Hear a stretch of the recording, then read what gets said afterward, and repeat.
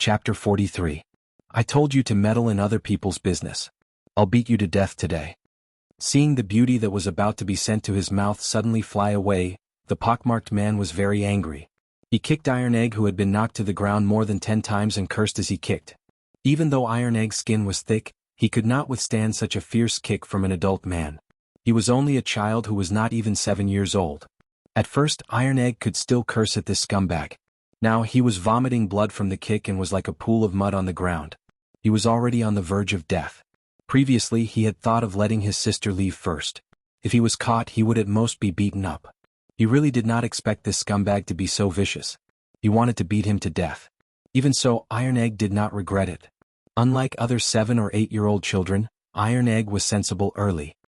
He knew that if it were not for his sister, he would have died long ago when he was young. Now that his sister was saved, his death was worth it. Iron Egg's eyelids were getting heavier and heavier.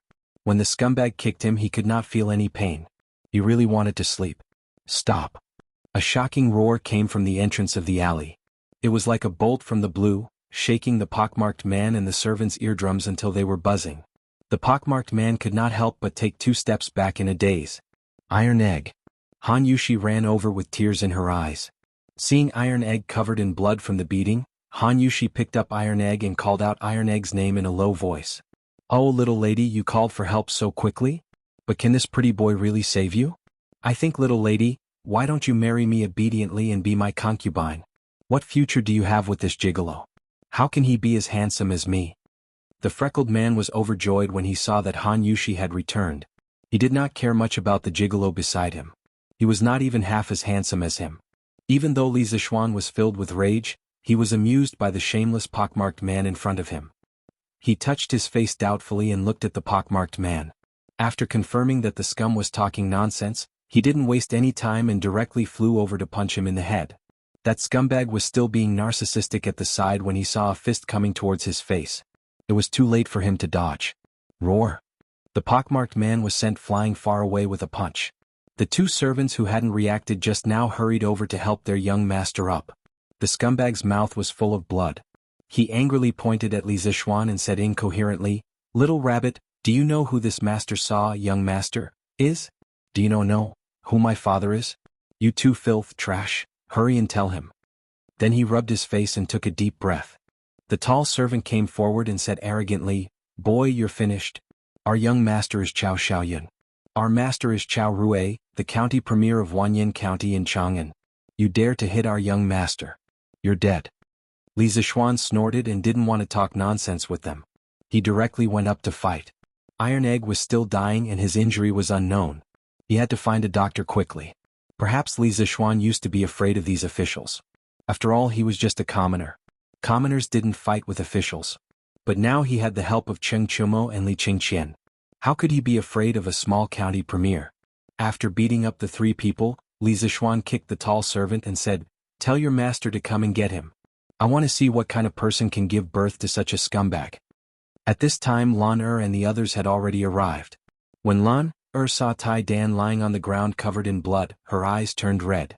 Although she had only stayed for a little more than a day at the Han Manor, she had already formed a very deep friendship with this little brother she had just met. Lan knelt beside Han Yushi and looked at the miserable Iron Egg. She cried, "Brother Iron Egg, what's wrong with you? Get up, Lan will treat you to some chicken." Tai forced his eyes open and said intermittently, "Sister? Lan, Iron Egg is fine. Iron Egg helped you catch a grasshopper, more powerful than Wei Qing. It's over there." After saying that, he pointed to the wall with difficulty. Li Zixuan and Lan looked over there and saw an overturned bamboo tube on the ground. A bigger grasshopper was jumping not far from the tube. Lan didn't have the heart to catch it. She just wanted her brother Iron Egg to get better quickly. At this time, a rooster ran out of a courtyard and flew past everyone. When it saw the grasshopper on the ground, it quickly flapped its wings and pecked at the grasshopper. It ran away like a wisp of smoke. Although Lan felt sorry for the grasshopper, now was obviously not the time to care about it. Li Zixuan saw it and suddenly felt something. It was as if he had suddenly thought of something. Li Qingqian asked, "Brother Zixuan, what happened?" Li Zixuan waved his hand and said, "We'll talk about this later. The most important thing now is to send the Iron Egg to the medical hall. Gao Ming, I know you have guards with you. I'll have to trouble you to ask them to help send the iron egg to the medical hall. Although Li Qingqian was curious about how Li Zixuan knew there were guards behind him, it wasn't appropriate for him to ask. He nodded and shouted into the air, "Wu San, come out." A person scuttled out of the alley and bowed to Li Qingqian. "Your subordinate is here. Send someone to immediately send this child to the Imperial Physician Bureau. Have them treat him with all their might," Li Qingqian ordered. "Yes." Wu San waved behind him and 2 soldiers immediately came up. They carried the iron egg away, but he stayed behind Li Qingqian. Since he had been discovered by Li Zixuan, he had nothing to hide. Li Zixuan comforted Han Yushi for a while before angrily walking towards Chao Xiaoyun, who was lying on the ground. He had roughly examined the injuries on Iron Egg's body. They were much more serious than the injuries he had suffered at the Han village. He really didn't expect this scum to be so ruthless towards a 6 or 7-year-old child. If he had come a little later, Iron Egg would have really been beaten to death. Li Zixuan was grateful to Iron Egg from the bottom of his heart. He was really a good child. Last time at the Han village, Iron Egg risked his own injuries to protect his sister. This time he risked his life to protect Han Yushi. Although Han Yushi was Iron Egg's elder sister, and it was natural for Iron Egg to protect her, in Li Zixuan's eyes Han Yushi should be his woman first, although she wasn't yet, then Iron Egg's elder sister. The 2 times that Iron Egg was beaten and injured were both related to him. Li Zixuan admired this well-behaved child from the bottom of his heart. He planned to keep him by his side after Iron Egg's injuries were healed, teach him some things and nurture him well. Li Zixuan really wanted to give this ruthless Chao Xiaoyun a good thrashing. Looking at his pockmarked face, Li Zixuan really didn't know where he got the confidence to say that he was handsome. Lan was also very angry at this moment. She had also seen that Iron Egg's younger brother had been beaten very seriously. The little girl ran over to Li Zixuan and angrily pointed at Chao Xiaoyun and said, "Brother, Iron Egg is Lan younger brother. This bad guy just bullied Iron Egg, which is bullying Lan. Bullying Lan is bullying brother. Brother, you must avenge Iron Egg."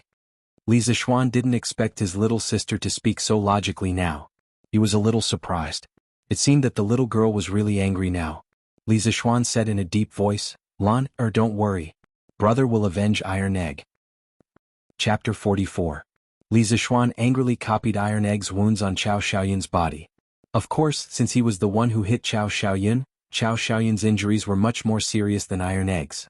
At first, Chao Xiaoyun could still arrogantly shout a few words, saying that when his father came, he would teach Li Zixuan a lesson. But after a while he was kicked until his whole body was covered in blood. He was gasping for air and could no longer speak. "Brother, you beat him well." Lana was not afraid of this bloody scene at all. Instead, when she saw Li Zixuan beat Chao Xiaoyun, she could not help but clap her hands and cheer. Chao Xiaoyun spat out 2 mouthfuls of blood. He had never been treated so miserably. He could not help but swear in his heart that he would definitely cripple this brat in the future. Housekeeper Wang was afraid that someone would die, so he quickly pulled Li Zixuan away.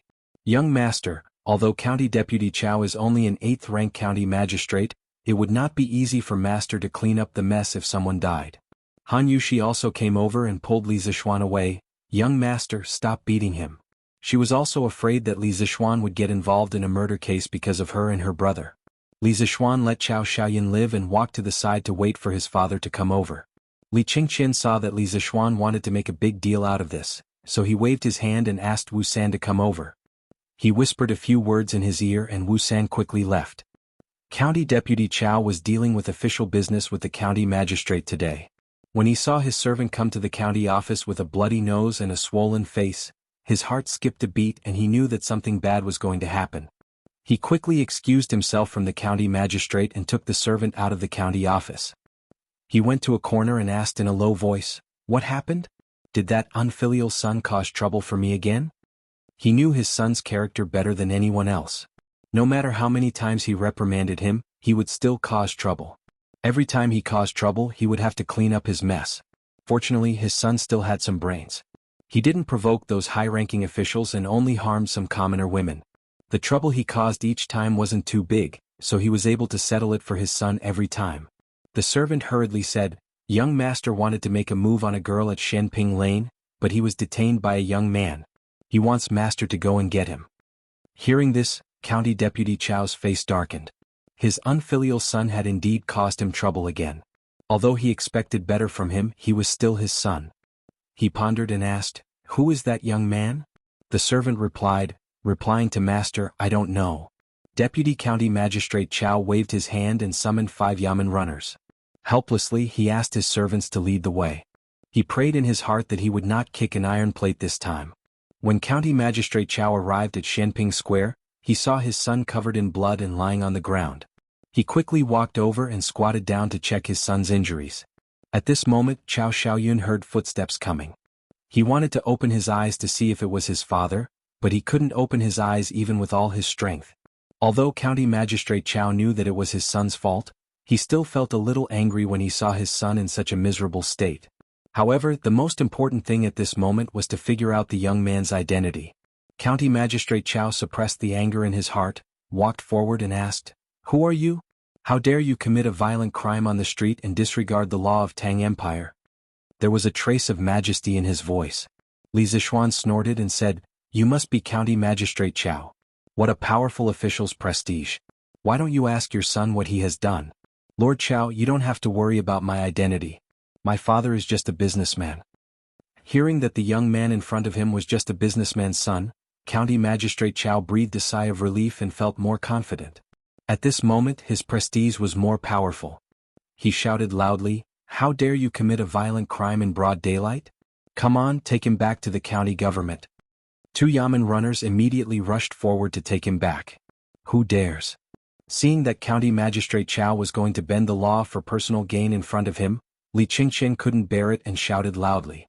As the crown prince of the Tang Empire, he was very angry that there was such a scum in front of the emperor. He secretly thought that this time when he returned to the palace, he should suggest to his father that the emperor should reorganize the administration of officials. County Magistrate Chow didn't notice Li Qingqian until now. Seeing that he was just a little boy in his teens, he couldn't help but shout, "Who are you? How dare you obstruct the government from handling the case?" He was just a small official of level 8, who was not qualified to meet the crown prince before. Therefore he had the courage to say those words just now. Li Qingqian was not afraid at all and replied, "County Magistrate Chow, you don't need to know who I am. But there is someone you definitely know. You will see him later." Seeing that the young man in front of him was so fearless, County Magistrate Chow was about to ask who he was when he saw a group of people coming to the alley. When he saw the leader, County Magistrate Chow was shocked. He hurriedly ran over and bowed to him, "County Magistrate Chow, I am County Magistrate Wan Yin." The middle-aged man in the official uniform was Magistrate Hua of Chang'an. The city of Chang and was divided into Chang'an County and Wanyan County. The officials of the 2 counties in the city as well as Lantian, Xinfeng and other counties outside the city, were all under the jurisdiction of Magistrate Chow. Therefore Chow Rui was so respectful when he saw the people coming. Magistrate Hua heard from a guard that there was a man with the token of the East Palace and asked him to send people to save the crown prince. Magistrate Hua took the token and carefully observed it. It was real and he couldn't help but be shocked. If something happened to the crown prince under the emperor's command, he would lose his position as magistrate. He hurriedly brought over a dozen people. County Magistrate Chow tried his best to bow and greet Magistrate Hua in a low and flattering voice. However, Magistrate Hua ignored him as if he didn't see him and went straight to Li Qingqian. When he was about to bow to him, Li Qingqian waved his hand to stop him and said in a low voice, "Magistrate Hua, the governance of Wanyan County has collapsed. I will tell my father the truth when I go back to the palace today." Magistrate Hua's back was covered in a layer of cold sweat when he heard this. He hated Chow Rui to death in his heart. He was about to explain and plead with Li Qingqian, but Li Qingqian ignored him after he finished speaking. He turned around and walked to another 14-year-old boy. At this moment Li Qingqian said to Li Zixuan, "Brother Zixuan, let's leave this matter to Magistrate Hua. Let's go to Shi City." Li Zixuan thought about it. There was indeed no need for him to do anything here. Chow Xiaoyun had been beaten to such a state. If he beat him again he would be beaten to death. Moreover, Li Qingqian had already warned Magistrate Hua personally. As long as there was nothing wrong with his brain, he wouldn't dare to cover for Chow Rui and Chow Rui. Looking at Chow Xiaoyun's behavior, he knew that this was not the first time he had done this. Now he had gotten rid of a scourge for the people of Chang'an. Li Zixuan walked to the side and pulled Han Yushi up. He took Lan and Li Qingqian to Shi City. They were going to Shi City to buy a shop today. Chapter 45. When they arrived at the East Market, Steward Wang found someone from the broker house and explained his intentions. That person brought them to a shop that had recently shown interest. In the end, Li Qingqian and Li Zixuan took a fancy to a wood-carving shop called Heavenly Craft Pavilion. The shop was rather large. It was a small two-story building. People could live on the top floor and store their goods, while the bottom floor could be used as a storefront. Moreover, the shop's location was excellent. Diagonally across from the East Market's largest restaurant, the Yunxi restaurant, was the location with the densest flow of people in the East Market. Li Zixuan was very satisfied with the shop's structure and location. He hurriedly signaled for Steward Wang to discuss the price with the shop's owner. He, Li Qingqian and Lanner strolled around the shop. When he saw the wood carvings on the shop's shelves, Li Zixuan was immediately shocked. Taishang Laojun, Maitreya Buddha, 2 dragons playing with a pearl, and monkey birthday gifts were all on the shelves. Moreover, the layout of each carving was full. It was scattered but not loose, numerous but not messy. The layers were distinct and the theme was prominent. The carver was truly a master of knife skills. The shop's name, Heavenly Craft Pavilion, lived up to its name. Li Qingqian was also somewhat astonished. Although he was young, he still had the ability to appreciate. Now that he saw so many exquisite carvings, he exclaimed to Li Zixuan, "Brother Zixuan, the wood carvings in this shop can only be compared to some of the finest heirlooms in the palace." Li Zixuan nodded. At this moment, Steward Wang had finished negotiating with the shop's owner and was walking over to them. Young master, according to the shop's owner, his master was transferred to Suzhou, so he was in a hurry to sell this shop. The final price was 780 strings of cash. "What do you think, young master?" Steward Wang reported. "Cheap, so damn cheap." This was Li Zixuan's first thought. Compared to the price of housing in the capital of his previous life, the current price of this shop was too low. Li Zixuan hurriedly nodded in agreement, then personally walked over to the shopkeeper. He cupped his hands and said, "Shopkeeper, may I ask who the master carver of this shop is?" The shopkeeper had found a buyer and was in a good mood. He replied, "Oh? Was this Lang Jun also interested in wood carving?" "The sculptor is Lu Dingyi, the famous sky broadsword in Chang'an City. People call him Louis Dao. Our shop paid a lot of money to hire him. If Xiao Langjun bought this shop for the wood carving business, I suggest you find a way to keep Louis Dao here. There are many shops out there competing to hire him." After saying that, the shopkeeper pointed to a skinny old man at the door. When Li Zixuan heard the shopkeeper say that the old man's nickname was Louis Dao, he couldn't help but curse in his heart. "Why don't you call yourself Yi Dao Niu?" In his previous life he was a Dota enthusiast and he had played a lot of Dota moves. Ugh, this guy couldn't help but let his thoughts wander. However, Li Zixuan really wanted to keep this old man with exquisite carving skills. Although he didn't plan to open a carving shop, he still needed a master who knew how to carve some rare items in the future. Li Zixuan immediately asked Louis Dao to stay at the Heavenly Craftsman Pavilion for 1.5 times the previous salary. After the handover with the shopkeeper, they were given 3 days to move out. Li Qingqian saw that it was getting late and was about to leave. Suddenly he remembered that their shop didn't have a name yet, so he asked, "Brother Zixuan, what should we name this shop?" Li Zixuan thought for a while and said, "Let's call it Wonderful Interest Pavilion. In the future all the wonderful treasures in the world will come from this pavilion, haha." Li Qingqian nodded in agreement and said, "We'll call it Great Kindness." Li Zixuan rolled his eyes and suddenly had an idea. He pulled Li Qingqian over and whispered, "Brilliant, I heard that His Majesty loves calligraphy. If you can find a way to let His Majesty inscribe a plaque for Wonderful Interest Pavilion, I'll give you half of the shares and 2 wonderful stories like Journey to the West. What do you think?" Li Qingqian's expression changed when he heard this. He immediately shook his head like a rattle drum and said anxiously, No, my father will definitely not agree." Although Li Zixuan's offer was very tempting, it was obvious that he was more afraid of Li Er's tiger might. To let Li Er inscribe a plaque for a shop, it was really his brother's idea. This was simply courting death. Li Zixuan saw that his refusal was very straightforward and knew that there was no hope. He settled for the next best thing and said, "Then forget it. But brilliant, you have to find a famous calligrapher to inscribe a plaque. Our Wonderful Interest Pavilion style must be as high as possible in the future. The plaque can't be shabby." Li Qingqian thought for a while and already had a plan in mind. He nodded in agreement and said, "That's not a problem.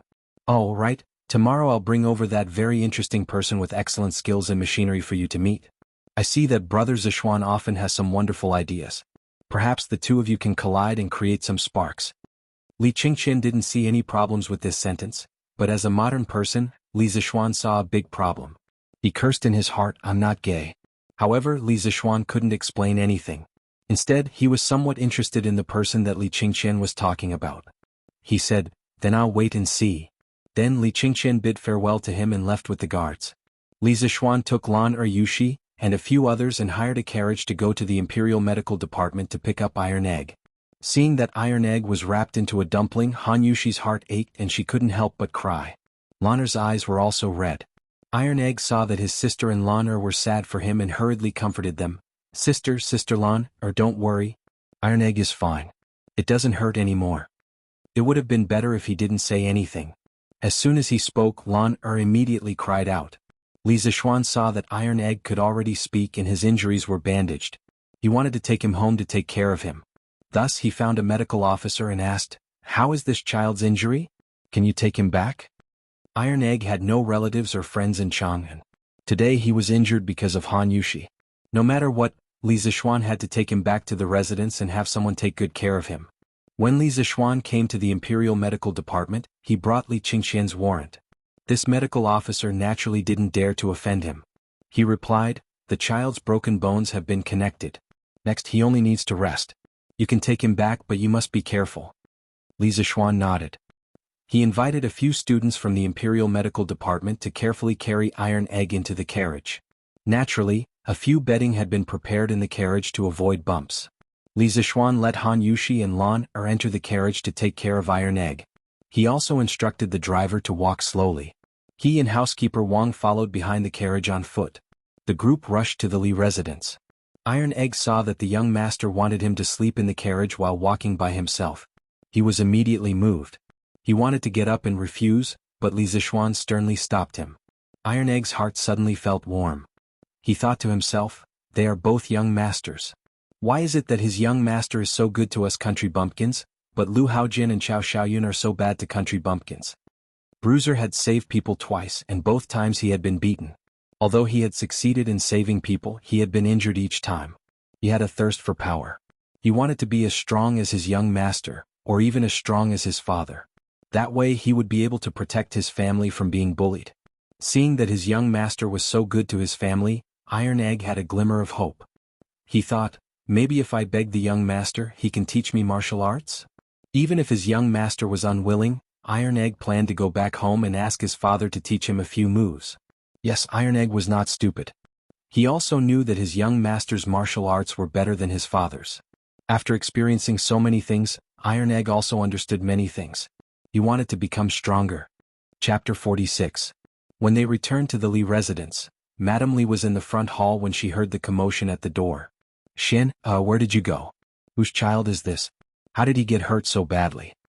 Madame Li asked in shock when she saw her son calling San Bao and Ah Fu to carry a little boy wrapped up like a dumpling. "Mother, this is Han Village's Han Lijing's son, Iron Egg. This is Han Lijing's daughter, Han Yushi. Today's matter is a long story. Let me help Iron Egg settle down first."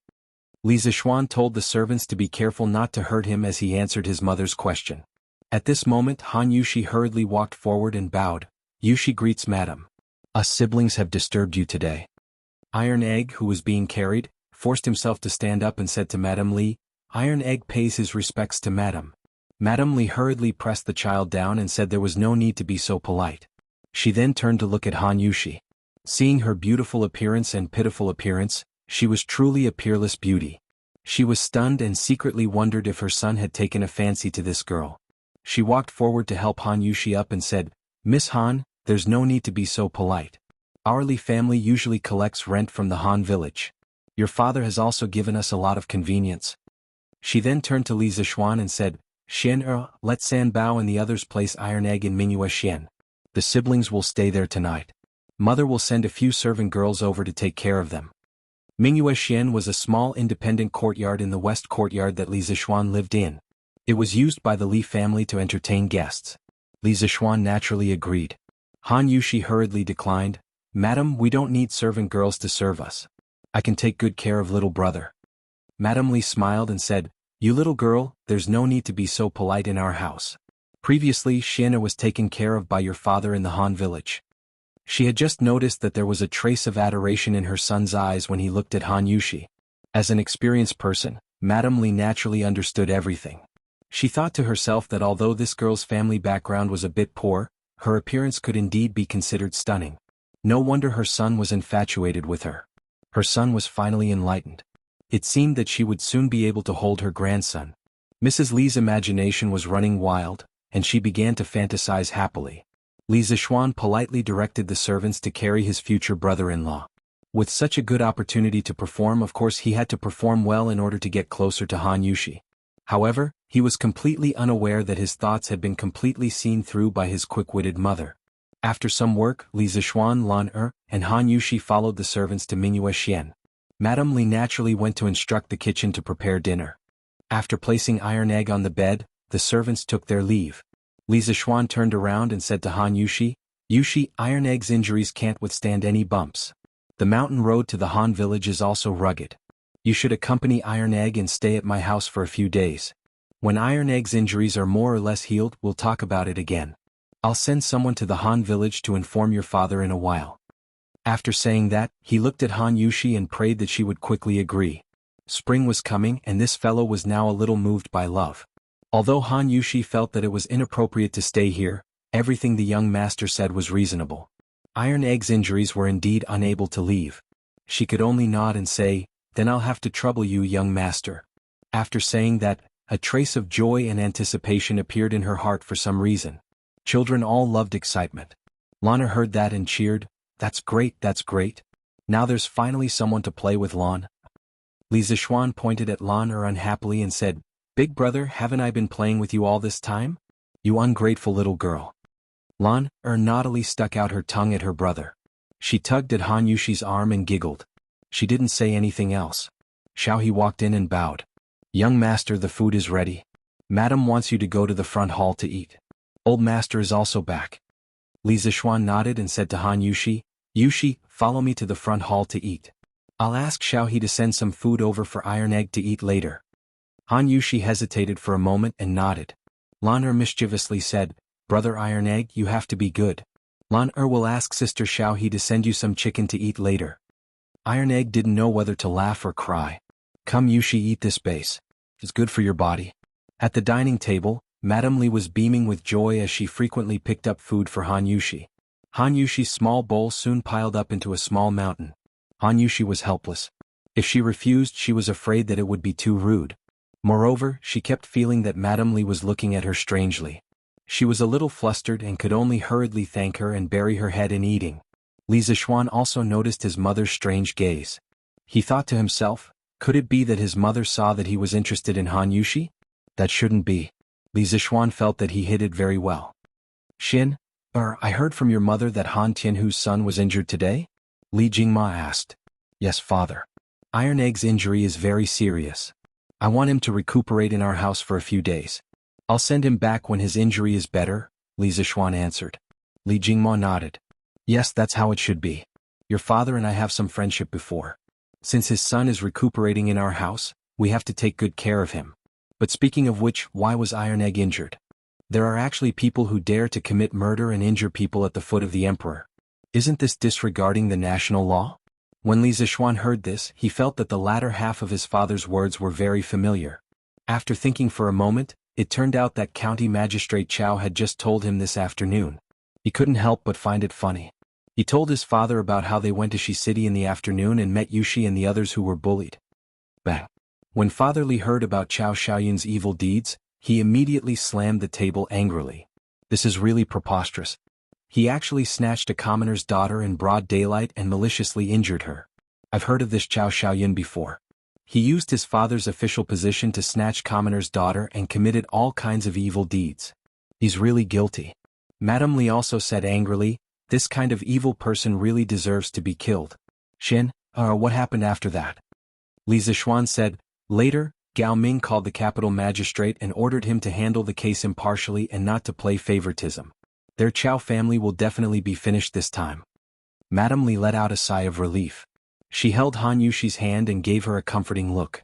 Li Jingmo reacted quickly and asked doubtfully, "Xin, who is this Li Gao Ming? Why is he able to call the capital magistrate?" Li Zishuan didn't plan to hide this matter from his parents. In any case, they would find out sooner or later. He said, "Father, this Li Gao Ming is the current crown prince, Li Qingqian. A single sentence stirred up 1,000 waves. This was simply earth-shattering. Other than Li Zixuan and Lan Er, everyone else in the room was dumbfounded.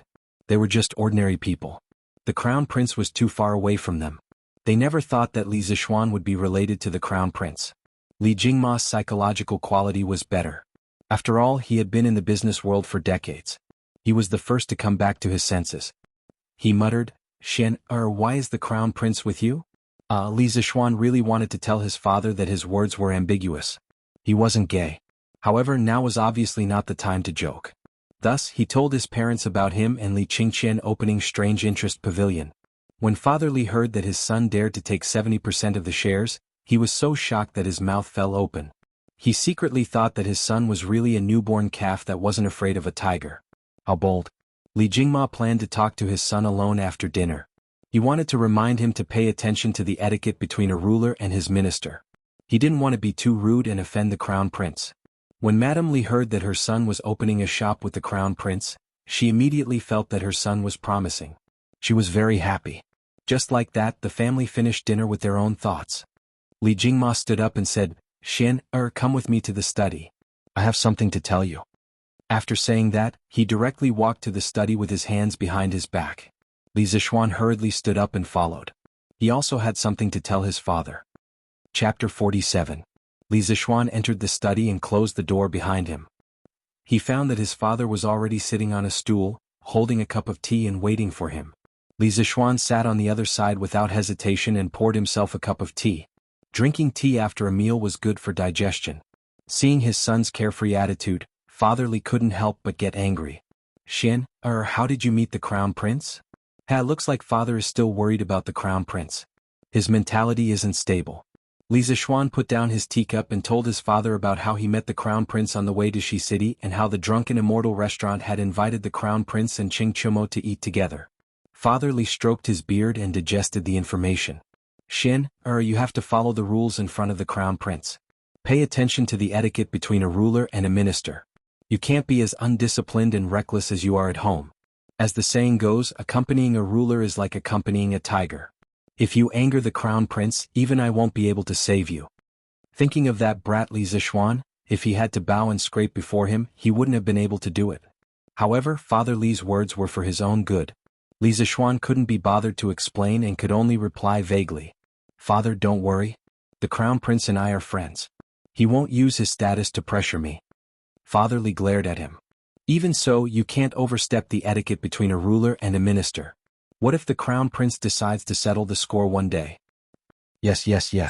Father is right. I'll listen to you." In order to avoid being lectured by his father, Li Zixuan quickly nodded in agreement.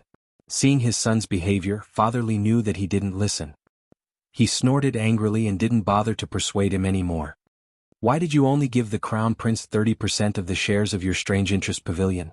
Why don't you give him 30% tomorrow? Our family doesn't lack money. There's no need to offend the Crown Prince over such a small matter." Li Zixuan immediately stomped his feet and said anxiously, "No, this won't do. That won't do. The Crown Prince himself has already agreed to this condition.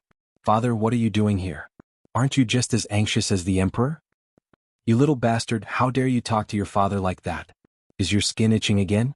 Father Li was so angry that his beard blew and his eyes widened. Flustered and exasperated, he was about to get up and hit him. Li Zixuan immediately got up and dodged. As he dodged, he shouted, "Mother, help! My father is going to put righteousness before family." Old Man Li was even more furious.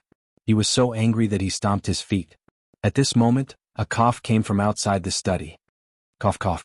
Li Zixuan could tell that it was his mother's voice. Sure enough, her mother pushed the door open and entered. After Mrs. Li came in, she coldly glanced at Old Man Li, then directly sat down beside him and said to Old Man Li, "I think you want to sleep in the study again?" What couldn't he say to little Shen properly? Little Shen is already so old, yet you still hit and scold him. What a scandal. Old Man Li instantly lost his temper. He sat back down like a wronged wife and sipped his tea in grievance. Li Zixuan saw that the atmosphere was a little stiff. He laughed dryly and went forward to reason with his father. "Father, that Strange Interest Pavilion is your son's first business. In the future, its scale will definitely surpass the Tang Empire. Your son has already given the Crown Prince 30% of the shares. Why can't you see the Crown Prince clearly? Old Man Li obviously felt that his son was bragging.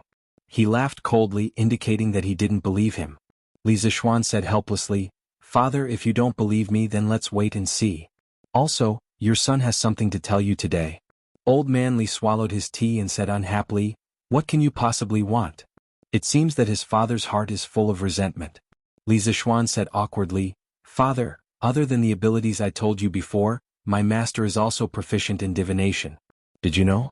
Old Man Li stared and said, "How would I know? Besides, why are you telling me this?" Li Zishuan patiently said, "Father, when your son was 7 years old, I accidentally heard my master say that on the 4th day of the 6th month of the 9th year of Wuda." Li Zishuan obviously didn't know the exact date. He heard it from Xiaohe when he returned home. The Xuanwu gate would be filled with corpses and blood. At that time your son didn't know what it meant. After my master passed away and I went down the mountain, I found out what happened on the 9th year of Wuda. Li Zishuan's parents turned pale with fright. They had been living in Chang, and then naturally knew what happened on the 4th day of the 6th month last year. The location of the incident happened to be the Xuanwu Gate. This incident had now become a taboo among the people of the Tang Empire. No one dared to mention it in public. Mrs. Li stood up and said anxiously, "Xian is this true?"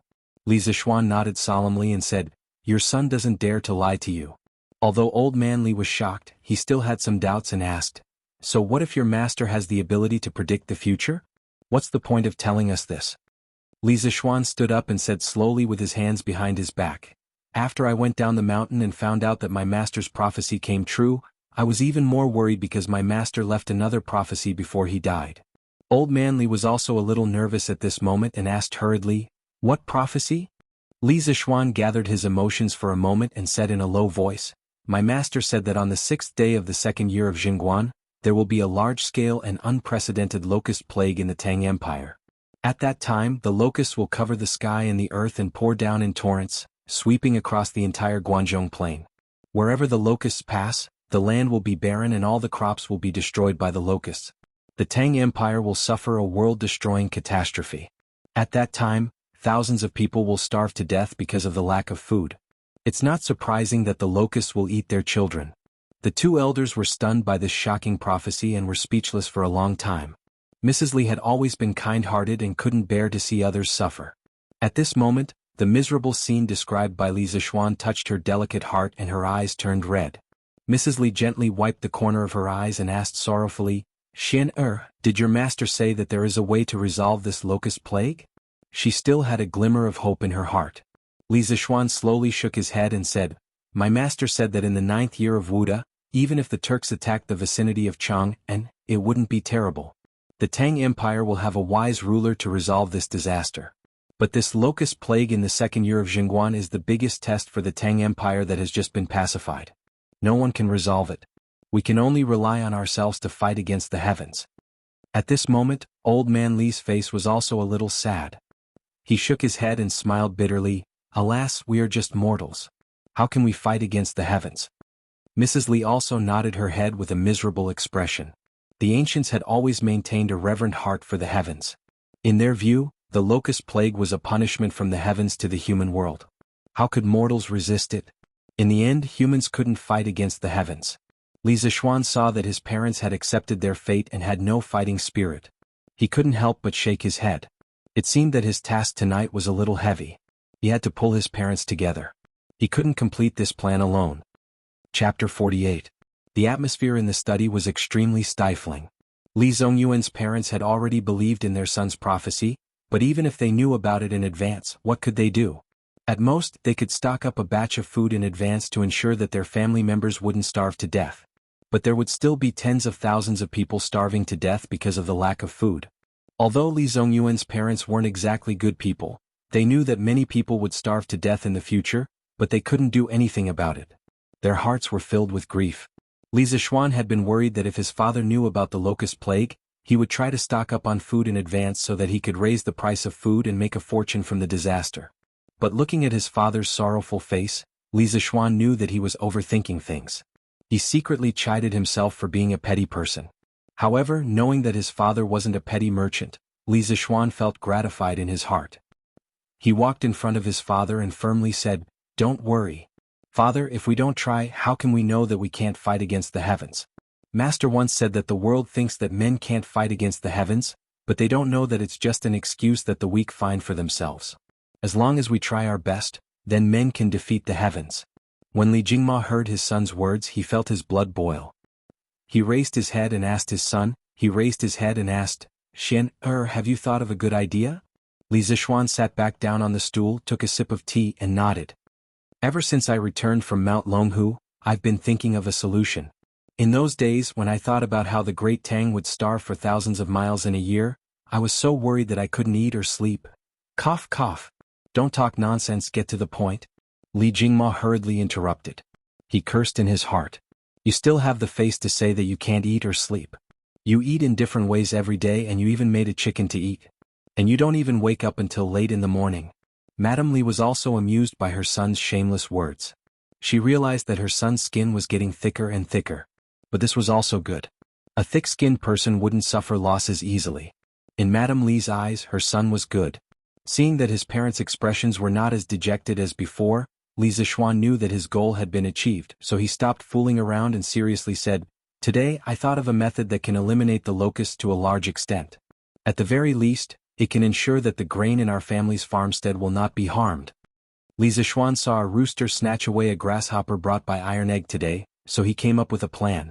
In this era without chemical pesticides, Li Zishuan could only think of using biological control to deal with locusts.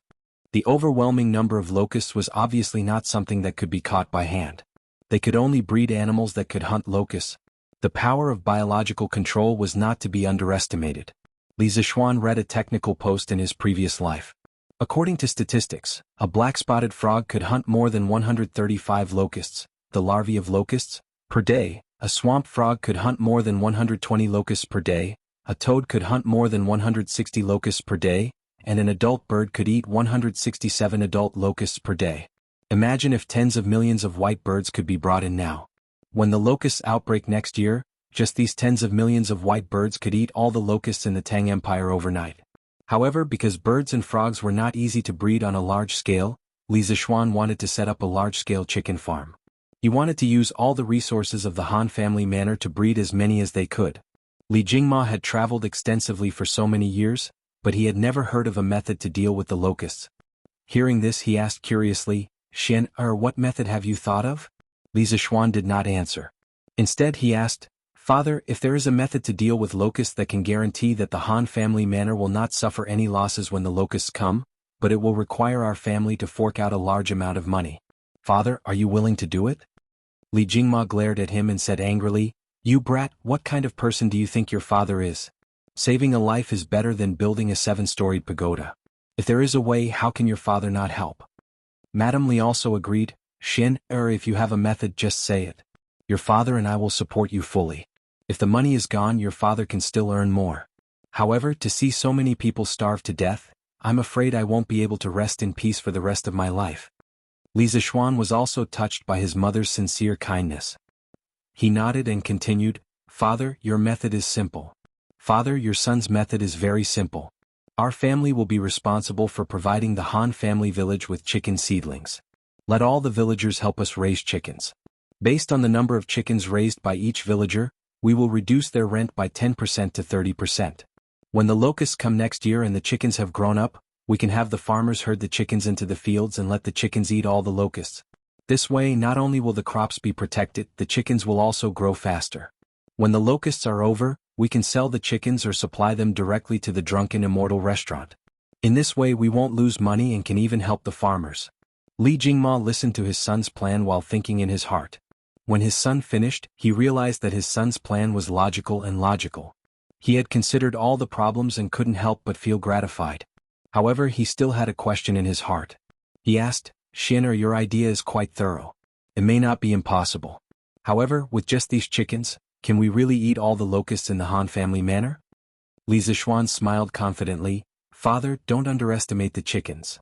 Father, don't underestimate the ability of chickens. I once read a book that said that an adult chicken can eat up to 300 locusts a day. By then, I estimate that 20 chickens can almost guarantee that there will be no locusts in 1 mu of land. As long as the plan goes smoothly, we can fight against the heavens. Moreover, the chickens fed with locusts will grow faster and their meat will be incomparably delicious. After the locusts are over, if we supply the chickens to the drunken immortal restaurant, we can definitely raise the price. Although Li Jingma didn't know which book would record such a boring matter, seeing his son's solemn vow, he nodded thoughtfully. Madame Li then asked, Xian, if we herd the chickens into the fields, what will happen if they eat the crops? Li Zishuan smiled, Mother, with so many locusts in the fields, the chickens definitely won't have the appetite to eat the crops. Madame Li was enlightened. Li Zishuan saw that his parents were more or less convinced and asked his father, Father, how much money can we spare at this stage? Li Jingma thought for a moment, then said, Give me 3 days and I can probably spare 300,000 strings of cash for you. When Li Zishuan heard this, he was shocked. He knew that his father was rich, but he didn't expect him to be so rich that he could spare 300,000 strings of cash in just 3 days. Currently, the entire Tang Empire's annual revenue was only about 20 million strings of cash. Moreover, this 300,000 strings of cash was only a portion of the liquid assets. Adding in the immovable assets, Li Zishuan couldn't imagine how rich his family was. When Li Jingma saw his son swallowing his saliva in shock, he couldn't help but feel a little proud. He had finally regained some of his status in the family. Li Zishuan was stunned for a moment before saying, Father, let's spare some money. You can get someone to buy food. We'll stock up as much as we can. With more food we'll have more confidence. As for the other 150,000 strings of cash, I'll use a portion to buy chicken seedlings for the Han village and build a chicken coop. The remaining portion will be kept for emergencies. Father, what do you think? With a solution, and more importantly with the support of his father's strong financial strength, Li Zishuan was in high spirits. He secretly rejoiced that he was reborn as a rich second generation. Otherwise, even if he had a way to control the locusts, it would only be a small matter. But now it was completely different. If the plan went smoothly, Li Zishuan could save a large area of people. Li Jingma stroked his beard and said, Okay, we'll follow Xianer's plan. But today's matter must not be spread or our family will be in trouble. Li Zishuan knew that this was a serious matter. He nodded and said, Father, don't worry. I know the severity of the matter. In a few days, when Iron Egg's injuries are healed, I'll go with them to the Han village and discuss this matter with Han Lijing. The sooner this plan is carried out, the better. Li Jingma nodded in agreement. At this moment, Madame Li smiled meaningfully and said, Xian, you're not young anymore. It's time to think about marriage. Mother thinks that Miss Han is not bad. Li Jingma's face was full of question marks. He didn't know what was going on. However, Li Zishuan's old face turned red, and he was greatly embarrassed. He hurriedly fled. Madame Li shook her head and laughed, This child? Chapter 49. When Li Chengqian returned to the Eastern Palace, he immediately ordered his personal attendant to find 10 young eunuchs who knew how to write. Li Chengqian asked them to copy Lan Er's journey to the west as quickly as possible. He stood behind one of the young eunuchs and read the story while he was at it. This made the young eunuch suffer. The crown prince was already urging him. Now that the crown prince was standing behind him, how was he supposed to write? The young eunuch's hands began to tremble uncontrollably and sweat began to appear on his forehead. As a result, his speed naturally slowed down. Li Chengqian had been reading this page for quite some time. Seeing that the young eunuch still hadn't finished copying, he couldn't help but feel displeased. Looking carefully at the young eunuch's trembling hands, Li Chengqian understood what was going on. He felt somewhat helpless, but he couldn't be too harsh. Li Chengqian could only walk away and say to the young eunuchs who were copying, You guys copy as quickly as possible. Try to copy 2 copies today. After you finish copying, I will reward you greatly. The eunuchs hurriedly bowed respectfully. Li Chengqian turned around and said to the personal attendant, Jianghu, after they finish copying, report to me as soon as possible. The personal attendant quickly bowed and said, Yes, Your Highness. Li Chengqian returned to his bedroom to rest. 4 hours later, Zhang Gui brought 2 booklets and delivered them to Li Chengqian's bedroom. Your Highness, 2 copies have been copied. Please take a look. Li Chengqian quickly walked forward and took one of the booklets. He sat on the bed and impatiently flipped it open while saying to Zhang Gui, Good. Not bad. Those who copy will be rewarded. Zhang Gui, have someone deliver the remaining booklet in your hands to Jianghu Palace. Yes. Zhang Gui cupped his hands and left. Only then did Li Chengqian wholeheartedly immerse himself in the bizarre journey to the west. The moon hung in the sky. Jianghu Palace. Big Sister Yan, why are you here at Jianghu Palace at this time? Below Jianghu Palace, a young palace maid dressed in purple saw an acquaintance and quickly went forward to ask. The tall palace maid stepped forward and replied with a smile, Younger sister Li, Attendant Zhang sent me to deliver a book to Her Royal Highness. He said that His Royal Highness the Crown Prince sent it over. But Her Highness has already gone to bed. Li raised her head and looked at the attic where the lights had already been turned off, and said with difficulty. Yan also looked up and hesitated. His Royal Highness didn't say that he had to personally deliver it to Her Royal Highness. Why don't you help me put this book in Her Royal Highness's bedroom? After Her Royal Highness wakes up tomorrow, you can inform Her Royal Highness? Li tilted her head and thought for a moment. This was indeed a solution. She nodded and agreed, all right then. Big sister Yan, give me the book. Li took Journey to the West, and entered the palace. Worried that she would wake up the princess, she could only put it on the table in the main hall on the first floor. Anyway, she wasn't worried that someone would take it away. The next morning, Jianghu Palace. When Li saw a little fatty wearing a python robe walking over, she hurriedly went up to greet him. This servant greets Your Highness Duke of Wei. The little fatty nodded. And where's Jianghu? This little fatty was the second son of the current emperor and empress Zhang's son, Duke of Wei Li Tai. He was only 9 years old this year, but at a young age he was brimming with talent and was peerlessly intelligent. He was fond of literature and had collected tens of thousands of books. Thus he was deeply doted on by Li. Of course, smart people were all somewhat arrogant. Li Tai had always been at odds with Li Qingqian. He looked down on this older brother of his, thinking that Li Qingqian only became the crown prince because he was born a year earlier than him. In terms of talent, Li Tai was confident that he could completely surpass that older brother of his. A few days ago, Li Tai heard from his subordinates that Li Qingqian brought Jianghu out to relax and even brought back a type of delicacy for Imperial Father. As a result, Imperial Father was greatly pleased and praised Li Qingqian for his filial piety and for the harmony between the siblings. Li Tai was somewhat unhappy. He knew that type of delicacy. It was called nibbled chicken. Later on he also ate it, and he ate a lot. Every day he had the imperial bodyguards line up to buy it for him to eat. It was indeed delicious, but he felt that Imperial Father shouldn't give the credit to his older brother. This nibbled chicken wasn't invented by the crown prince. Therefore, Li Tai also came to Jianghu Palace today to show concern for this younger sister of his. He wanted to see if she wanted to go out to relax and he could accompany her. Firstly, although Li Tai didn't get along with Li Qingqian, he had always been on good terms with Jianghu. He was also concerned about his younger sister's health. Secondly, if Jianghu wanted to go out to relax, he could also legitimately follow her out. When he returned, he might even receive Imperial Father's praise and say that they siblings were harmonious. It was killing two birds with one stone.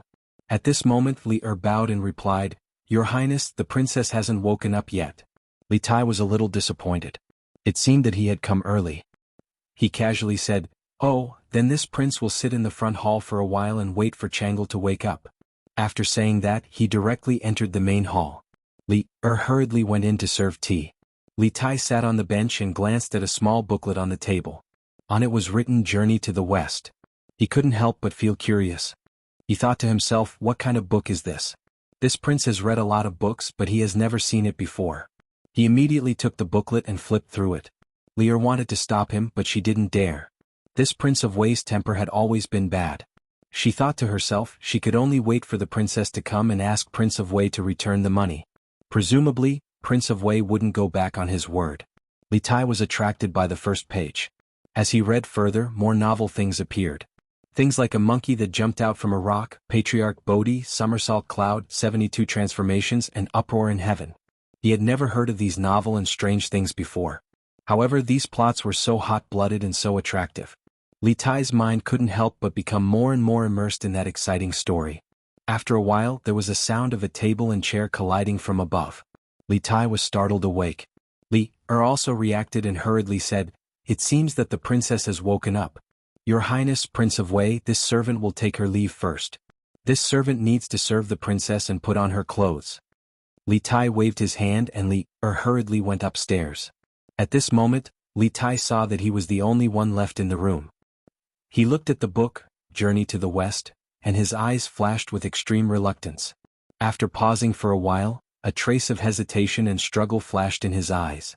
In the end, when he saw that there wasn't much time left and that Jianghu would come down in a while, Li Tai gritted his teeth, and a trace of determination finally flashed in his eyes. He looked around like a little thief and confirmed that he was the only one in the front hall. Then he stuffed Journey to the West into his long sleeves at lightning speed. He didn't care about the astonished eyes of the two little palace maids standing at the door and directly ran away. In the attic. Prince of Wei is already waiting for you downstairs. Li reported while combing Changle's hair. Oh, Brother Qingke came to look for me? Li hurry up. Don't let Brother Qingke wait for too long. When Changle heard that Li Tai came to look for her, a trace of happiness flashed across her delicate little face. Li hurriedly sped up and said, Princess, the Crown Prince sent someone to deliver a book last night. When I saw that Princess had already gone to bed, I put the book in the front hall. Changle's eyes lit up when she heard this. She was overjoyed and said, That's great. It must be the Journey to the West that Brother Crown Prince heard yesterday. Brother Crown Prince is really careful. He copied it into a book and sent it over. Li hurry up. I have to go down and take a look. After a quarter of an hour. Changle Palace's main hall. Li where is Brother Qingke? Changle looked at the empty front hall and asked doubtfully. Li also looked confused. She looked around and said doubtfully, He was still here just now. At this time, a little palace maid came in and carefully reported to Changle, Princess, I saw Prince of Wei a quarter of an hour ago. He seemed to have something urgent and left in a hurry. Changle was even more confused. She didn't know what was wrong with her brother so early in the morning. After thinking for a while, she couldn't figure it out, so she simply stopped thinking about it. She asked again, Li, didn't you say that Brother Crown Prince sent a book? Where is the book? Princess, the book is over there. Li pointed at the table but found that there was nothing on it. She couldn't help but be stunned. Then she was terrified. She quickly knelt down and said, Princess, please forgive me. I really didn't lie. That book was on the table all this time. Prince of Wei just came down and looked through it. Changle thought for a while and finally reacted. She couldn't help but be flustered and exasperated. She stomped her feet and said angrily, Stinky Qingke, let's see how Changle will deal with you in the future. After saying that, she quickly walked out. She was going to the East Palace. Since Li Tai had stolen Journey to the West, even if she went to find Li Tai now, she probably wouldn't be able to get it back in a short time. She might as well go to the East Palace and see if there were any other copies. It had to be said that Changle really understood Li Tai very well. Li Tai ran back to Prince of Wei's mansion in a flash. He even looked back with a guilty conscience to see if anyone was chasing after him. When he saw that there was no one behind him, he let out a sigh of relief. He instructed the imperial bodyguards at the gate, Except for my imperial father's summons, if anyone else comes, just say that I am not here. Do you understand? Although the two imperial bodyguards felt strange, they didn't dare to ask in detail. They quickly bowed and answered. Li Tai then hurriedly returned to his bedroom and carefully took out the small book. Then he couldn't wait to start reading again. His mind slowly entered the bizarre world of Journey to the West. Chapter 50. Last night, the more Li Qingqian read Journey to the West, the more he read, the more excited he became. It wasn't until the third quarter of the morning that he began to feel sleepy. Unable to endure, he could only reluctantly put down the book and fall into a deep sleep. If Li Zishuan knew that Li Qingqian had not finished Journey to the West, after reading for so long, he would definitely despise him deeply. The vernacular version of Journey to the West only had 39 chapters and no more than 100,000 words. Compared to Li Zishuan's previous life speed of reading a novel of 3 to 4 million words in 3 days, it was simply too slow. When Changle arrived, Li Qingqian was still sleeping soundly. In the past, this kind of situation was not common. As the heir to the throne, laziness would be impeached. Moreover, as the crown prince, he had to pay respects to the empress every morning. This servant pays respects to your imperial highness. Seeing Princess Changle leisurely walk over, Yen-er promptly stepped forward to pay her respects. Nodding her head, Changle asked, where is big brother crown prince? Her voice was as clear and melodious as an oriole's, as if waking up the entire garden.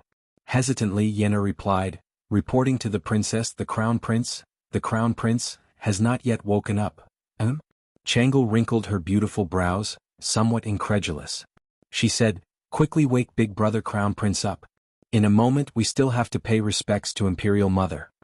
Finished speaking, she entered the palace.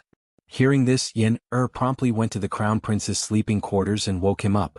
A short moment later, Li Qingqian walked out, yawning with 2 dark circles under his eyes. Ha! Changle came so early. Seeing Changle sitting there, Li Qingqian casually greeted her. Rolling her eyes, Changle angrily said, Big brother Crown Prince, why did you wake up so late today? Don't you know what time it is? We still have to pay respects to Imperial Mother. Hearing this, Li Qingxian's drowsiness immediately dissipated. Yan quickly help me wash up. On the palace road, brother and sister hurriedly made their way to the inner court. Seeing Li Qingxian lose his self-control today, Jianghu curiously asked, Big brother Crown Prince, what's wrong with you today? You look listless. Li Qingxian said embarrassedly, I was reading Journey to the West last night and forgot the time. Hearing Journey to the West, Jianghu remembered the purpose of going to the Eastern Palace in the morning. She said angrily, Brother Crown Prince, the Journey to the West that you gave me last night was secretly taken away by Brother Qingke this morning. Humph, Brother Qingke is too much. She wrinkled her nose. Li Qingxian was stunned. His younger brother had always considered himself a modest gentleman. How could he do such a tasteless thing? But seeing that his younger sister was a little unhappy, he coaxed her. Don't be angry, Jianghu. After I gave you a book yesterday, I asked Zhang Gailing to copy a few more. They should have finished copying by now. After we pay our respects to Mother, you can follow me back to the Eastern Palace to get them. Hearing this, Jianghu was overjoyed. She secretly thought that Brother Crown Prince was so considerate. That's great. Thank you, Brother Crown Prince. After paying her respects to Empress Zhang's son, Jianghu impatiently pulled Li Qingxian to the Eastern Palace. Just now, Jianghu had not made any complaints about Li Tai in front of her imperial mother. She only believed that Li Tai was playing around with her and was not truly angry. It was not worthwhile to tell her imperial mother and have Li Tai be criticized. It had to be said that Princess Jianghu's heart was extremely good. Li Qingxian could only call for Zhang Gui and have him fetch another copy of Journey to the West for Jianghu. Jianghu took the book and fondled it admiringly. If it were not for the fact that this was not the right place, she would have immediately flipped it open to read the story. Li Qingxian understood his younger sister's feelings. He said, Jianghu, quickly go back and read. Today I still have to make a trip out of the palace to return the original copy of Journey to the West to Lan. While I'm at it, I'll bring an interesting person to Li Zixuan. Jianghu curiously asked, Who is it? Li Qingxian kept her in suspense. Someone who is like Li Zixuan, always having some strange and wonderful ideas. Oh, that's right. Yesterday I saw a very interesting toy at the Li estate. It's called a skateboard. It's very suitable for you, Jianghu. I also plan to open a shop with Li Zixuan that will specialize in selling these strange and bizarre items. Hearing this, Jianghu became even more interested. Hearing Crown Prince say this, Jianghu is also interested. If Crown Prince brother does not have enough money, Jianghu can lend some of her private savings to Crown Prince brother. Li Qingxian thought it over. The daily expenses of the Eastern Palace were quite large. To take out 200 strings of coins at once and have to scrape them together was truly troublesome. He said, Jianghu, why don't you take out 100 strings of coins? I'll give you 10% of the shares. What do you think? Jianghu was very excited to have the opportunity to open a shop. Okay. Tomorrow I'll have someone send the money over. It's a pity that I still have to attend the palace ceremony today. Otherwise, I would be able to leave the palace with Crown Prince brother and take a look at that shop. Li Qingxian comforted her. There's no rush. When the shop officially opens, you can come with me. Prince Wei's residence. Li Tai had not gone out ever since he returned in the morning. He even forgot to greet Zhang's son. This little fatty was lying on the bed, reading Journey to the West, with great interest while muttering to himself. Sigh, this monkey is really too heaven-defying. He even dares to bully the Jade Emperor. This is really King satisfying. Wow, this golden hoop incantation is really powerful. This monkey won't dare to be impudent in the future. This golden cudgel is really magical. Can be big or small. I'll ask the Imperial Work Supervisor if he can make one for me. This Zhu Beiji is really funny. I can't take it anymore. Sigh, why is this damned monk so stupid? This old woman is obviously a transformation of the white bone spirit. How can he not see it? If I were Sun Wukong, I would definitely beat this damned monk to death with a single blow. I'm so angry. Huff huff. The maids outside the bedchamber could not help but look at each other in dismay when they heard Prince Wei's angry curses and laughter. They thought to themselves, could it be that Prince Wei had lost his mind? Li Tai was quick-witted. His reading speed was much faster than Li Qingxian's. He finished reading Journey to the West in one morning. Sigh, it's finished so quickly? Which damn person wrote this? It's so short. He could have written another 100 or so chapters. Li Tai said angrily as he flipped through the book and realized that it was gone. He angrily threw the book to the ground. However, even though he threw the book away, he could not help but recall the story he had just read. Li Tai hesitated for a while before picking up the book. He muttered, "This story is really interesting. Let me see who wrote this book. I'll get him to write a story for me later." He saw a person's name on the cover of the book. Li Zishuan? I've never heard of him. However, this person is quite talented to be able to come up with such an interesting story. However, the writing style is immature. Why does it look like it was written by a child? It's such a good story, but the writing is so lousy. It's a disgrace to the educated. Li Tai was still thinking about how talented the person who could come up with such an interesting story was. However, when he saw the words, he could not help but feel angry. The young eunuchs of the Eastern Palace copied the original handwriting in order to respect the original author. At this moment, the words that Li Tai saw were naturally immature. In the eyes of a prince like him, who had a small accomplishment in calligraphy, these words were like dog scratches. They were not worthy of such an interesting story. Thinking about it this way, although the person who wrote this story had a strange idea, it was only a little clever. It could not be compared to this prince's talent. Li Tai stroked his chin and thought narcissistically. P.S. Some people are thinking that the story is progressing too slowly. Even now, the main character hasn't come up with many inventions. Swordsmen admit that this is indeed the case. Swordsmen in the early stages of the story have to spend a lot of time and effort to portray the personalities of the characters around the main character to set up a stage for the main character. Swordsmen don't want the main character to only come up with inventions. Swordsmen want to create characters with flesh and blood. They don't want to simply copy modern inventions and bring them back to ancient times to build up the plot. This is too blunt. The main character will slowly bring in many advanced technologies that Great Tang doesn't have. There will be many exciting things. Everyone don't be anxious. However, Swordsman will make sure that every invention comes naturally. This is a story with flesh and blood. It isn't a simple encyclopedia that relies on inventions. Swordsmen want to let the main character fully assimilate into Great Tang before changing it. If the main character comes up with advanced technologies, the main character won't be able to acclimatize. Swordsmen want to make the plot more natural and rich. So everyone don't be anxious. You will fall in love with many characters in the story. Swordsmen are already sick of fast food novels. Swordsmen don't want to write fast food novels. Those novels are enjoyable for a moment, but after a while they become boring and don't leave an impression on the readers. Thus, readers who want to see the main character using advanced technologies to show off his skills in Great Tang, be patient. Whatever you want, this book will have it. It just needs to be set up so that when the conditions are right, success will come naturally. Don't you think so? Chapter 51. Iron Egg, are your injuries better? After breakfast, Li Zishuan came to Mingyue Xian to check on Iron Egg's injuries. When Iron Egg saw that the young master had come, he quickly got up but was pressed down by Li Zishuan. He could only continue to lie down and said, "Young master, Iron Egg's injuries are almost healed. He should be able to get out of bed tomorrow." Li Zishuan nodded and said, "And that's good. Pay more attention to rest. Tell Xiaohe what you want to eat." "And thank you, young master," Iron Egg said gratefully. Li Zishuan saw that there was nothing he could do here, so he nodded and turned to leave.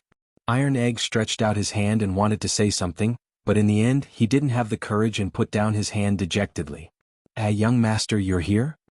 Li Zishuan had just gone out when he bumped into Han Yushi, who had just returned with a basin of clothes. Li Zishuan looked at the clothes Han Yushi was carrying and frowned. "Why did you go to wash the clothes? Why didn't you let the servants in the manor wash them?" Hearing the concern in Li Zishuan's words, Han Yushi said shyly, "Young master, Yushi isn't a spoiled young lady from a big family. Yushi can do these things herself." Li Zishuan was a little helpless and couldn't persuade her anymore. He could only remain silent. Han Yushi suddenly seemed to think of something and exclaimed, Young master, I almost forgot about business. Please wait for Yushi for a while." After saying that, she hurriedly ran into the room, leaving behind a confused Li Zishuan. After a while, Han Yushi came out with a wine gourd. Li Zishuan looked at it and found it familiar. After thinking carefully, it seemed that when Yushi ran over to ask for help yesterday, she was carrying it. He couldn't help but be a little puzzled. "Young master, Iron Egg and I entered the city this time mainly to bring some of the first batch of fruit wine for you to try. After what happened yesterday, Yushi almost forgot about it." After saying that, Han Yushi herself felt a little embarrassed. Li Zishuan laughed in spite of himself. But when he thought of the fruit wine he had drunk at the Han Manor, Li Zishuan really missed it. Just as he was about to open it and smell the wine, he saw the little girl, Xiaohe, hurriedly running over as if someone was chasing after her. Young master, Crown Prince is here. The young maidservant ran over and said while panting. If it was in the past she wouldn't have been so nervous. However, ever since she found out that Li Zixuan was the Crown Prince yesterday, she was so scared that she screamed when she saw Li Zixuan today. She quickly ran over to find Li Zixuan. This made Li Qingqian very gloomy. He thought to himself, could it be that my complexion is not good today? Li Zixuan on the other hand was very calm. He made a no sound and said, if the Crown Prince is here, then he's here. How can you be so flustered? You have to be as calm as me. After saying that, he turned and said to Han Yushi, then Yushi, I'll leave first. I'll come back later to try this wine. Call me if you need anything. Han Yushi nodded. Li Zixuan came to the front hall and found that it wasn't just Li Qingqian. There was also a man around 16 or 17 years old accompanying him. That man was quite handsome, but he didn't care about his appearance and was dressed very casually. After Li Zixuan came in, he bowed to Li Qingqian and said, greetings, Your Highness the Crown Prince. In private he could call Li Zixuan brother, but now that there were outsiders, Li Zixuan didn't want to give others something to use against him because of such a small matter.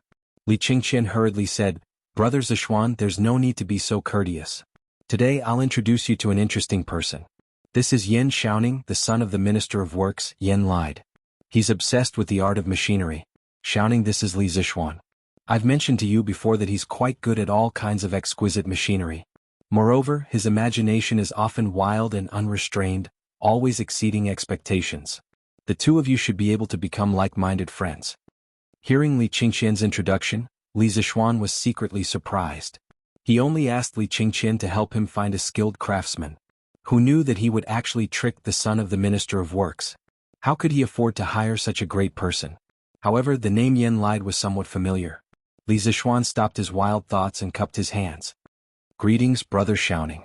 Since the Crown Prince personally introduced him, Yan Xiaoning didn't put on airs and cupped his hands in return. He smiled and said, Greetings, younger brother. I've heard from the Crown Prince that younger brother always has wonderful ideas and can create many new strange things. Today I've specially come to broaden my horizons. Li Zixuan said modestly, I don't dare. The Crown Prince has overpraised me. If Brother Xiaoning doesn't mind, you can call me Little Xian. Li Qingqian was a bit impatient when he saw the two of them dawdling. He stepped forward and patted their shoulders. He smiled and said, All right, stop pretending. We'll all be good friends in the future, so there's no need to be so polite. Ah. The three of them laughed. Yan Xiaoning's disguise was torn off by Li Zixuan and his true face was revealed. He didn't continue to be polite with Li Zixuan and went straight to the point. Little Xian, I've heard from the Crown Prince that you've made a scooter. It's quite interesting. Can you show it to me? Li Zixuan wasn't used to the way he spoke just now. Seeing Yan Xiaoning immediately change his style, he was quite happy. He said, No problem. Since Brother Xiaoning wants to see it, then follow me. Lan should be in the west courtyard at this time. Other than sleeping in the backyard, this little girl would usually stay at Li Zixuan's place. Li Zixuan brought the two of them to his courtyard. As expected, he saw Lan riding a scooter in the west courtyard with Xiaoxi looking after her. Li Zixuan waved his hand and shouted, Lan come over quickly. Lan heard her brother's call and quickly turned her head. She rode the scooter and ran over like a gust of wind. Xiaoxi also ran over behind her.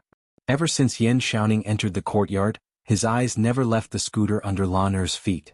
Currently, the only means of transportation on land in the Tang dynasty were horses and carriages. It was the first time Yan Xiaoning saw such a light and fast scooter. He couldn't help but be captivated by it. Greetings to the Crown Prince. Xiaoxi quickly bowed when she came over. She also knew Li Qingqian's true identity yesterday. Li Qingqian waved his hand and said, No need to be so polite. Other people were afraid of Li Qingqian, but Lan wasn't. She was still young and didn't know how terrifying imperial power was. The little girl put the scooter aside and came to Li Qingqian's side. She said, Big brother Gaoming, did you bring Lan journey to the west? Li Qingqian smiled bitterly. This little girl wanted to return something to him the moment they met, but luckily he brought it over today. He passed the booklet in his hand to her and smiled, I brought it. To thank Lan, big brother Gaoming also brought a gift for Lan. As he spoke, he took out a palm-sized jade white lion from his sleeve. Wow, so cute. Thank you, big brother Gaoming. Lan won't ask big brother Gaoming for the previous request. Lan snatched the jade white lion and cheered. Li Qingqian was overjoyed. He didn't expect to get such a pleasant surprise by giving a jade white lion. No one wanted to owe someone a favor all the time, not to mention that he was the empire's heir. Every action of his was important.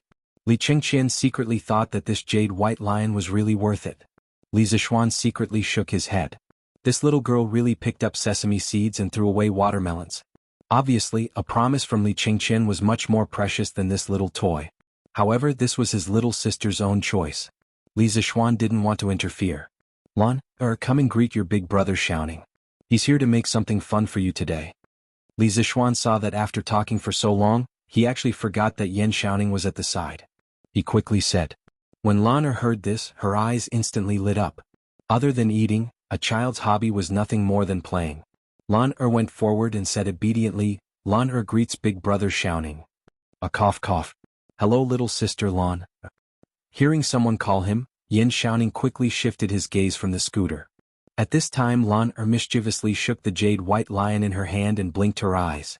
She meant, where's the greeting gift? Yan Xiaoning was dumbfounded. His mind wasn't here just now, so he didn't know what was going on. This was like a child asking for a red packet from an adult during Chinese New Year. Li Zishuan didn't know whether to laugh or cry. He scolded, Lan don't be rude. Chapter 52. Little Xian, can you lend me your scooter to take a look? The few of them had just sat down on the stone bench in the west courtyard. They hadn't even exchanged greetings for a while when Yan Xiaoning couldn't help but ask impatiently. Yan Xiaoning seemed to be an impatient person.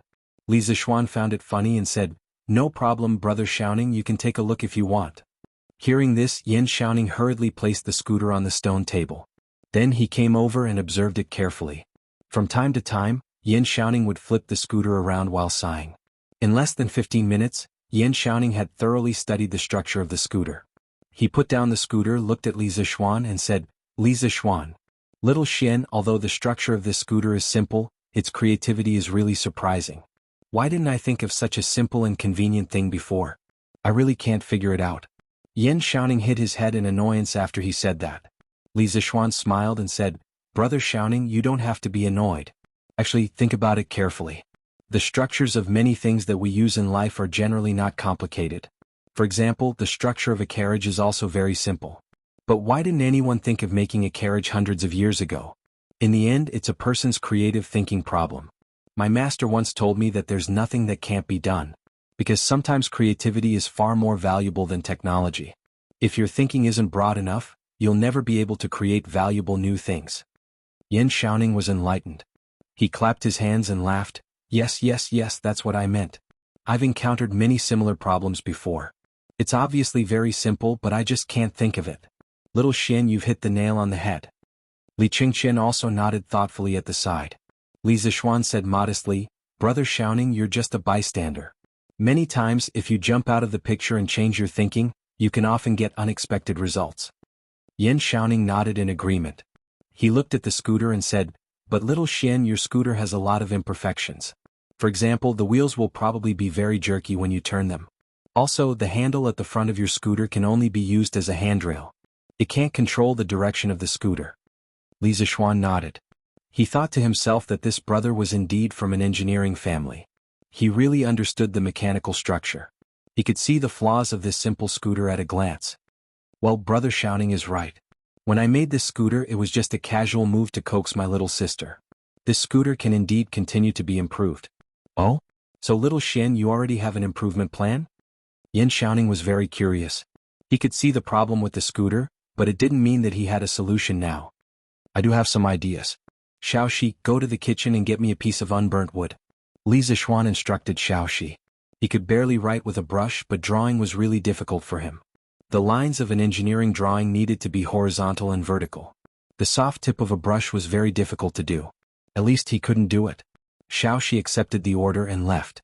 Li Zishuan saw that Yan Xiaoning and Li Chengqian were confused, so he smiled and explained, I'm more used to drawing with charcoal. I want to draw a drawing for Brother Xiaoning so that it'll be easier to explain. The two of them nodded. After a while, Xiaoxi walked over with a burnt wood stick. After Li Zishuan took it, he pulled out his sword and swung it a few times. Everyone only saw a blur in front of their eyes. They saw that Li Zishuan had a thin and long wooden stick in his hand. It was even sharp at the bottom. It was also Li Zishuan's first time using the wind-chasing sword to sharpen a pencil. When he saw that the result was pretty good, he couldn't help but exclaim in his heart that his control over his strength had become more skillful. Good swordsmanship. I didn't expect little Xian to know swordsmanship. Yan Xiaoning praised. The Tang people valued martial arts, and the children of high officials and nobles loved to carry swords. Although Yan Xiaoning's swordsmanship wasn't high, he still had a good eye. He didn't expect that this new friend of his not only had a unique idea in terms of machinery, but also seemed to be quite skilled in swordsmanship. Yan Xiaoning was now more and more interested in Li Zixuan. Li Zixuan didn't reply. He directly spread out a piece of paper on the stone table and started to draw. In his previous life, Li Zixuan was very proficient in mechanical drawing. Whether it was a computer drawing or a manual drawing, the drawings he drew didn't need to be modified by a teacher. They could be sent to the factory directly for processing. In his previous life, Li Zixuan's college organized an internship at the FAW headquarters. Their task was to go to the workshop and draw the key parts of the cars they saw in the workshop. They also had to mark the dimensions. At that time, due to the limited conditions in the workshop, they couldn't even use a ruler. As a result, many of the students drew crookedly like a dog paddle. Only Li Zixuan's drawings were like works of art. It wasn't because he had taken art classes, but because Li Zixuan's copying ability was very strong since he was young. When he was young, he could look at the New Year's painting on the wall and completely draw the flying dragon. Moreover, his drawings were very beautiful. Later on, when he went to college, Li Zixuan couldn't help but regret that he didn't enroll in an art school. It had to be said that Li Zixuan was an engineering dog with artistic cells. At this moment, Li Zixuan was in front of the paper. He closed his eyes and thought about the structure of the ball bearing. The strange thing was that Li Zixuan's mind quickly formed a three-dimensional model of the ball bearing. This strange scene scared him so much that he almost cried out in surprise. When he opened his eyes, he saw that everyone was waiting for him to pick up the pen. Li Zixuan didn't care about the reason why there was a three-dimensional image in his mind and directly picked up the pen to draw. At this moment, it was really smooth. Li Zixuan felt very strange at this moment. It was as if his brain was a computer and his hands were a printer. The three-dimensional image in his mind was directly reproduced on the paper through his hands. Soon, Li Zixuan had drawn the three-dimensional view of the ball bearing and the isometric view on the paper. Of course, he didn't mark the dimensions and tolerances. He was just explaining the theory of the ball bearing and didn't need to do that. Li Zixuan put down the pen and sighed softly. Yan Xiaoning couldn't wait to come over. He wanted to see what Li Zixuan was drawing. He saw that there were 4 different drawings on the paper. The lines were horizontal and vertical. Some were real and some were fake. This was the first time Yan Xiaoning had seen this kind of drawing. But why did he draw 4 drawings? Could it be 4 parts? Yan Xiaoning looked at Li Zixuan with a dumbfounded expression. Li Zixuan was confused by his look and wondered, "What's wrong, brother Xiaoning? Is there something wrong?" Yan Xiaoning pointed at the paper and asked embarrassedly, "Little Xian, why did you draw 4 drawings? What does this mean?" Li Zixuan was stunned. Was this not how the ancient craftsmen drew drawings? Did they not know about the three-dimensional view? Brother Xiaoning, this is my first time drawing a mechanical drawing. Maybe the drawing method is different from yours. How did brother Xiaoning draw before? Yan Xiaoning suddenly understood. Oh, I see. Coincidentally, I have a few drawings with me. Little Xian, let me show you. After he finished speaking, he took out a roll of drawings from his sleeve. Li Zixuan took the drawings and opened it. Sure enough, the ancient craftsmen didn't use the three-dimensional view drawing method.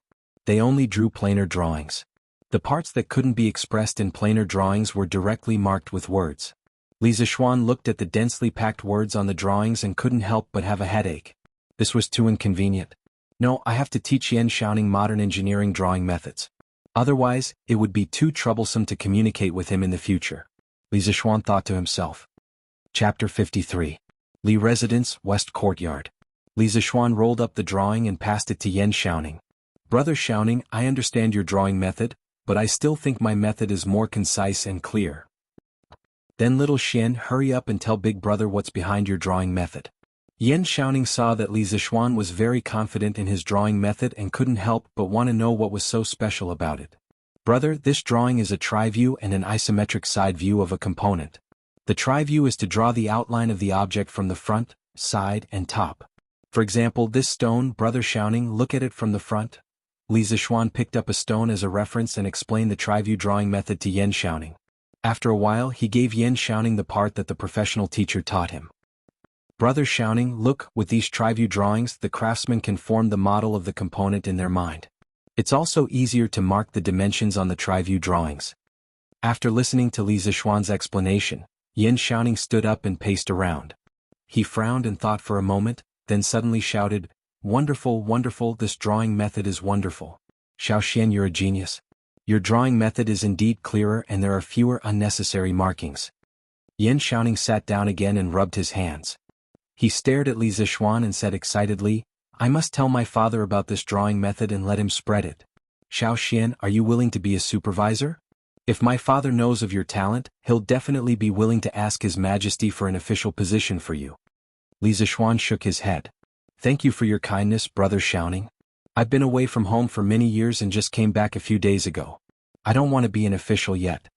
The supervisor was almost equivalent to the Chinese Academy of Sciences in his previous life.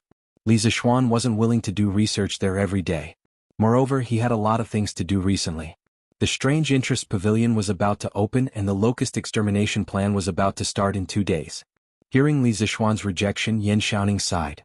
"Ah, that's too bad." Yin Xiaoning looked at the drawing again and asked doubtfully, "Xiaoxian, what's this isometric side view for?" This view is mainly to help the craftsman form a 3D model of the object in their mind. Because some objects with complicated structures, it's hard to form a 3D model with just a tri-view drawing. Yin Xiaoning nodded his head thoughtfully. At this time, Li Zixuan smiled meaningfully and said, "Brother Xiaoning, you only noticed the drawing method, but you neglected the drawing itself." "Oh, is there a mystery behind it? Don't tell me, let's take a look." Yin Xiaoning began to re-examine the blueprint according to the principle of 3 views that Li Zixuan had just explained to him. After looking at it, Yin Xiaoning stood up and closed his eyes, imagining the 3D model of the object in his mind. After a while, Yin Xiaoning opened his eyes and said excitedly, "I know what this is. Xiaoxian, what are you planning to do with it?" Although he could imagine the 3D model of the object, he couldn't think of a use for it. Li Zixuan smiled. "I've named it a ball bearing. Brother Xiaoning, think about it. What would happen if it was used to connect the wheels and axles?" Yin Xiaoning was quite knowledgeable in mechanical design. After hearing Li Zixuan's explanation, he immediately understood. He was even more excited than before. "That's amazing. This is a genius design. With this ball bearing, all vehicles, no matter if it's a horse carriage or a truck, will have very little resistance." "Xiaoxian, how did you come up with this? This invention is amazing." Li Qingqian didn't know much about machinery and didn't say anything before. Now that he saw Yin Xiaoning praising the object, he couldn't help but ask, "Xiaoning, is this thing really that good?" Yin Xiaoning was extremely excited at the moment. After hearing the Crown Prince's question, he confirmed without thinking. "Of course, it's not an exaggeration to call this the most useful invention in Tang Dynasty. Your Highness, you might not know this, but if all the carriages in Tang Dynasty use this ball bearing, then the same horse will be able to pull at least 50% more of the load of the carriage. At that time, merchants will be able to transport more goods at once. During war, a grain carriage will be able to carry more rations. Other than carriages, other machines that require transmission can also use this ball bearing. Your Highness, do you think this invention is important or not?" Hearing Yin Xiaoning's analysis, Li Qingqian was also stunned. He didn't care if the merchants could transport more goods, but it was crucial that they could increase the efficiency of transporting rations. In this era, one of the decisive factors in the outcome of a war was the issue of rations. Li Qingqian finally understood that Yin Xiaoning's previous praise wasn't excessive at all. He was also a little excited now. "Brother Zixuan, this item is of great importance. Can I bring it back to the palace?" Li Qingqian also knew that Li Tai had been competing with him for favor recently, but he didn't have any other good ideas. He couldn't act like a spoiled child in front of Li Tai's eldest grandson, could he? If he dared to do so, he would definitely be reprimanded by Li Er for not having the dignity of a country's heir. There were some things that Li Tai could do but he couldn't because he was the crown prince. Seeing Li Tai dote on Li Er more and more, Li Qingqian was also anxious, but he could only be anxious. Now that he saw that Li Zixuan's invention had such great uses and could even be used in the military, Li Qingqian's first thought was that perhaps he could use this item to gain Li Er's praise. At the same time, he could also ask for some benefits for Li Zixuan. Li Zixuan was a little helpless at this moment. Although the ball bearing had many uses, these two people didn't need to be so excited, right? Hearing that Li Qingqian wanted to immediately present the blueprint to Li Er, Li Zixuan hurriedly said, "Your Highness, this ball bearing is indeed very useful, but we don't know if it can be made yet." If we present the blueprint to His Majesty now, I'm afraid we're being too hasty. When Li Qingqian heard this, he felt that it was reasonable and secretly thought that he was too impetuous. Brother Zishuan's words are very true. Then I'll wait for you and Xiaoning to make this thing and install it on the carriage before reporting it to Imperial Father. At that time I'll definitely give you two a reward. When Yan Xiaoning heard Li Zishuan's words, he began to frown and ponder. He was a little too excited just now and didn't even think about whether this thing could be made or not. He thought for a while and hesitated before saying, "Little Xian, I'm afraid that this ball bearing is very difficult to make." When Li Zishuan proposed this ball bearing, he didn't know if it could be made with the Tang dynasty's technology. Although he was mentally prepared, he still felt a little disappointed when he heard Yan Xiaoning's negative answer. However, he also wanted to know where the technical difficulties were, so he asked, "Brother Xiaoning, where will the difficulties be?" Chapter 54. Hearing Li Zishuan's question, Yan Xiaoning thought for a while and said, "Xiaoxian, I think the most important part of your ball bearing is the steel ball between the inner and outer walls of the bearing. If the steel ball is not the same size or irregular in shape, then the ball bearing will be useless." Hearing Yan Xiaoning's analysis, Li Zishuan also admired him.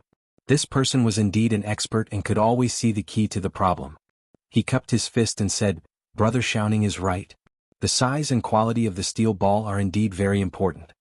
Yan Xiaoning nodded and continued, "This is where the problem lies.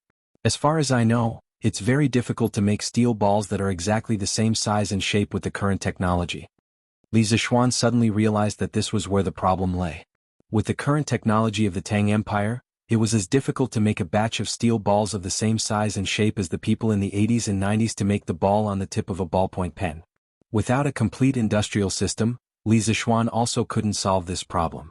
He couldn't help but fall into deep thought. Suddenly, Li Zishuan remembered that in addition to ball bearings, there were also roller bearings. Although they weren't as good as the former, they were still many times better than the current bearings of the Tang Empire. "Brother Xiaoning, since there's no way to make a batch of steel balls of the same size, I wonder if it's possible to make a batch of small iron rods of the same size with the current technology?" Li Zishuan asked. "Of course it's not difficult." Yan Xiaoning nodded. The process of making iron rods was easier to control than steel balls. "Then there's no problem." Li Zishuan was a little happy when he heard this. He smiled and said, "Brother Xiaoning, I have an idea. We can replace the steel balls in the ball bearing with small iron rods of the same size and then add some grease to increase lubrication. What do you think?" Yan Xiaoning closed his eyes and thought for a while. Then he opened his eyes and looked at Li Zishuan with a strange expression. Li Zishuan was puzzled by his look. He touched his nose and said, "Brother Xiaoning, what's wrong?" Yan Xiaoning sighed and said, "Xiaoxian, you're really a monster. Why do you have such wonderful ideas one after another? In the past, I thought that I was extremely smart. Today it's really infuriating to compare myself to others. I really want to break open your head and see what's inside." Li Zishuan laughed and said, "Don't worship me. I'm just a legend, ha." Yan Xiaoning was speechless. Li Qingqian interrupted, "Xiaoning, does that mean you can create it?" Yan Xiaoning nodded and said, "Your Highness, if we use this plan we can indeed make it. Although it may not be as good as the ball bearings compared to the bearings currently in use, this kind of roller bearing is still completely superior. As for the specific performance, we can only test it after it's built and installed in the car." Li Qingqian said excitedly, "That's good. Xiaoning, you'll have to work hard for the next few days to make this thing. I'm looking forward to seeing how light and convenient my Tang Empire's carriages will be after installing this bearing." Yan Xiaoning replied, "Yes, Your Highness. When I get back I'll have my father ask the supervising craftsman to make a batch first." Li Qingqian nodded and looked at Li Zishuan. He smiled and said, "Brother Li Zishuan, are you satisfied with the people I brought to you today?" Li Zishuan laughed and said, "Satisfied, of course I'm satisfied. Brother Xiaoning is not only skilled but also straightforward. It's my fortune to have such a friend." Yan Xiaoning also laughed and said, "Haha, I'm also very happy to have a good friend like you, Xiaoxian."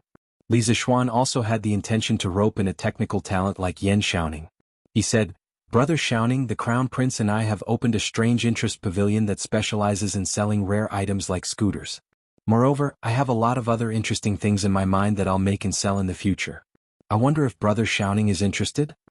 Yan Xiaoning slapped his thigh and agreed, "Of course I'm interested. I just don't know how to cooperate."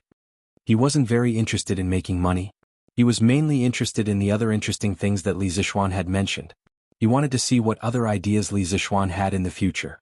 Li Zixuan explained, "Currently, the Crown Prince of the Strange Interest Pavilion owns 30% of the shares with 200 strings of cash and his network of connections. I own 70% with 2,000 strings of cash and the ideas in my mind. If Brother Xiaoning wants to join, you don't have to pay. I only need Brother Xiaoning's skills. I can give Brother Xiaoning 10% of the shares. What do you think, Brother Xiaoning?" Yan Xiaoning was a little surprised when he heard that the Crown Prince only owned 30% of the shares. He secretly thought that Li Zixuan was really bold. Since the Crown Prince only owned 30% of the shares, then it was kind of Li Zixuan to give him 10%. Moreover, he didn't have to pay. He would get dividends every year. He could also stay by Li Zixuan's side and see his creative ideas. Thinking about it this way, it was quite worth it. Yan Xiaoning nodded and agreed, "Okay, then let's cooperate happily in the future. We'll strive to make the Strange Interest Pavilion the best in Tang Dynasty." There was finally a technical backbone in the team. Moreover, Yan Xiaoning's father was the Minister of Works. If he joined the team, they could borrow part of the research and development ability of the works supervisor. Li Zixuan breathed a sigh of relief and said, "Okay, then the Crown Prince and I will be the chairman and vice chairman of the Strange Interest Pavilion. I'll be in charge of the future development of the Strange Interest Pavilion. The Crown Prince can just sit there and wait to collect money. Brother Xiaoning, you'll be the technical director of the Strange Interest Pavilion. You'll be in charge of technology and production." Technical director? What was that? Why did it sound like a eunuch?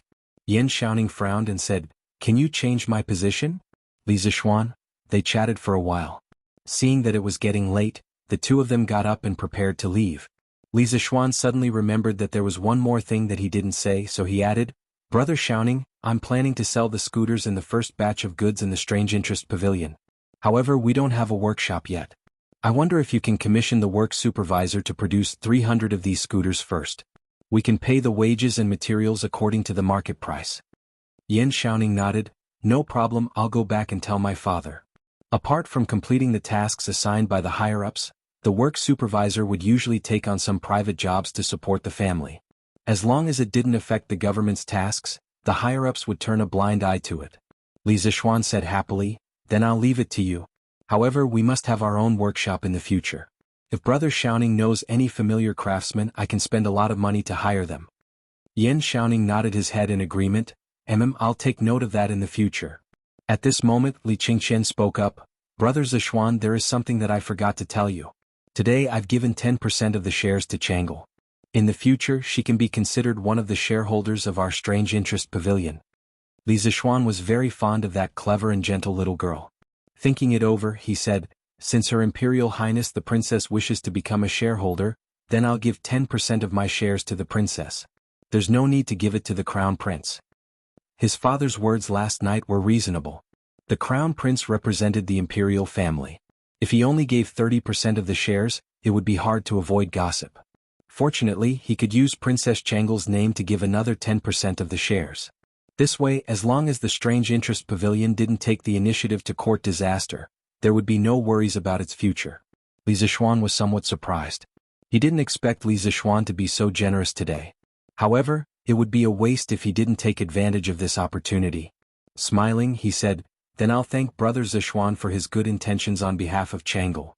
There's no need for your Imperial Highness to be so courteous." Since the matter had been settled, Li Qingqian and Yan Xiaoning took their leave. Li Zixuan inwardly breathed a sigh of relief. The Strange Interest Pavilion had finally taken shape. Chapter 55. After lunch, Li Zixuan recalled that Han Yushi wanted him to try the newly brewed fruit wine in the morning, but he was interrupted by Li Qingqian and Yan Xiaoning.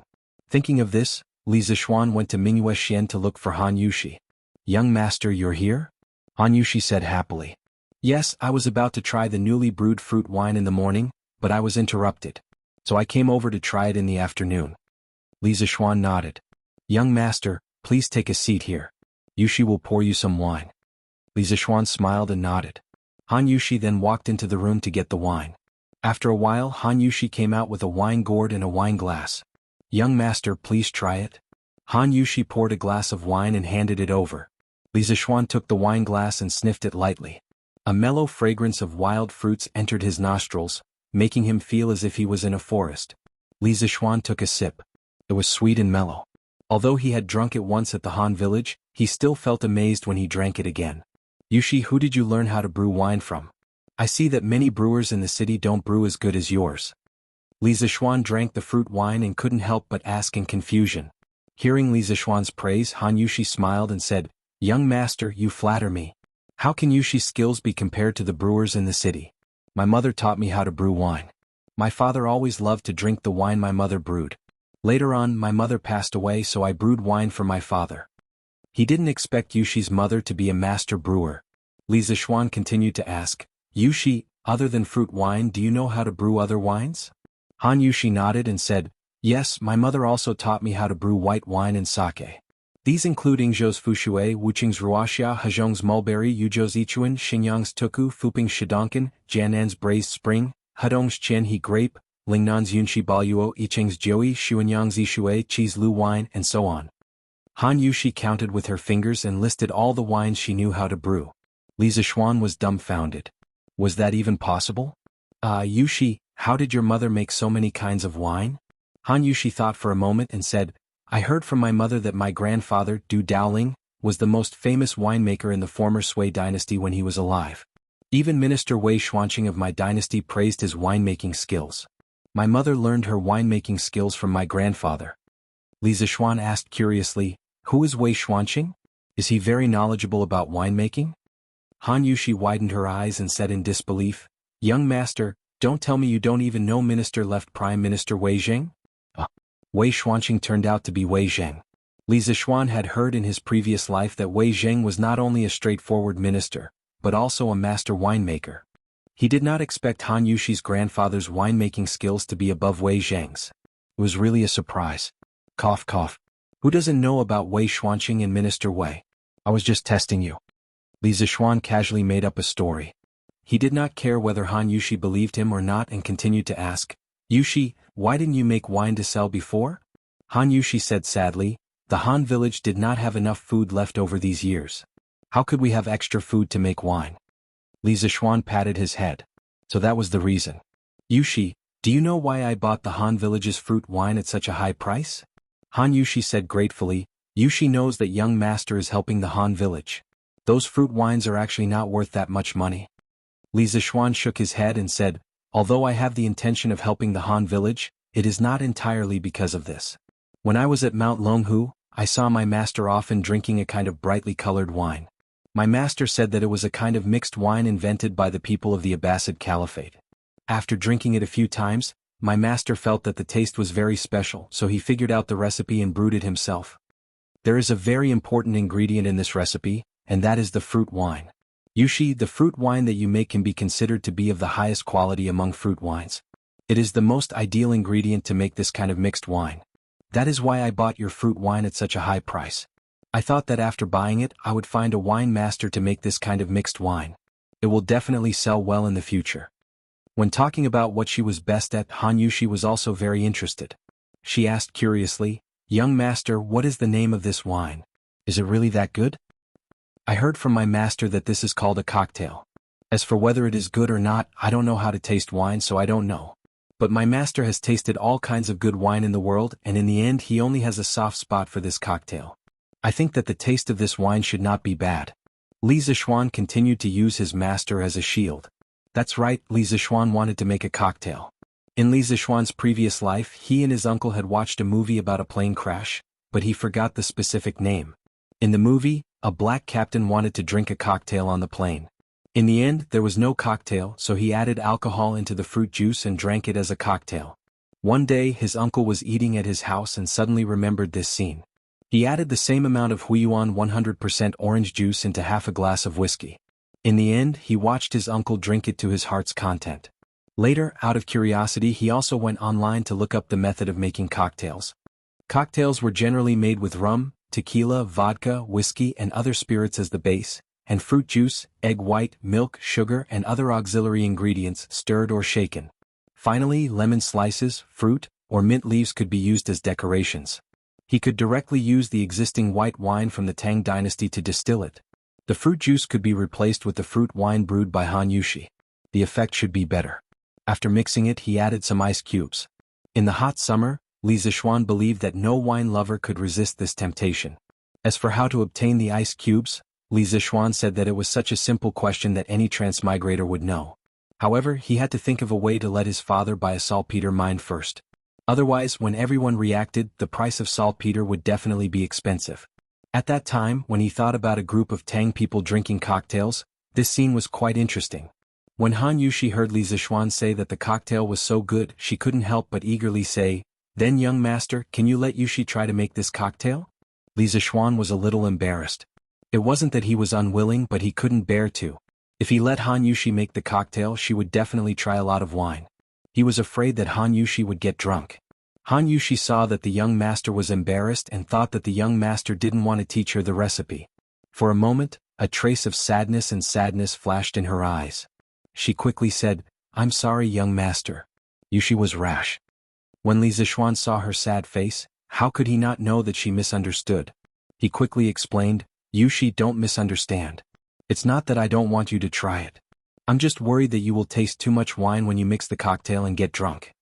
When Han Yushi heard that, it turned out that she misunderstood.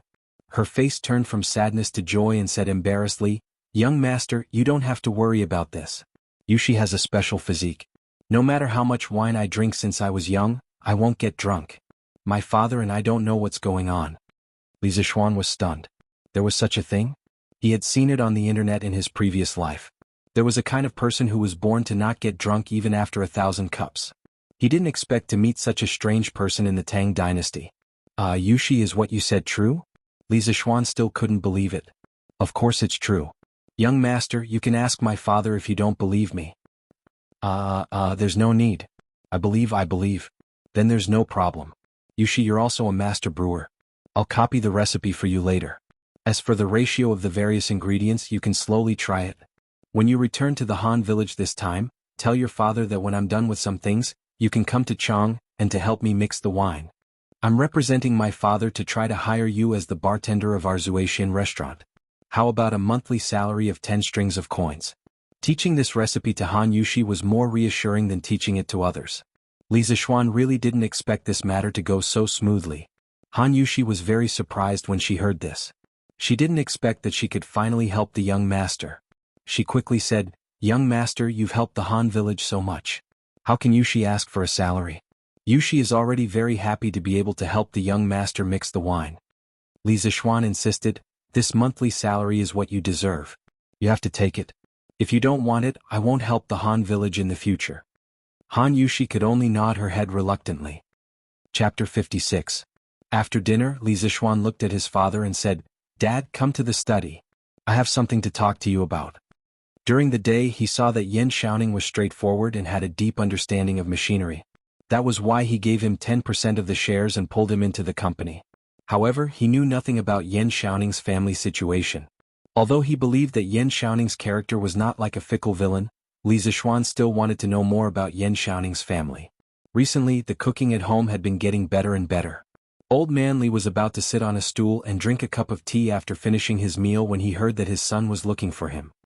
He was about to say, "You brat, why are you looking for me?"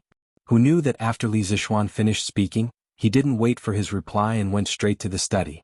It turned out that what this kid said just now was not a discussion but a notice. Father Li was so angry that he almost fainted. At this point, what else could he say? Madam was still glaring at him, so Father Li could only follow him unhappily. Li Zixuan, on the other hand, didn't mean what his father thought. He was just lost in thought for a moment. It was Father Li who thought too much. In the study, Li Zixuan saw that his father had sat down and asked directly, "Dad, do you know Yan Lied, Minister Yan?" Father Li was puzzled. "Of course I've heard of the Minister of Works of the Tang Empire. Why are you asking this? Did you offend someone from his family?" He was still a little worried. "No, Dad, what are you thinking? Am I the kind of person who likes to stir up trouble? It's mainly because the Crown Prince brought Minister Yan's son, Yan Xiaoning, over today to talk to me about the wonderful pavilion. I saw that Yan Xiaoning was straightforward and was quite proficient in machinery, so I gave him 10% of the shares and pulled him into the wonderful pavilion." Father Li was a little surprised when he heard this. A light flashed through his eyes. "Shin, is your wonderful pavilion really that promising? Why do so many people think highly of him?" He had originally thought that this strange interest pavilion was just something his son was doing for fun, so he didn't think much of it. Who knew that the Crown Prince would want to invest, and now the son of the Minister of Works? Old man Li, who had been in business for many years, immediately smelled a business opportunity. Could there really be a great opportunity here? Li Zixuan said proudly, "Of course, father. My wonderful taste pavilion is going to dominate the Tang Empire in the future. Anyone with foresight can see the bright future of the wonderful taste pavilion. I don't care about my son showing off."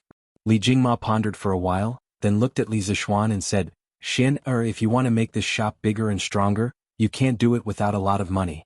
How about I give you 3,000 strings of cash for 20% of your Strange Taste Pavilion shares? Li Jingma thought about the chicken that his son had eaten. Now he had high hopes for his Strange Interest Pavilion and wanted to get a share of the profits. When Li Zixuan heard this, he immediately shook his head like a rattle drum. "Father, this Strange Interest Pavilion is my first business. I don't have many shares in my hands. Besides, we are a family. Why should we be so clear about it? This little rascal." Old man Li could only stare at him angrily. "Father, I'm still talking about business with you. What do you think of the Yan family? There won't be any problems if I cooperate with Yan Xiaoning, right?" Seeing that his father was leading him astray, Li Zixuan quickly changed the topic. Li Jingma thought about it seriously, then said slowly, "I've heard of Minister Yan. Minister Yan came from an engineering family. He was a master craftsman in the 9th year of Wuda and was promoted to the Minister of Works this year. Minister Yan is an upright person with superb skills. He has great attainments in architecture, craftsmanship, and painting. He can be considered a master of his generation. The current Chang and city of the Tang Empire was planned and designed by Minister Yan. His younger brother Yan Liben is a master craftsman. He is very good at calligraphy and painting. As for his son Yan Xiaoning, I don't know much about him. However, the Yan family is very strict and is a true family of gentlemen. If you cooperate with Yan Xiaoning, there will only be benefits and no disadvantages." When Li Zixuan heard that Yan Liben was Yan Lide's younger brother, he was shocked and opened his mouth wide. He might not have heard of Yan Lide, but who didn't know of Yan Liben's name in his previous life? He was a great painter in the Tang dynasty. His walking carriage painting and portraits of past emperors were treasures passed down from generation to generation. Li Zixuan didn't expect the friend he just made today to have such an amazing family background. He swallowed his saliva and said, "Well, since father said so, then I can rest assured." After that, he turned to go back to his room to sleep. Don't you want to consider father's suggestion? That's 3,000 strings of cash." Old man Li didn't give up on the idea of getting a share and shouted from behind. Li Zixuan hurriedly quickened his steps and ran away. Although his family had a lot of money, it was more comfortable for him to spend his own money. Strange Interest Pavilion's embryonic form had been formed and he didn't lack funds now. He was just waiting for this young eagle to take off. This stinking brat. West Courtyard. Li Zixuan laid on his bed and couldn't help but think of the strange scene in his mind when he was drawing during the day. Although he could rely on the memories of his previous life to imagine the three-dimensional structure of the ball bearing in his mind, it was only a vague illusion and not a real thing. However, the ball bearing in his mind during the day was real and clear as if there was a real ball bearing in front of his eyes. At that time he even felt that he could make it rotate 360 degrees at will.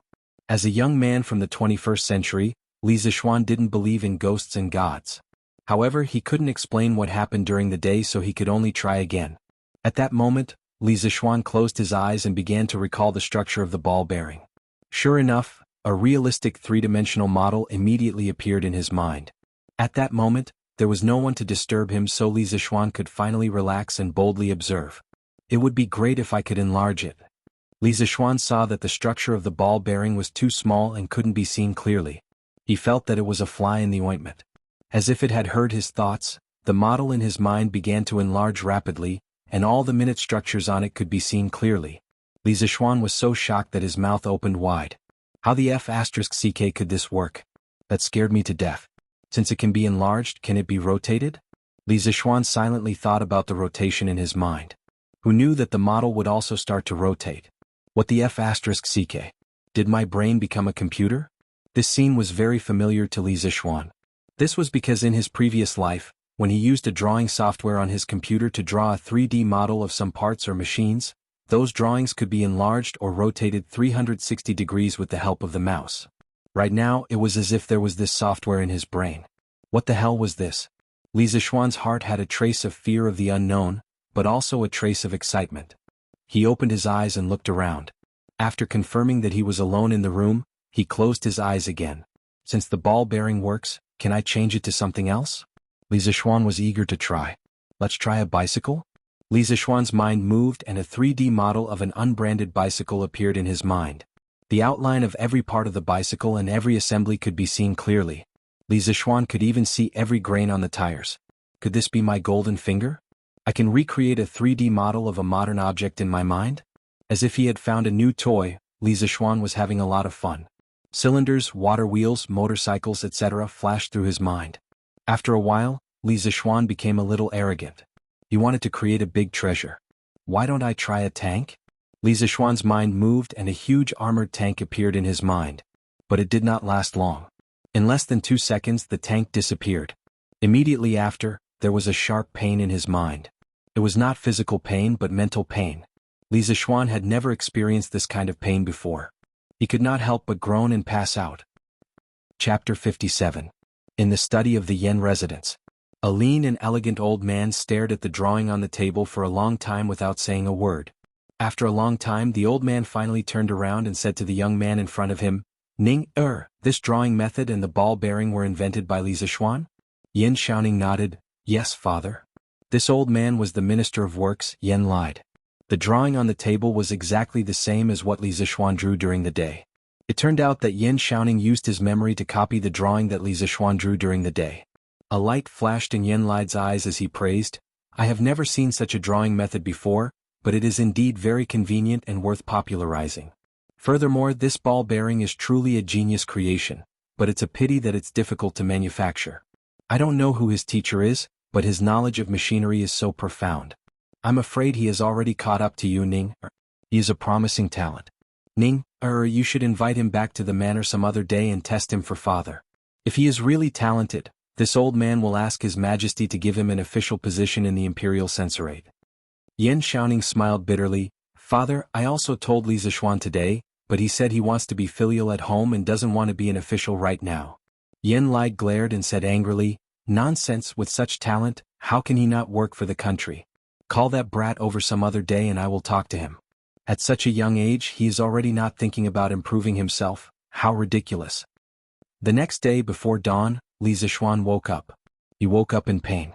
He felt as if there were thousands of needles stabbing into his brain. Li Zixuan felt that it would be better if he just fainted, but this kind of thing couldn't be fainted so easily. Li Zixuan held his head in pain. His face was ferocious and his veins were bulging. Large beads of sweat rolled down his forehead and down his back. Waves of piercing pain came from the depths of his soul, causing Li Zixuan to groan uncontrollably. But at this time, it was usually the time when people were sleeping soundly. Xiao He and Xiao Shi were still sleeping soundly in the room outside. Am I going to die the moment I transmigrated to the Tang dynasty? Wasn't I just thinking about the tank? You damned heavens. You want to kill yours truly the moment yours truly found out that he had a cheat as well? This Goldfinger doesn't even have AF * King instruction manual. I don't even know if I can use it for a treasure like a tank. Li Zixuan's heart flashed with anger and unwillingness. He had just discovered that he had a cheat, but he did not expect that he would lose his life because he did not use it properly.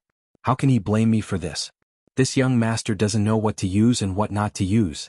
Just as Li Zixuan felt that his head was about to explode, there was a slight fluctuation in his dantian.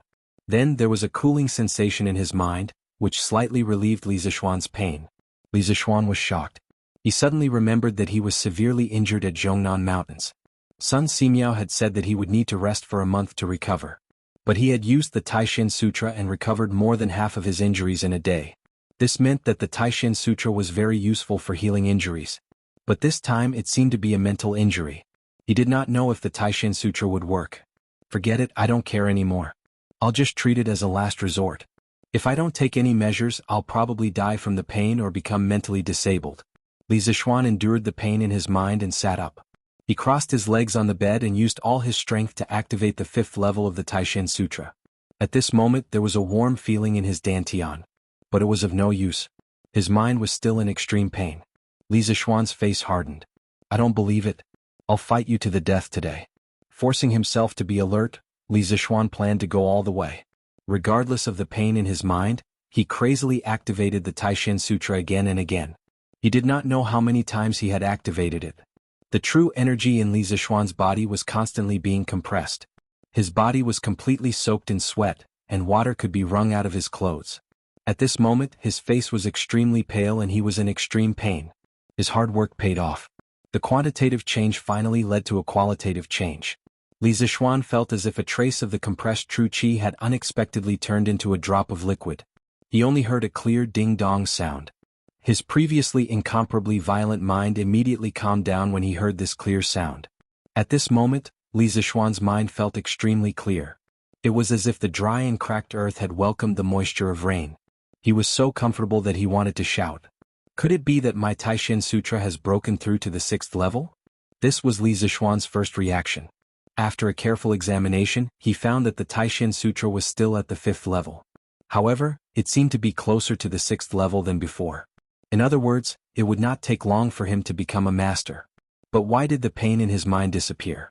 Could it be that the Taishan Sutra could not only heal physical injuries but also mental injuries? Li Zixuan could not find any other explanation. He could only think of it this way. But why did he almost kill himself when he experimented with the tank last night? Was it because the tank was too big and its structure too complicated? Could it be that his mind could not handle such a large amount of information? Should he try again? Li Zixuan was courting death. Li Zixuan had no other choice but to slowly try it himself. In the time travel novels he had read in his previous life, the main character would usually receive a system grandpa to explain how to use the gold finger. However, this gold finger of his did not even have a manual. He could only rely on himself to figure it out. Li Zixuan immediately thought of small objects such as screws. Slowly, the things in his mind became bigger and more complicated. It was only when he thought of the cars in his previous life that Li Zixuan felt a sharp pain in his mind. Li Zixuan knew that this should be his limit. He immediately stopped thinking. He did not want to continue the painful feeling from before. Li Zixuan was now sure that this gold finger of his should be able to construct a three-dimensional model of some industrial machinery and parts in his mind. Then he could turn these models into detailed blueprints through his own hands. However, this gold finger seemed to have limitations on the size and complexity of the object. With his current ability, he could barely construct complex industrial products like cars. However, Li Zixuan was already very satisfied with this. Although he had studied mechanical design in his previous life, it did not mean that he could draw a three-dimensional model of some of the mechanical structures in his previous life. He believed that no one would be so free as to memorize all the mechanical structures in their mind. Since this Taishan Sutra could heal mental injuries, would it be able to strengthen his mental strength? If his mental strength was strengthened, would he be able to construct more complex objects? Ever since he had transmigrated into this body, Li Zixuan clearly felt that his memory was much better than in his previous life. Previously, Li Zixuan had thought that this was a benefit that all transmigrators had. However, now that he thought about it, this did not seem to be the case. It should be that the Taishan Sutra could not only strengthen his body but also his mental strength.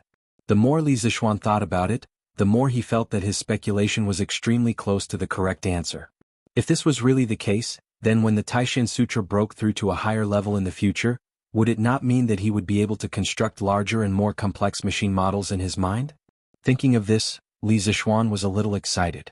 However, at the same time he felt that this gold finger of his was a bit of a scam. If the body that he had transmigrated into had not learned the Taishan Sutra, which was an inner force skill that could not only strengthen the body but also the mind, then wouldn't that mean that his gold finger would be useless? It would probably be difficult to even construct a screw model in his mind. Thinking of this gold finger was too much of a scam. It even needed to be complemented by internal strength. It seemed that in the future, other than improving his skills, there would be another purpose for training, and that would be to activate a more powerful gold finger. Sigh, since the sun is not up yet, let's train for a while more. The miserable Li Zixuan had turned into a training machine again. Chapter 58. Early in the morning, Li Zixuan heard the drums of dawn being beaten outside. He knew that a new day had begun. Having narrowly escaped death last night, Li Zixuan was covered in sweat. At this moment, his body was sticky and uncomfortable. He got up and walked out of the inner room, wanting to ask Xiaohe to go to the kitchen and have someone boil some hot water. "Young master, you woke up so early today?" Outside the room, Xiaohe saw that the young master actually woke up as soon as the morning drum sounded. She couldn't help but be surprised. Facing Xiaohe's surprised gaze, Li Zixuan felt a little embarrassed. Now, everyone in the family knew that he was a lazy person. "Cough, Xiaohe, tell the kitchen to boil some water for me. I want to take a bath." After saying that, he quickly went back to his room. "Yes, young master." Xiao He was a little confused. Didn't the young master just take a bath last night? Why did he want to take a bath now? The young master really liked to be clean now. In the early Qin dynasty, the ancient people washed their hair every 3 days and took a bath every 5 days. In the Han dynasty there was even a break. The officials worked 5 days and took a day off. In the Tang dynasty, it was changed from 5 days to 10 days. It was called a break day. After Li Zixuan transmigrated, he didn't care about those rules. He basically took a bath once a day. Mrs. Li naturally wouldn't say anything. It was just a waste of firewood money. The Li family had a big business and didn't care about these things. Xiao He and Xiao Shi were already used to the young master's actions of taking a bath every day. Xiao He didn't expect that the young master would take a bath every other night. Seeing that the young master went back to his room, she didn't ask and went straight to the kitchen to pass the order. After taking a bath, Li Zixuan felt refreshed and planned to go to the front hall. Xiao He quickly went in to help Li Zixuan tidy up the bed. She saw that the bed was wet. Did the young master wet the bed? No wonder the young master wanted to take a bath so early in the morning. Xiao He instantly blushed and screamed, "Ah!" She ran out. Li Zixuan hadn't gone far when he heard the girl's scream. He quickly walked back and thought, "What's in my room? Why is this girl so scared? I didn't do anything shameful last night, did I? What are you shouting for? What's wrong? Is there a ghost inside?" Li Zixuan blocked Xiao He's way. Xiao He couldn't stop in time and bumped into his arms. Xiao He jumped far away as if she had been electrocuted. She lowered her head and blushed, not daring to speak. She was afraid that if she told the truth, her young master would fly into a rage and sell her out. Li Zixuan saw Xiao He blushing, lowering her head and not speaking. He was a little confused and wondered, "Xiao He, what's wrong with you? Say something. Are you counting ants here?" Xiao He whispered, "Then I'll tell you. Young master, you can't blame me. It's not your fault, it's not your fault. Just tell me what it is." Xiao He then stuttered, Young master, did you do that last night? What did I do wrong? Why are you speaking in such a strange way? Make it clear." Xiao He hesitated for a long time before she said hesitantly, "It's that young master, did you wet the bed last night? I saw that your bed was wet." Damn it! Li Zixuan instantly felt as if he had been struck by 18 bolts of heavenly lightning. That should have been because of the problem with his body last night, and the pain caused him to sweat uncontrollably. In the end, this girl thought that it was because he wet the bed. If this were to spread out, wouldn't this young master's reputation be ruined? Li Zixuan patted the girl's forehead angrily and said, "What are you thinking? It's sweat. You're so young. Why don't you think about it?" Xiao He obviously didn't believe him. How could anyone sweat so much? The young master must be embarrassed and deliberately covered it up, so she said, "Young master, you're right. It's sweat. I will never tell anyone." Li Zixuan could see that the girl didn't mean what she said. He said angrily, "It's really sweat. Something went wrong during my practice last night. That's why I sweated so much. If you don't believe me, you can smell it. I'm so old. Can't you tell sweat from urine?" Xiao He blushed when she heard the young master's straightforward and vulgar words. She quickly ran away and said, "I won't smell it. Young master, don't hit me. I won't tell anyone." Li Zixuan was speechless. He forcibly grabbed Xiao He and took her into the bedroom. Well, don't misunderstand. Our protagonist didn't do anything embarrassing. He just wanted Xiao He to know that the bed was indeed sweat. This was related to his reputation for the rest of his life. Li Zixuan had to be serious with this little girl. Seeing that the little girl finally believed him, Li Zixuan was relieved. He went to the front yard to have breakfast with his parents, little sister, and Han Yushi. After breakfast, Li Zixuan and Han Yushi went to Mingyue to see if Iron Egg's injury had recovered. Iron Egg had been staying at the young master's house these days. He had good food and drinks. There were also maids to take care of him. The young master often came to visit him. Even Madame Li came to visit him many times. Iron Egg was very grateful for these, but he wasn't happy. Since he was almost killed by Chao Xiaoyan last time, Iron Egg's desire to become stronger didn't disappear. Instead, it became stronger and stronger. He was like a tiger in his heart, ready to attack. Yesterday, when the young master came to visit him, Iron Egg wanted to tell the young master about it. But when the words came to his mouth, he didn't know how to say it. This morning, Iron Egg felt that his injury didn't hurt anymore. He tried to get out of bed. After a while, he felt that walking shouldn't be a problem. Iron Egg went to the back garden of Mingyue alone. He looked at the koi fish in the pond and sat on a rock beside it in a daze. His mind kept replaying the scene of being bullied by Lu Haojin and being beaten by Cao Xiaoyan. The first time, if the young master didn't come in time, Lan would have been bullied. The second time, if he didn't make a prompt decision, his sister would have suffered misfortune. Even so, he was almost beaten to death. Fortunately, his sister was fine. Otherwise, Iron Egg would feel guilty for the rest of his life. Although the two incidents didn't cause any serious consequences, there was a lot of luck involved. Iron Egg didn't want to be so lucky for the rest of his life. Iron Egg used to be a mischievous brat in the Han village. Usually he would dig out bird nests, play in mud and fight grasshoppers with Dinyo and the others. Children at this age were carefree because even if something happened, their parents would help them shoulder the burden. But these two incidents made Iron Egg realize that the outside world wasn't beautiful. His father couldn't be by his side all the time and shelter him from the wind and rain. Besides, his father would grow old one day. He couldn't rely on his father for the rest of his life. He wanted to become strong. He wanted to be as strong as the young master. That way he could protect his sister and the people who cared about him, such as Lan. He estimated that he and his sister would be leaving the young master's house in the next 2 days. No matter what, he had to beg the young master to teach him martial arts. Whether the young master agreed or not, he had to try. Iron Egg kept encouraging himself in his heart. He had to perform well and be sincere so that the young master would accept him. At this moment, voices came from the entrance of Mingyue Xian. Iron Egg walked out of the garden and saw that the young master and his sister had come together. He quickly went to greet them. "Young master, you're here. Iron Egg, why are you out of bed?" Li Zixuan saw Iron Egg walk over and was shocked. Iron Egg smiled and said, "Young master, Iron Egg's injuries are almost healed. He can barely walk." "Oh, that's good. Iron Egg, you were injured so badly that I was worried sick." Seeing that Iron Egg's injuries were finally healed, Li Zixuan was happy. "Young master, since Iron Egg's injuries are healed, I'll go back with Iron Egg today. My father hasn't seen Iron Egg for a few days. He must be worried sick." Although she didn't want to leave, Iron Egg's injuries were healed. There was no reason for them to continue living here.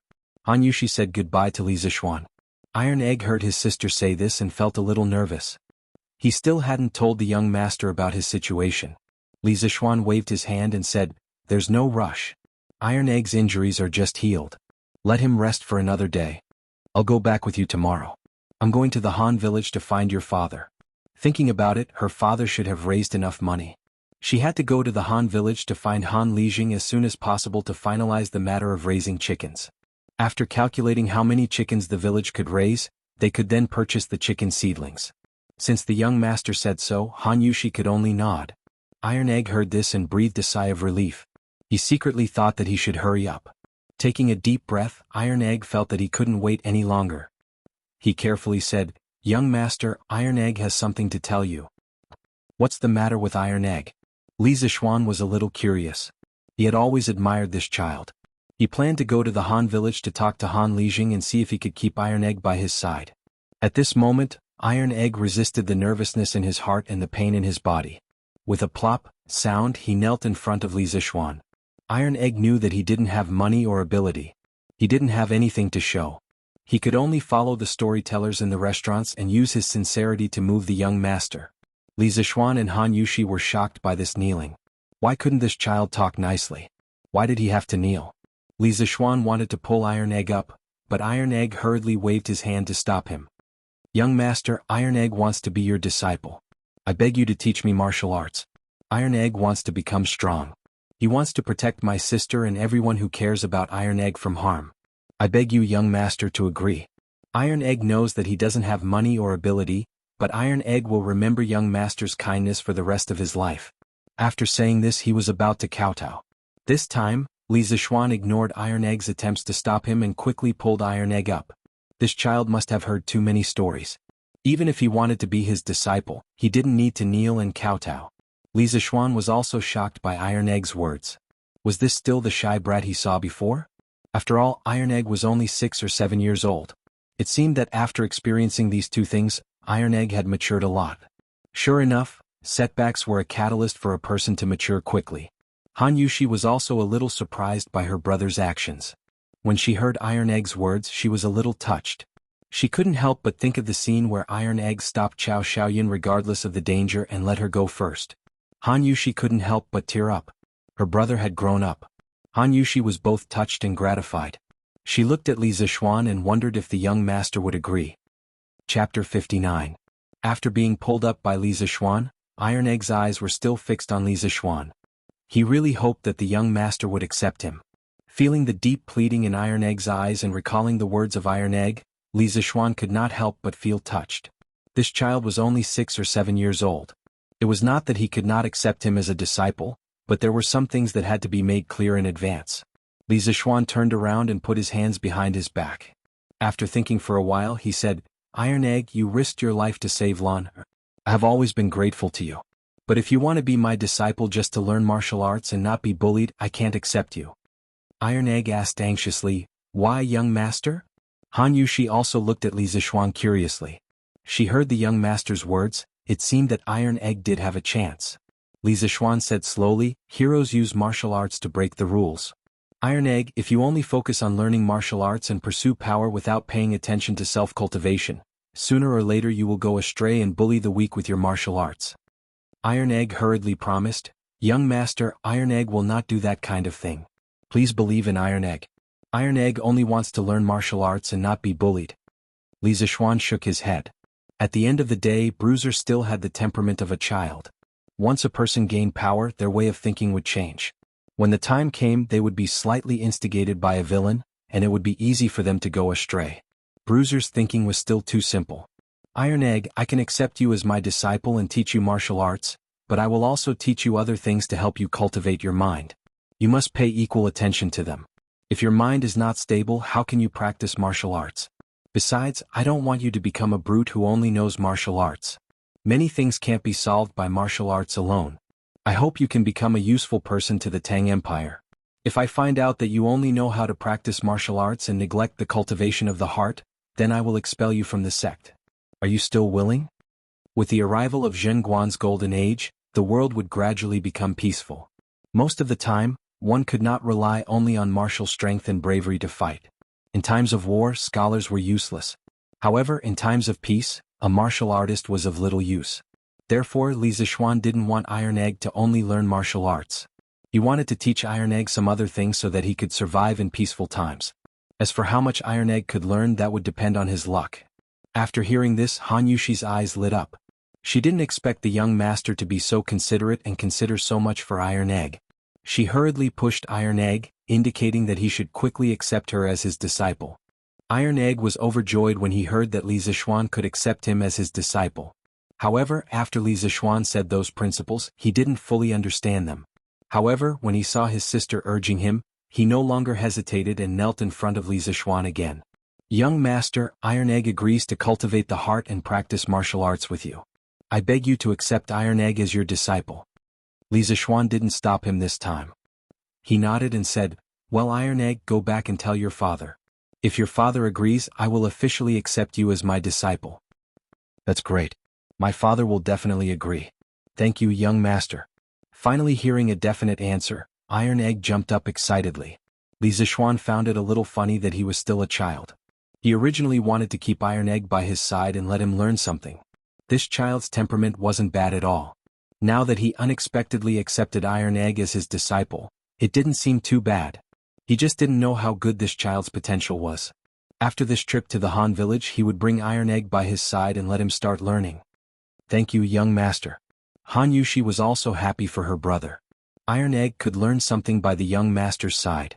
It was better than playing in the mud in the countryside. Therefore Han Yushi was very grateful to Li Zixuan. Li Zixuan waved his hand and said with a smile, "This is Iron Egg's own opportunity. Yushi, you don't have to thank me." After dinner, seeing that Han Yushi and Iron Egg had returned to Mingyue Xian and Lan, or had also returned to the backyard, Li Zixuan told his parents about accepting Iron Egg as his disciple. "Very good. Iron Egg is a clever and brave child. I quite like him." When Madame Li heard this, she smiled and was the first to express her support. Housekeeper Wang had told her about how Lan, was almost bullied in the Han village. Madame Li, who had always been kind, was immediately furious. When she heard that Han Lijing's son, Iron Egg, had risked his life to protect Lan, Madame Li was very surprised that this child was so brave at such a young age. When she heard that her son wanted to accept him as his disciple, she naturally agreed. Moreover, Madame Li had her own little plan. If her son accepted Iron Egg as his disciple, Then his relationship with Han Yushi would naturally become closer. She might even be able to hold a grandson soon. Old Man Li frowned. He felt that his son couldn't even control himself, so how could he teach a disciple? He was simply leading the child astray. However, since his wife had already agreed, he couldn't say otherwise. He could only say, Xian, since you've become Iron Egg's master now, then you have to act like a master in the future. Don't lead the child astray, understand? Li Zishuan could only agree gloomily. That's right, father. How's the nibbling chicken from the Drunken Immortal restaurant selling recently? Are there any other restaurants that imitate the nibbling chicken? Old Man Li frowned and felt a little surprised. He asked, Xian, how did you know that there are restaurants that imitate the nibbling chicken? It seemed that he had guessed correctly. As expected, he still couldn't underestimate the wisdom of the ancients. Li Zishuan sighed and said, I guessed, but I didn't expect it to be so. Father, then are the sales of our nibbling chicken not as good as before? Li Jingma nodded and said, a few days ago the Yunxi restaurant in the East City also released their nibbling chicken. Although the taste is a little different from our Drunken Immortal restaurants, their price is cheaper. One serving is only 700 copper coins. Recently, the sales of our nibbling chicken have dropped by about 30%, and it's still continuing to drop. Then father, tell shopkeeper Lu to give some discounts to the Drunken Immortal restaurant's nibbling chicken. For example, every month they'll sell it at half price or something. In any case, our cost is low and the taste is good. We're not afraid of a price war with them. Old Man Li thought about it and nodded in agreement. That's also a good idea. But Shin, why do you care so much about the sales of the nibbling chicken? Even if the Drunken Immortal restaurant doesn't have the nibbling chicken, their business has always been very good. Although the nibbling chicken was very profitable, Li Jingma's family business was big, so he didn't care too much about it. Li Zishuan said matter-of-factly, Father, people fight for their dignity and Buddha fights for an incense stick. This nibbling chicken was invented by us. Why should we let these imitators earn more than us? Father, first tell shopkeeper Lu to lower the price for a while. After I go to the Han village and settle the matter of raising chickens, I'll make something good for the Drunken Immortal restaurant. When the time comes, I'll see how the Yunxi restaurant will compete with us. Li Zishuan obviously couldn't bear to let a knockoff's nibbling chicken surpass the authentic one. His father didn't care about this bit of money, but he did. Hearing that his son was going to make something new, Li Jingma was curious and asked, Shin, what are you going to make? Father will naturally find out in the future. That's right, father. How's the preparation of the 300,000 strings of string of money? Old Man Li glared at him and said, naturally, there's no problem. The funds will all be in place by tomorrow. When the time comes, I'll send the money to the family's storehouse. I'll give you the key. Then thank you, father. Your son will go to the Han village tomorrow and explain the matter of raising chickens to the villagers. Then we'll start buying the chicken seedlings. This autumn harvest, father, you must remember to send people to buy grain. Yes, father knows. You just have to take care of your own matters. You're not young anymore. It's time for you to learn how to do some things. This matter can be considered a test for you. Li Zishuan nodded and said solemnly, your son understands the importance of this matter. I won't mess it up. Chapter 60. The next day after breakfast, when Li Zishuan saw that Tai Dan was walking more naturally and easily than yesterday, he knew that Tai Dan's injuries were more or less healed. He called San Bao over and asked him to hire a carriage to head to the Han family manor. But in his heart he thought, after Yan Xiaoning finished making the roller bearings, I have to make a luxurious carriage for my family first. Otherwise I have to hire a carriage every time I go out. How troublesome it is. As a rich second generation, it was not too much to ask for a luxurious carriage, right? After letting Iron Egg and Han Yushi get on the carriage, Li Zishuan was embarrassed to go in the same carriage as Han Yushi. He could only ride the big white horse at home and follow the carriage to the Han village. Father, Iron Egg and I are back. As soon as they arrived at the door of the small courtyard of the Han family, Han Yushi jumped off the carriage, supported Iron Egg and shouted into the courtyard. After being away from home for so many days, she was also a little homesick. Then she heard footsteps in the courtyard. Before the person arrived, the sound came first. Yushi, Iron Egg, you're back? Han Lijing walked out and saw that his son and daughter were back. There was a flash of surprise in his eyes. A few days ago, Li Zishuan asked someone to send a letter to him, saying that Iron Egg was injured in Chang'an City and was recuperating in the Li family. He had been very worried these days. Although he usually ordered his son around and didn't care about him at all, when he heard that his son was injured, Han Lijing couldn't help but worry. He had been feeling uneasy for the past few days. Now that he finally saw that his son was fine, he felt relieved. At this moment Han Lijing caught a glimpse of Li Zixuan standing to the side. He was shocked and interrupted his thoughts of talking to his son and daughter. He hurriedly went forward and said, "Young master, you're here too." Li Zixuan said apologetically, "Uncle Han, this time Iron Egg and Yushi came to the city. It's my fault that I did not take good care of them and let Iron Egg get injured. I'm really sorry, Uncle Han." Han Lijing quickly waved his hand. Although he didn't study much, he could still distinguish right from wrong. It was too far-fetched to blame Li Zixuan for this matter. "Young master, please don't say that. You can't blame young master for this matter. Young master, thank you for taking care of Iron Egg after he was injured. Let's not just stand outside. Let's go in and talk. Uncle Han, other than sending Iron Egg Yushi home, I also have something to discuss with Uncle Han." They sat down in the room and chatted for a while before Li Zixuan cut to the chase. "Young master, if there is anything you need, please tell me." Han Lijing sat up straight and earnestly said, "I don't dare to instruct you, but I have something to discuss with Uncle Han. Previously when I was at my house I found that Yushi's winemaking skills were very good, so I wanted her to help me make a new wine. The monthly salary is 10 strings of coins. I don't know if Uncle Han is willing." Han Lijing's eyes widened. 10 strings of coins. It was more than what he worked hard to earn in a year. He quickly shook his head and said, "Young master, you can't do that. It's our family's honor that Yushi can help you. Previously, young master has brought so many benefits to our family. You can't ask for such a high salary from young master." Li Zixuan said, "Uncle Han, what I want to discuss with you is not about money. I want to ask if you are willing to let Yushi help me make a new wine. As for the money, if Yushi is willing to help me, she deserves it. Once the new wine is made, the profit will be far greater than this small amount of money. Please don't refuse." When Han Lijing heard this, he finally thought of the crux of the problem. His daughter was still an unmarried daughter. Although the villagers would not be as particular as those wealthy families, if his daughter were to appear in public to help the young master make a wine, it would inevitably cause gossip. However, his family had received so many favors from the young master's family. Now that it was rare for him to be able to help the young master, it was really difficult to refuse. Han Lijing was also in a dilemma for a moment, so he might as well give the choice to his daughter. "Yushi, are you willing to help the young master make a wine? I respect your decision." Han Lijing's tone was somewhat solemn. When Han Yushi heard that she could help the young master, she was only excited and did not think so much.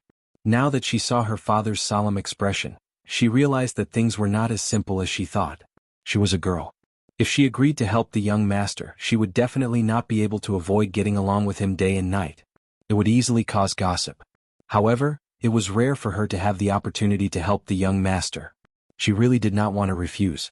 Moreover, she did not hate working with the young master. She even had some faint expectations in her heart. Han Yushi gritted her teeth and said, "Father, I want to help the young master make a wine." Even though she knew that she should not do this, Han Yushi still could not bear to refuse the young master's request for help.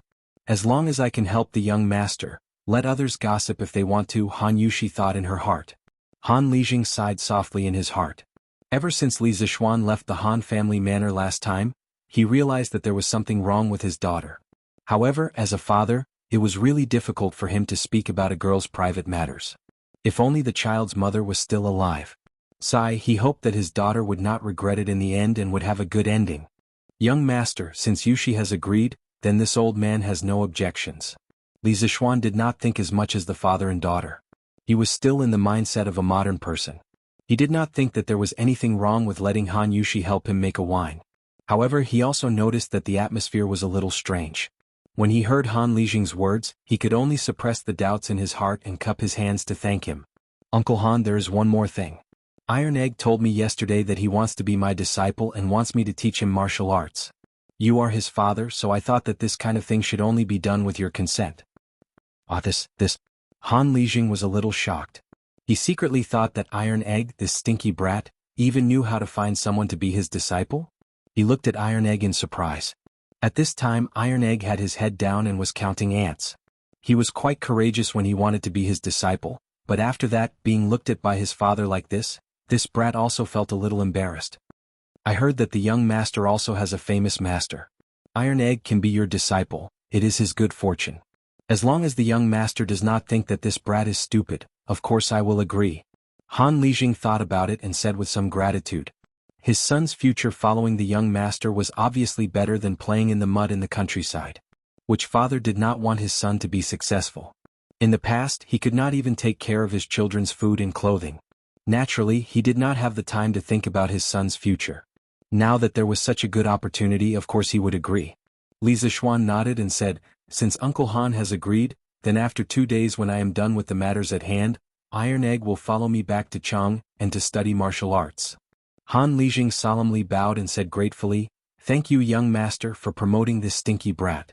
If this brat is disobedient in the future, young master, feel free to scold and discipline him. If he is beaten to death, he deserves it. This old man will not say a word." Li Zishuan smiled and shook his head. He said, "Uncle Han, this time I came to the Han village because there is a very important matter that I need to discuss with you." Han Lijing saw that he was serious and asked in confusion, "Young master, what is it?" Chapter 61. Han Village, Han Family Small Courtyard.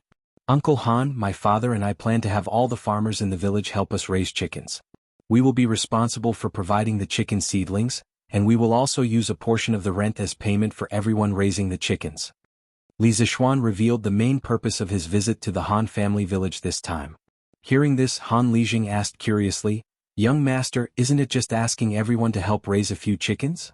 Why do we need to pay them? It's not like it takes much effort." Li Zishuan explained, "Uncle Han, it's not about raising a few chickens. We plan to raise at least 50,000 chickens in the Han village. Of course, we need to pay the farmers a corresponding amount." So many? Even though Han Lijing was someone who had escaped death on the battlefield, he was still shocked by the huge number of chickens. Han Yushi, who was beside him, also opened her small mouth in shock. "Yeah. Young master, why are you and master raising so many chickens?" Han Lijing really couldn't understand.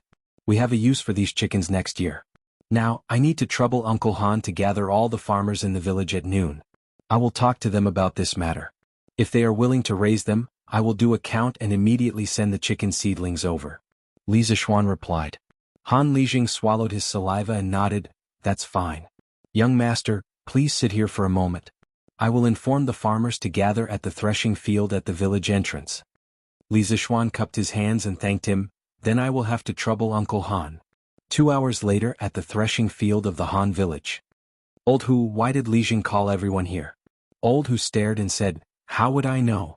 But I heard that young master came to the village today." "Hey, could it be that young master is here to give us business again? Last time the people in our village picked fruits and earned quite a bit of money, right? This year we might even be able to make new clothes for the children. Young master is really a good person." Of course. If anyone dares to say anything bad about young master, I, Lu Yue, will be the first to beat them to death. A chubby village woman beside them interrupted. "Old Hu, I'm afraid you won't beat them to death. You will crush them to death, right?" Another burst of laughter came from the side. Stop quarreling, stop quarreling. Young master is here." When Li Zishuan arrived at the threshing field, he saw that there were already 200 to 300 villagers gathered here. At this time Han Lijing came up to him and said, "Young master, all the villagers have gathered here. Including the women, there are a total of 348 people and 208 households. Young master, you can go up and talk to them now." Li Zishuan nodded. "Thank you, Uncle Han." Then he walked to the front of the crowd. Looking at these simple and adorable villagers, he thought about the locusts that were coming next year. If he did not do anything, most of these people would probably starve to death. At this moment he felt a sense of urgency. As soon as he stood in front of the crowd, the noisy crowd immediately quieted down and waited for Li Zishuan to speak. "Uncles and aunties, I've come to the Han family manor today mainly to discuss a business deal with all of you. If you're willing, we can cooperate. If you're not, I won't force you either. There's no need to worry." Li Zishuan loudly stated the purpose of his visit. His internal energy was strong and everyone in the field could hear his voice clearly. "Young master, if you have anything to say, just tell us. No matter what business it is, as long as I, Old Hu, can do it, I'll be the first to support it." "Yes, young master. If we can help, we'll definitely help." "Young master, just tell us what it is." "Yes, we'll definitely help." Li Zishuan gestured with his hand, and the crowd immediately quieted down. "Then I'll say it. Just do what you can. This business deal is very simple. I want all of you to help my family raise chickens. My family will provide the chickens for free, and according to the number of chickens raised by each household, a portion of the rent will be reduced every year. For example, if a household raises 100 chickens, then this household's rent will be reduced by 10% this year. If they raise 200 chickens, then the rent will be reduced by 20% and so on. Does everyone understand? As soon as Li Zishuan finished speaking, the crowd below burst into an uproar. There's actually such a good deal? Raise 100 chickens and the rent will be reduced by 10%. Yes, aren't these conditions too generous? Why does young master want to raise so many chickens? Is what young master said true? Did I hear wrongly? Li Zishuan waited for them to talk privately for a while before asking them to quiet down. What's everyone's decision? If you're not willing to cooperate, you can leave now and do your own things. I won't hold any grudges. No one was willing to leave. The bearded man couldn't help but shout again, "Young master, only a fool wouldn't agree to such generous conditions. My old Hu family is willing to help young master raise 500 chickens." Old Hu's words were shocking. He wanted to raise 500 chickens. According to his calculations, he wouldn't have to pay rent for a year. "Young master, my family is willing to raise 800 chickens." With someone taking the lead, the people behind immediately began to fight with each other, fearing that they wouldn't be able to raise enough chickens. Li Zishuan coughed heavily, interrupting the noisy crowd, and said loudly, "Each family can raise a maximum of 400 chickens, and you must ensure that the chickens have at least an 80% survival rate. Please consider the number of chickens in your family and do what you can. Don't simply give a number. If you've thought it through, go to Han Lijing's place to register and sign the agreement. After a few days I will send the chickens over."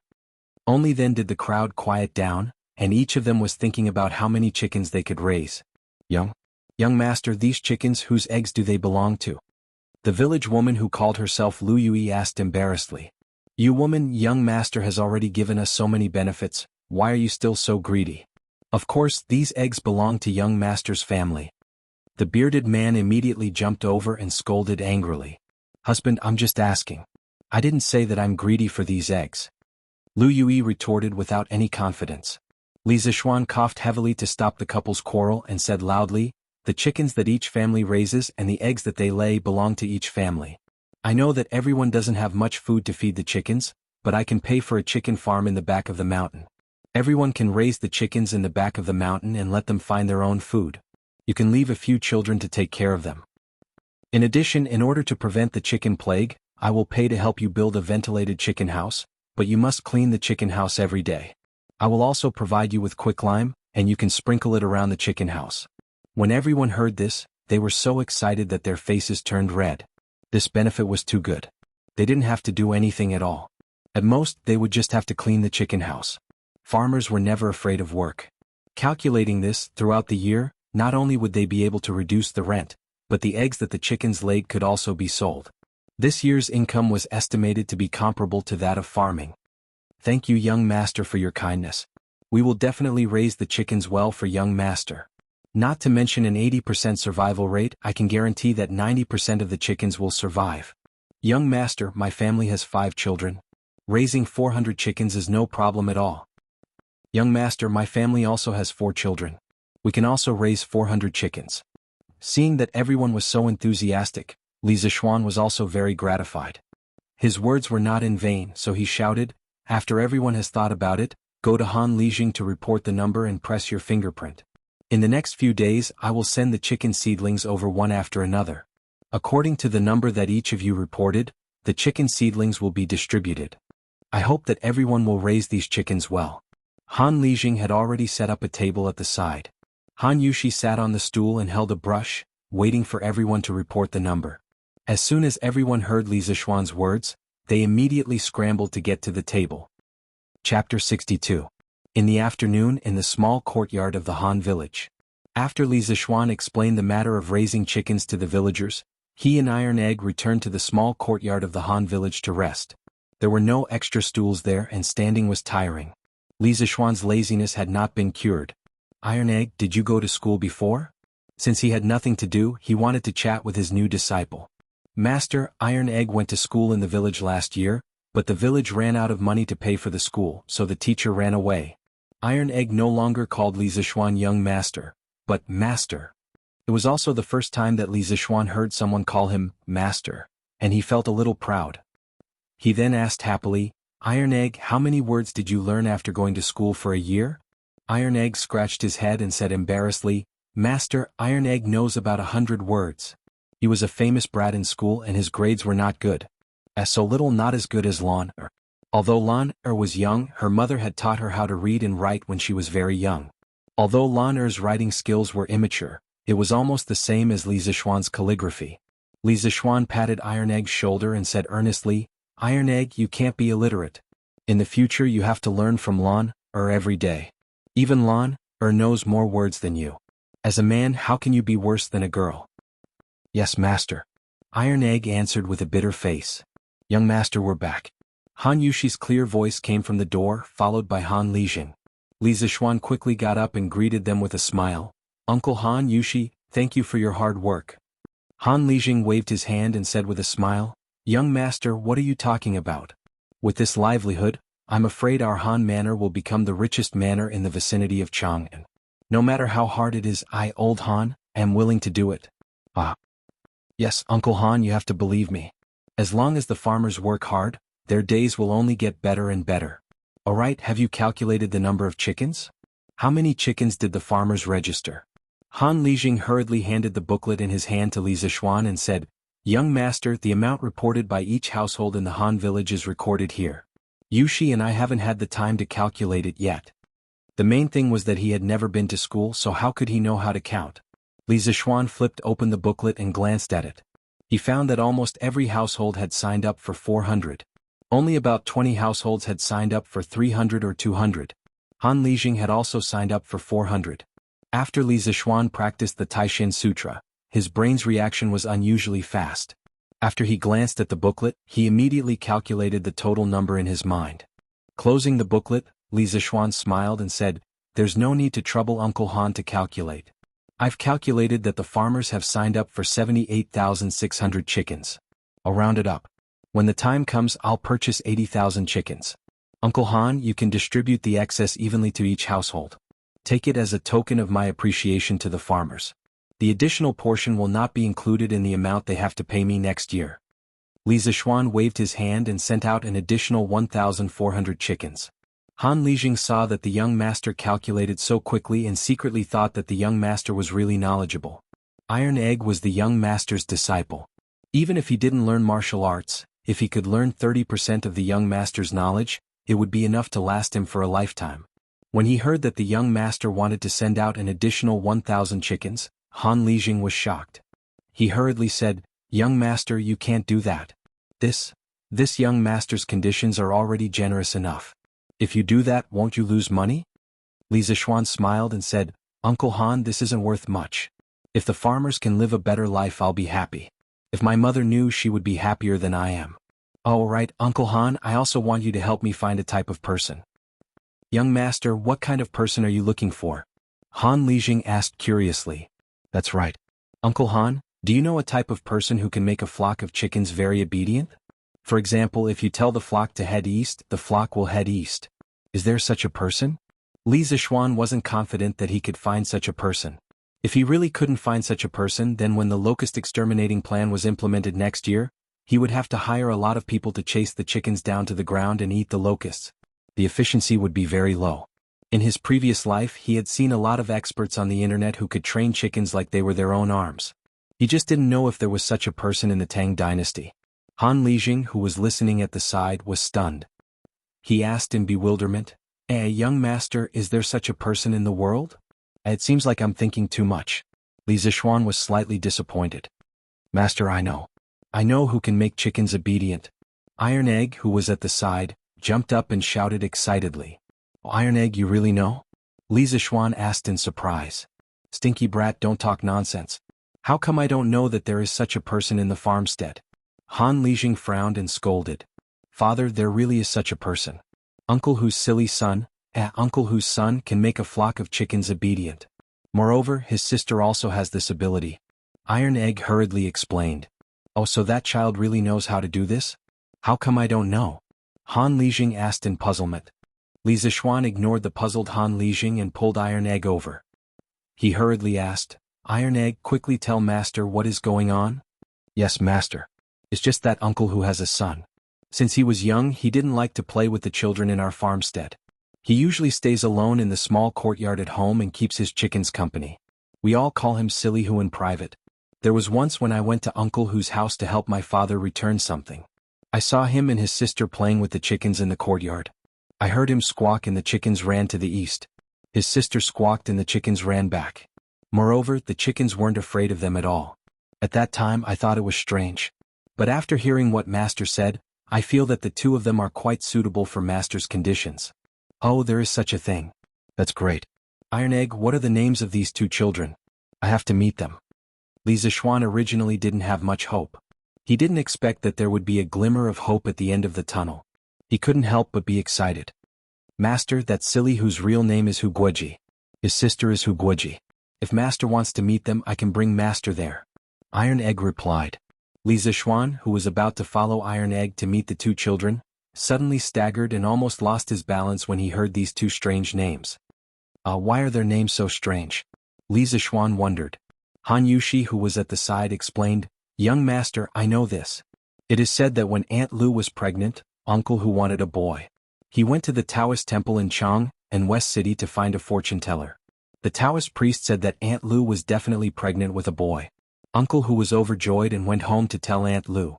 In the end, after Aunt Lu gave birth, she found out that it was a girl. Uncle Hu conveniently named her Hu Guoji. A year later, Aunt Lu was pregnant again. Uncle Hu went to another Taoist temple to have his fortune told. The Taoist priest there said that Aunt Lu was definitely pregnant with a boy this time. Later, Aunt Lu gave birth to a boy. Uncle Hu named the boy Hu Guoji. Li Zishuan was thunderstruck when he heard this. He was speechless for a long time. He silently mourned for these two unlucky children to have such an unreliable father. The world was really big. There were all kinds of strange things. There were many strange things in modern society. He didn't expect to encounter such a strange thing in the Tang dynasty. Uncle Han, then I'll have to trouble you to bring me to meet the two children. I'm quite interested in their abilities. Han Lijing nodded and said, Okay then Yushi, you and Iron Egg can stay at home and cook. Young Master must be hungry after being busy for so long at noon. We'll be back soon. Han Yushi nodded and agreed, Okay father. Yushi will go and cook now. Chapter 63. On the way to Li Zishuan's house, Han Lijing introduced his family situation to Li Zishuan. The uncle who that Iron Egg mentioned was called Hu Han Yun. The people in the village called him Old Hu. He used to be a blacksmith and a government soldier. He only moved to the Han village 10 years ago. Hu Han Yun's wife was Lu Yui, whom he met after he moved to the Han village. She was considered a flower in the village when she was young, but her personality was very shrewish. Young Master, actually this Old Hu is also a pitiful person. Han Lijing suddenly sighed heavily. Li Zishuan was puzzled. Oh, Uncle Han, how is he pitiful? Sighed back then Old Hu also fled from the north and came to our Han village. He was a forthright and righteous person. He could talk to anyone. It didn't take long for him to take root in the village. Later he finally married Lu Yui. Everyone thought that his good days were coming. Who knew that Lu Yui's first child was actually born? More than a month after it was born, everyone found out that the girl was born blind. Old Hu's family didn't have much money to begin with.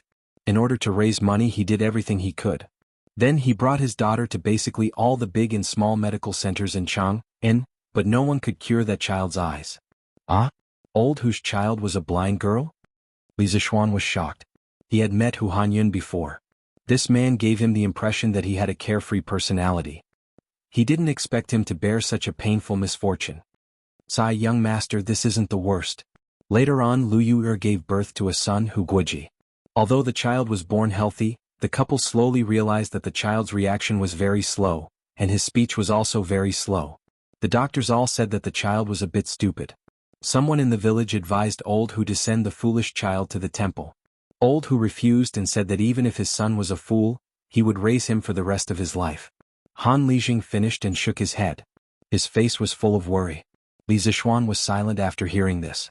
In this era, the medical conditions were definitely not as good as in the future. Moreover, the people in this era were even poorer.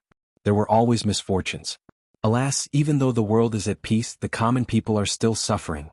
The two of them walked for a while before Han Lijing stopped. He pointed at a dilapidated farmhouse in front of them and said, Young master, we've arrived. That's Old Hu's house. Li Zishuan looked around and realized that this courtyard was even more dilapidated than Han Lijing's house. The courtyard was surrounded by a low wall made of reeds and bamboo sticks, and there were a few dilapidated huts inside. It could be seen that this family lived in poverty. Han Lijing came to the front of the courtyard and shouted inside.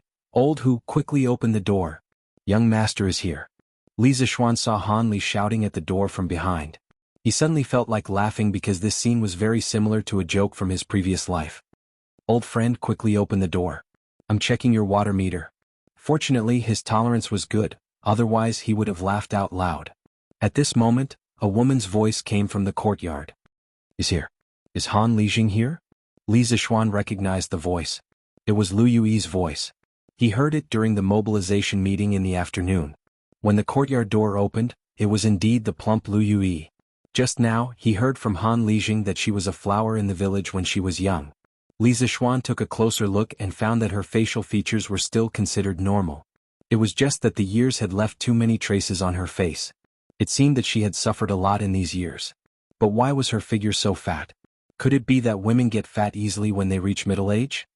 Lijing, you're here? Oh, isn't this young master? Young master is also here. Quickly come in and have a seat. She quickly came over to pull Li Zixuan. Li Zixuan quickly moved away and cupped his hands. Hello Aunt Lu, we're here to see the Hu siblings. Are they at home? Lu Yui was puzzled. Young master, why are you looking for these two children? I'm afraid that these two children are insensible and impolite. They'll offend young master. Li Zixuan waved his hand and smiled. Aunt Lu, it's okay. Why would I be calculative with two children? Do I look like such a petty person? I heard from Uncle Han about these two children today. Coincidentally, I know a famous doctor.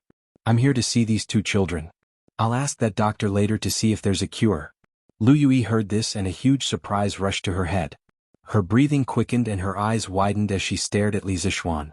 She said in disbelief, Young master, you're saying that our family can still be saved? Aunt Lu, I didn't say that it can definitely be saved. As for the specific situation, I'll have to see them to know. Okay. I'll bring young master to see them now. Young master, quickly follow me. Lu Yui couldn't wait to bring Li Zixuan in. Cough Yui, why isn't old Hu at home? Han Lijing asked at this time. Lu Yui then remembered that Han Lijing was next to her. She quickly turned around and answered, Our master went to the fields. It seems that the rented cattle from the farmstead can be used by our family today. Our master went to the fields in advance to guard. Han Lijing suddenly understood and nodded. The few of them entered the courtyard. Li Zixuan saw that there was a flock of chickens in the courtyard. There were about 10 of them. Beside the flock of chickens stood two children. The slightly older girl was about 7 or 8 years old. She was so skinny that Li Zixuan even suspected that this girl didn't weigh more than 40 pounds. The girl's facial features could be considered delicate and pretty. However, her pair of lifeless eyes somewhat destroyed her beauty. The little boy was slightly chubby and was about 6 or 7 years old. He was squatting on the ground with his hand supporting his chin. He was muttering something to the flock of chickens. No one knew what he was saying. After he finished speaking, he was still laughing. Lu Yui saw that her son was making a fool of himself in front of the young master. She angrily shouted, Sure enough, quickly come over and greet the young master. You actually came over too. When the little boy heard the shout, he stood up and turned his head. He smiled at Lu Yui and said, Mother? After he finished speaking, he didn't immediately run over. Instead, he turned around and pulled the bamboo stick in the girl's hand. He brought the girl along with him. Li Zixuan looked at his actions and raised his eyebrows thoughtfully. Sure enough, quickly greet the young master. Seeing her son and daughter walk over, Lu Yui said to them, who actually bowed and politely said, Greetings, young master. Although she couldn't see, the direction in which he bowed was actually facing Li Zixuan. Li Zixuan was also somewhat surprised. However, what made him even more surprised was this girl's temperament. It was a kind of calm and indifferent, like an ancient well without any ripples. Standing beside her was like standing on the surface of a calm lake. This girl, at such a young age, her temperament was probably even more indifferent than those monks. At this time, Hu Sure chuckled and scratched the back of his head. He laughed foolishly and said, He Sure greets, young master. This child's pronunciation was really very slow. Moreover, it seemed that this child was really struggling to speak. Also, when Hu Sure said this sentence coupled with his name, Li Zixuan felt that it was a little strange no matter how he heard it. Chapter 64. Looking at the two children in front of him, Li Zixuan felt a little uncomfortable. Other children at this age were playing with their friends outside, But these two children could only squat at home and play with a flock of chickens. How sad. Aunt Lu, you go do your things first. I want to talk to these two children alone for a while. Ah, then young master, if you need anything, call me. Lu Yu responded and brought Han Lijing to sit in the front hall. Is your name Guoji? Li Zixuan bent down and tried to smile kindly. Perhaps because he felt Li Zixuan's goodwill, Hu Zixuan said with a silly smile, Young master, already know my name. Why are you still asking for me? It seemed that this child wasn't stupid. Previously, when Li Zixuan saw that he didn't forget to pull his sister along when he came over, Li Zixuan felt that this child wasn't as stupid as Han Lijing and the others said. Now that he saw Hu Guiyuan, although he spoke slowly, his thoughts were very clear and organized. Li Zixuan was even more certain of his judgment. Sure enough, I heard that you can make chickens very obedient. Can you show it to your brother? Yes. Hearing Li Zixuan mention chickens, Hu Guoji suddenly became excited and quickly pulled his sister to the flock of chickens in the east corner of the yard. Li Zixuan crossed his arms with great interest as he stood to the side, watching the two siblings play out what kind of tricks they would play. He saw Hu Guoji raise two chubby little hands and let out a burst of hurried, goo-goo-goo sounds. The flock of chickens seemed to have heard the order and excitedly surrounded him, goo-goo-goo, sounds around him. Just, sister, it's your turn. Hu Guoji shouted at Hu Guoji. She took out a willow leaf from her waist, put it to her mouth and blew an incomplete tune. The flock of chickens that were surrounding her turned around and ran to her side. Li Zixuan was dumbfounded as he watched from the side. In his previous life, his family had also raised chickens, but when his mother usually called the chickens to feed them, those chickens would only run over and watch nearby. They would only dare to come over to eat when his mother was far away. It wasn't like this. When the chickens heard the voices of the two siblings, they were not afraid of them at all. They surrounded them as if they had taken drugs. It was really amazing. What Li Zixuan didn't expect was that there would be something even more extreme. Sure enough, Hu seemed to be a little high at this time. He ran to his sister's side and stood in front of the flock of chickens. Then he turned his head to Li Zixuan and smiled proudly, saying, Hey, young master, look, quickly. Hu Guoji raised his hands, half squatted, and jumped up and down. His mouth made a very rhythmic G sound. The flock of chickens in front of him at this moment seemed to have heard his call and lined up neatly in front of him. What was even more amazing was that the flock of chickens actually followed Hu Guoji's rhythm and began to jump.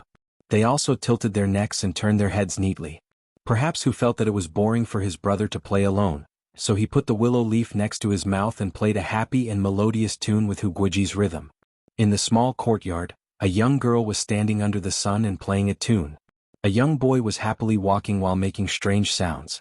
The flock of chickens on the ground twisted their bodies to the rhythm.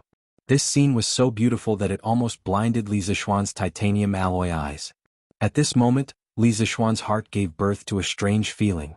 The scene in front of him was as if a young girl was playing music, and then a young boy was below the stage, leading a flock of chickens to do a square dance. TSK, Li Zixuan expressed that this was really something that he had seen long ago. Hey, young master, Guoji, how is your acting? The two children played for a while, and Hu Guoji felt tired first, so he stopped and ran to Li Zixuan's side, somewhat proudly asking for praise. Usually, only his sister was willing to play with him. When other children saw him and his sister playing with a flock of chickens, they all treated them as fools and distanced themselves from them. This time, it was rare to have such an amiable young master who specially wanted to see him and the flock of chickens perform. Hu Guoji was very happy and had long regarded Li Zixuan as his best friend. Li Zixuan could see that Hu Guoji urgently needed to be acknowledged and praised by others. He also understood that this child's heart was lonely and lacked recognition. Li Zixuan smiled, rubbed Hu Guoji's head and said, Sure enough, your performance was very good. You really are the smartest child I've ever seen. Hu Guoji, who was on the side, heard this and breathed a sigh of relief. She was afraid that this young master would say something to hurt her brother like other people and make him sad. Her brother's heart had been hurt enough. At this time, when she heard Li Zixuan praise her brother, Hu Guoji felt a trace of gratitude towards Li Zixuan from the bottom of her heart. When Hu Guoji heard Li Zixuan's words, he jumped 3 feet high and excitedly rushed to the front hall. As he ran, he cheered, Mother, young master, just said, not a fool. He said, the smartest child in the village. At this moment he was so excited that he spoke faster than before. This was the first praise he received from an outsider since he came to this world. Finally, there was someone who didn't treat him as a fool. Of course, Hu Guiji's heart was excited. Although he was young, he had been treated as a fool by the children in the village since he was young. His self-esteem had been trampled over and over again, so of course he was more mature than his peers. He was so eager to be recognized, and today there was finally someone who recognized him. Hu Guiji felt that he had never been as happy as today. In his heart, he thought, this young master who came from nowhere is really a good person. At this time, Hu Guiji used the bamboo stick to explore the road and came to Li Zishuan's side. She smiled and said, "Thank you, young master, for saying so. I haven't seen my brother so happy in a long time." Although her heart was as calm as still water, it was only for outsiders. For this brother of hers, she naturally cared and loved him very much. Li Zishuan habitually shook his head. Suddenly, he realized that this girl seemed to be unable to see, so he quickly said awkwardly, what I said just now was actually the truth. I didn't deliberately say that to make you happy." Hu Guiji said in disbelief, "Really? Of course it's true. In the eyes of others, your ability to make chickens obedient may be worthless, but in my eyes your ability is priceless." Li Zishuan said with certainty. "Well, although I can't see young master's expression, I can feel young master's sincerity. Young master is speaking the truth. Thank you, young master." Hu Guiji's face finally broke into a smile and said happily. Chapter 65. Actually, how did you and your brother manage to make the chickens listen to you? Li Zishuan saw that this little girl was not as distant to him as before, so he wanted to chat with her. Hu actually replied softly, "Young master, isn't this normal? You actually believe that anyone who spends all their time with these chickens will eventually have the ability that my brother and I have. Moreover, my brother and I treat these chickens as our good friends, so naturally they will listen to us." Li Zishuan was silent. This sentence sounded simple, but it contained endless loneliness and sorrow that ordinary people could not imagine. If it were not for their rough childhood, how could they spend all their time at home with these chickens? Actually, I just said that your brother's ability is valuable in my eyes. Do you know why? Li Zishuan wanted to change their fate, but this also required them to work hard. He could not cultivate their habit of reaping without sowing. Hu actually shook her head and said, "Although I can feel that young master is telling the truth, I can't think of what my brother and I can do for young master with this ability. Actually, you should have heard from your mother that I want to raise a large number of chickens in the Han family manner, right?" Hu actually nodded. Li Zishuan continued, "I need you and your brother to teach your ability to a group of people. Next year, I need you to lead these people to help me control the flock of chickens in the manor. When I tell you to drive the flock of chickens, you just have to do it." Hu actually was puzzled and asked, "Young master, what do you need these chickens to do?" Li Zishuan smiled and said, "You will naturally know next year. I can't tell you now. I really hope that you can help me. This is not a deal. If you are willing, you can treat me as a friend. As your friend, I will also find a way to find a famous doctor to treat your illness." Hu actually was surprised when she heard this, but then she shook her head and said, "Young master, as long as you can find someone to treat my eyes, I am extremely grateful. When I was young, my father spent a lot of money to treat my eyes. I don't want to trouble others anymore. Moreover, I am already used to the darkness." As for the matter that young master mentioned, he was actually very willing to help.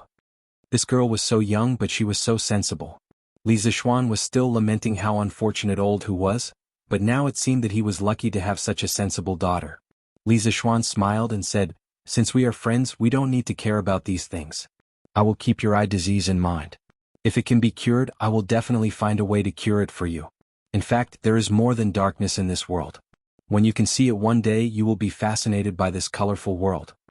Hu actually looked forward to the world described by Li Zishuan. He said, "In that case, thank you, young master.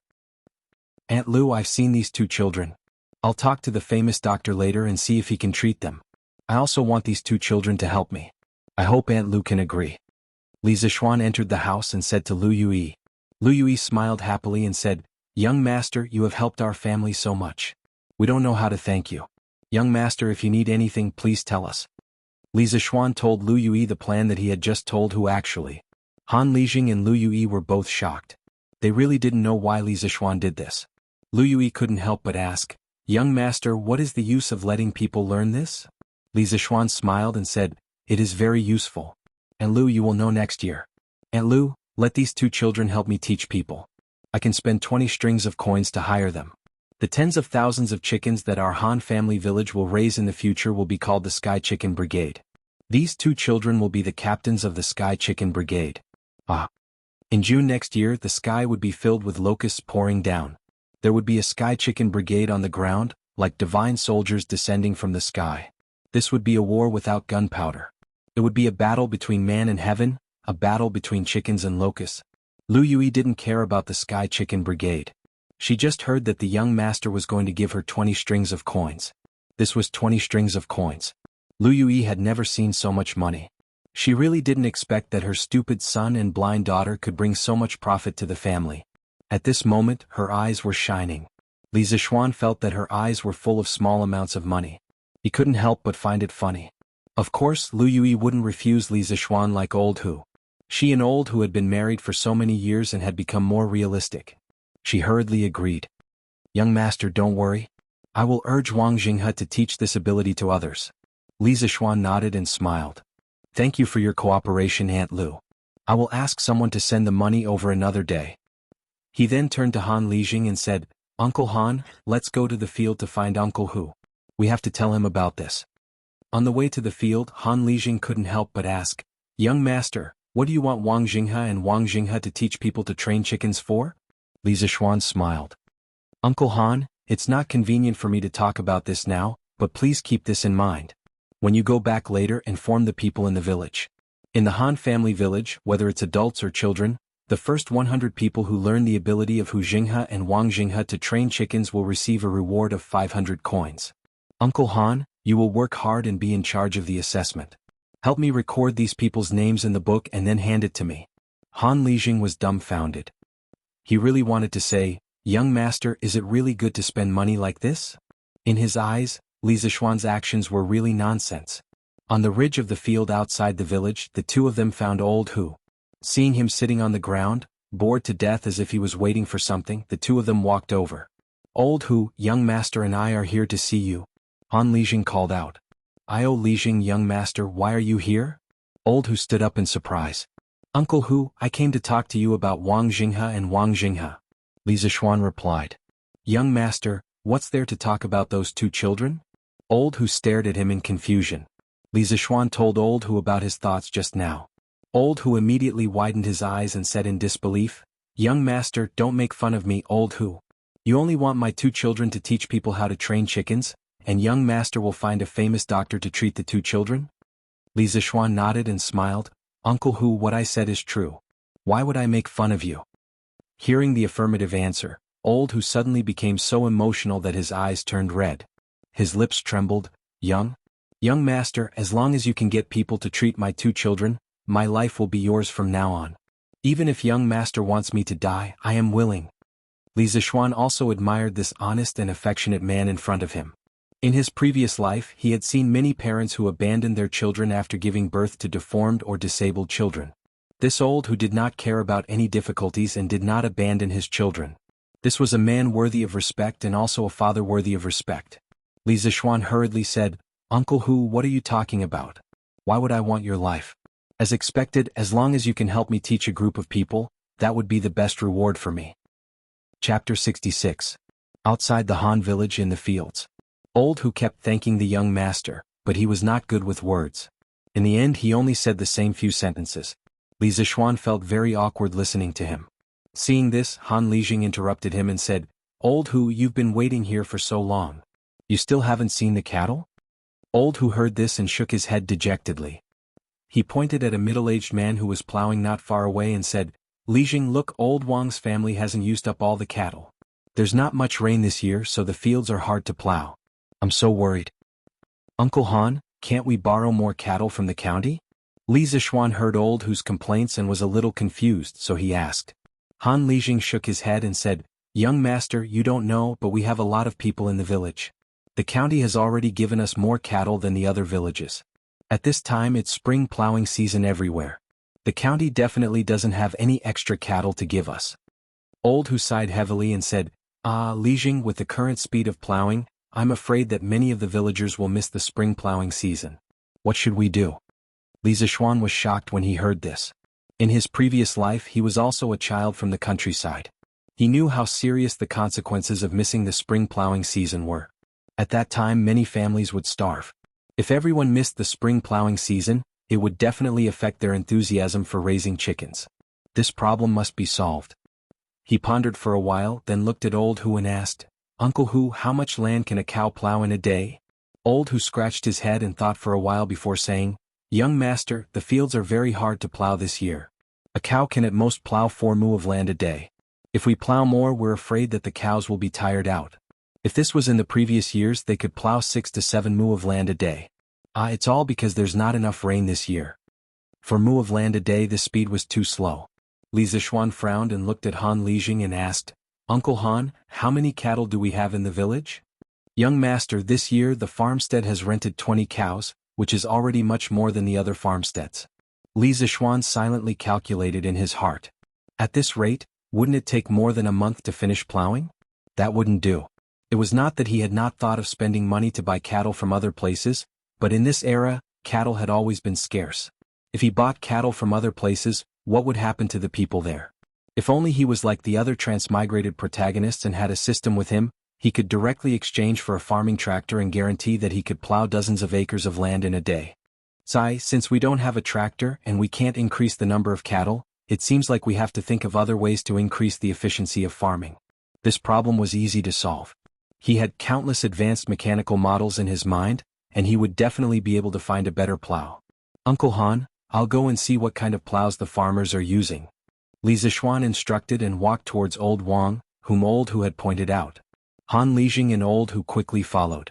Li Zishuan came to the embankment beside Old Wang, and his eyes began to focus on the plow that Old Wang was using. Old Wang was concentrating on plowing and did not notice that someone was looking at him. In his previous life, Li Zishuan was very short-sighted.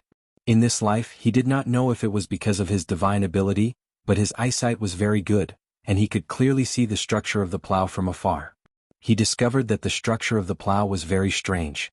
The shaft of the plow was actually straight and it was actually about 9 feet long. With such a long shaft, it would probably be very difficult to turn around. Li Zishuan quickly constructed a 3-dimensional structure of the plow in his mind, and based on his knowledge of engineering mechanics, he analyzed the various parts of the plow. He discovered that the plow required a large amount of pulling force to plow the land, and its structure was clearly unreasonable. Li Zishuan furrowed his brows. He was thinking about which better plow should be used to replace the current one. Various plows from different eras flashed through his mind, and suddenly he stopped at a plow that was not very different from the current one. I'll choose you. This should be called a curved plow, and it should not have appeared yet. The structure of this curved shaft plow should have been modified from the structure of the plow in front of us. Even though the modification is not very big, every modification is very crucial. Compared to the plow that Lao Wang is using, this curved shaft plow obviously saves more effort. It is very easy to see this by drawing an analysis of the force exerted. At this time, Li Zishuan not only had a 3-dimensional model of the curved plow in his mind, but he also had a force analysis diagram. It was obvious that the curved plow was more labor-saving, and it was not just a little. The most important thing was that the plow was not difficult to manufacture, and it was easy to mass-produce. When he returned, he could immediately find a craftsman to start manufacturing. This way he could ensure that the Han family village would not miss out on the spring plowing.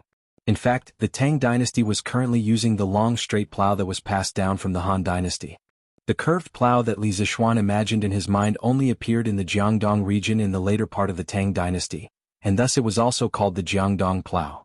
Compared to the long straight plow, the curved plow was more flexible and labor-saving. In the case where the soil was moist, even a strong young man would be able to pull it. Uncle Han, you guys plow like this for now. I will think of a way for you guys in the next 2 days. I will definitely not let the villagers miss out on the spring plowing. Li Zishuan had a solution in his mind, so he turned around and said to Han Lijing. When Han Lijing and Old Hu heard this, they were pleasantly surprised. The land was the life of the villagers. If they missed out on the spring plowing, the harvest would be greatly reduced, and it would not be rare for people to starve to death.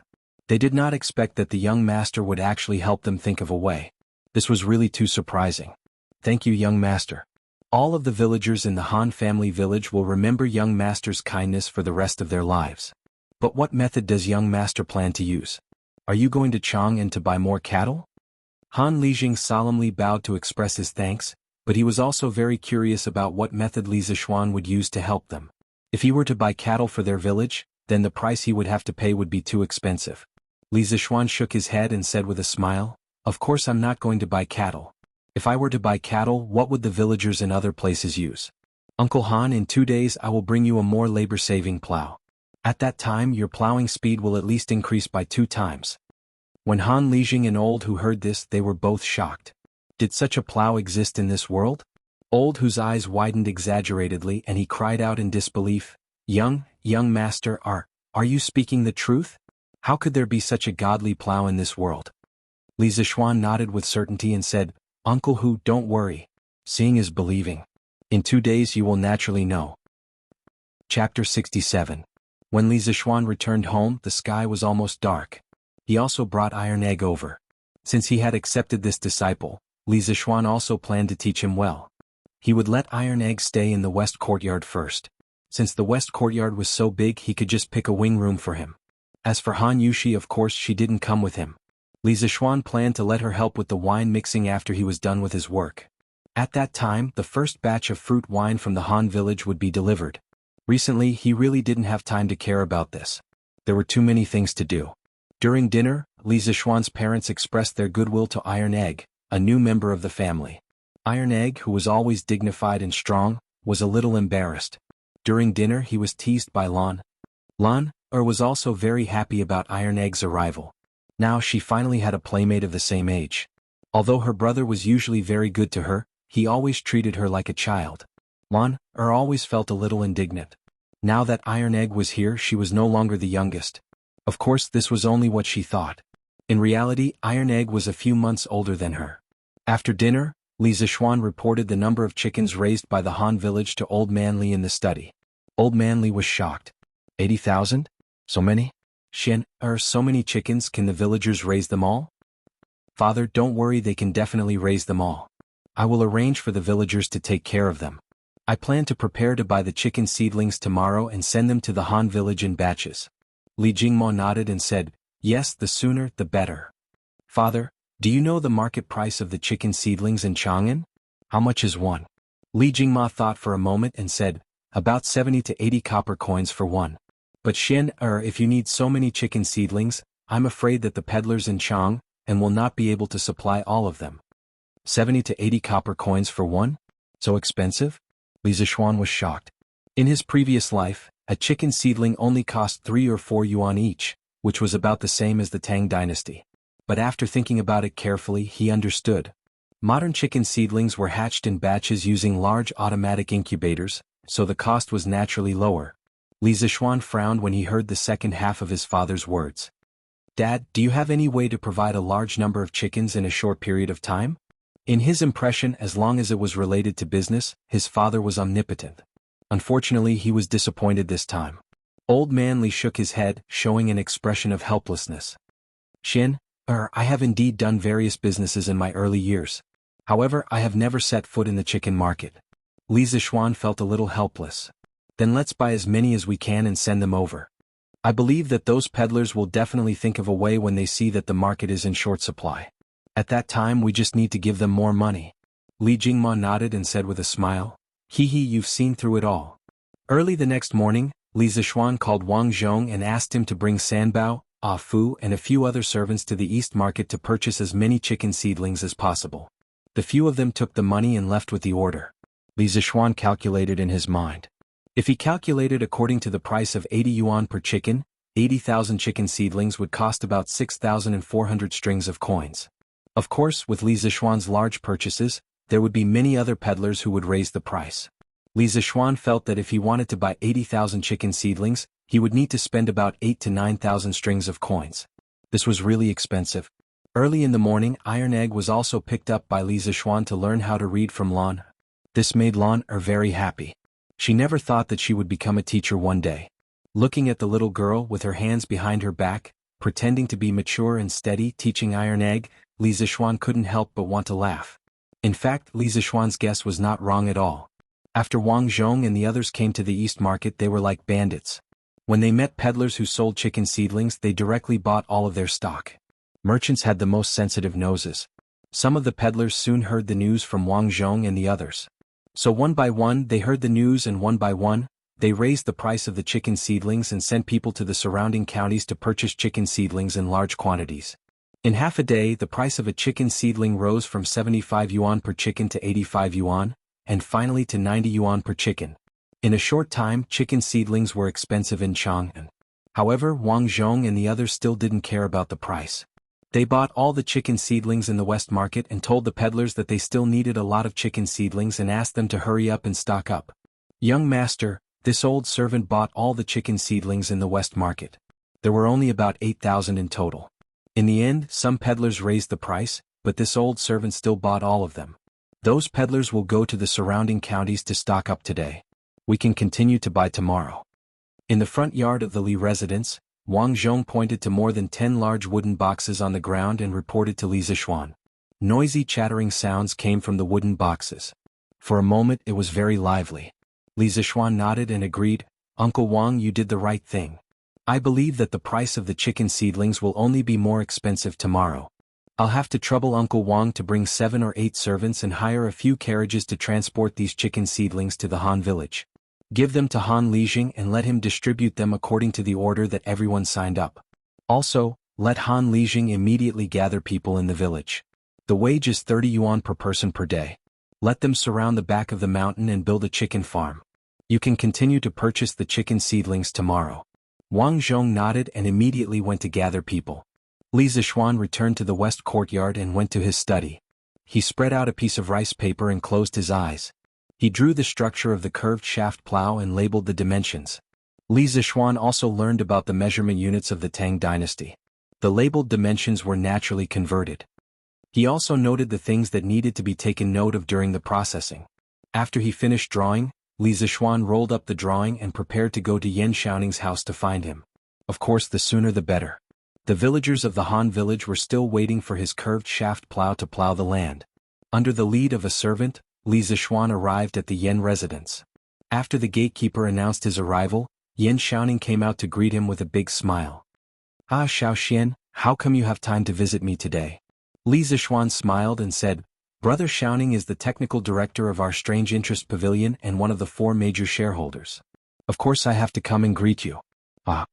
Yan Xiaoning's forehead was full of black lines. He hated the title of technical director, but Li Zishuan wouldn't agree to change it no matter what. Now that he heard these words, he felt a little disgusted. Yan Xiaoning coughed twice and said, "Xiaoxian, come with me to the front hall. Why are you standing at the door?" Li Zishuan nodded and followed Yan Xiaoning into the residence. Chapter 68.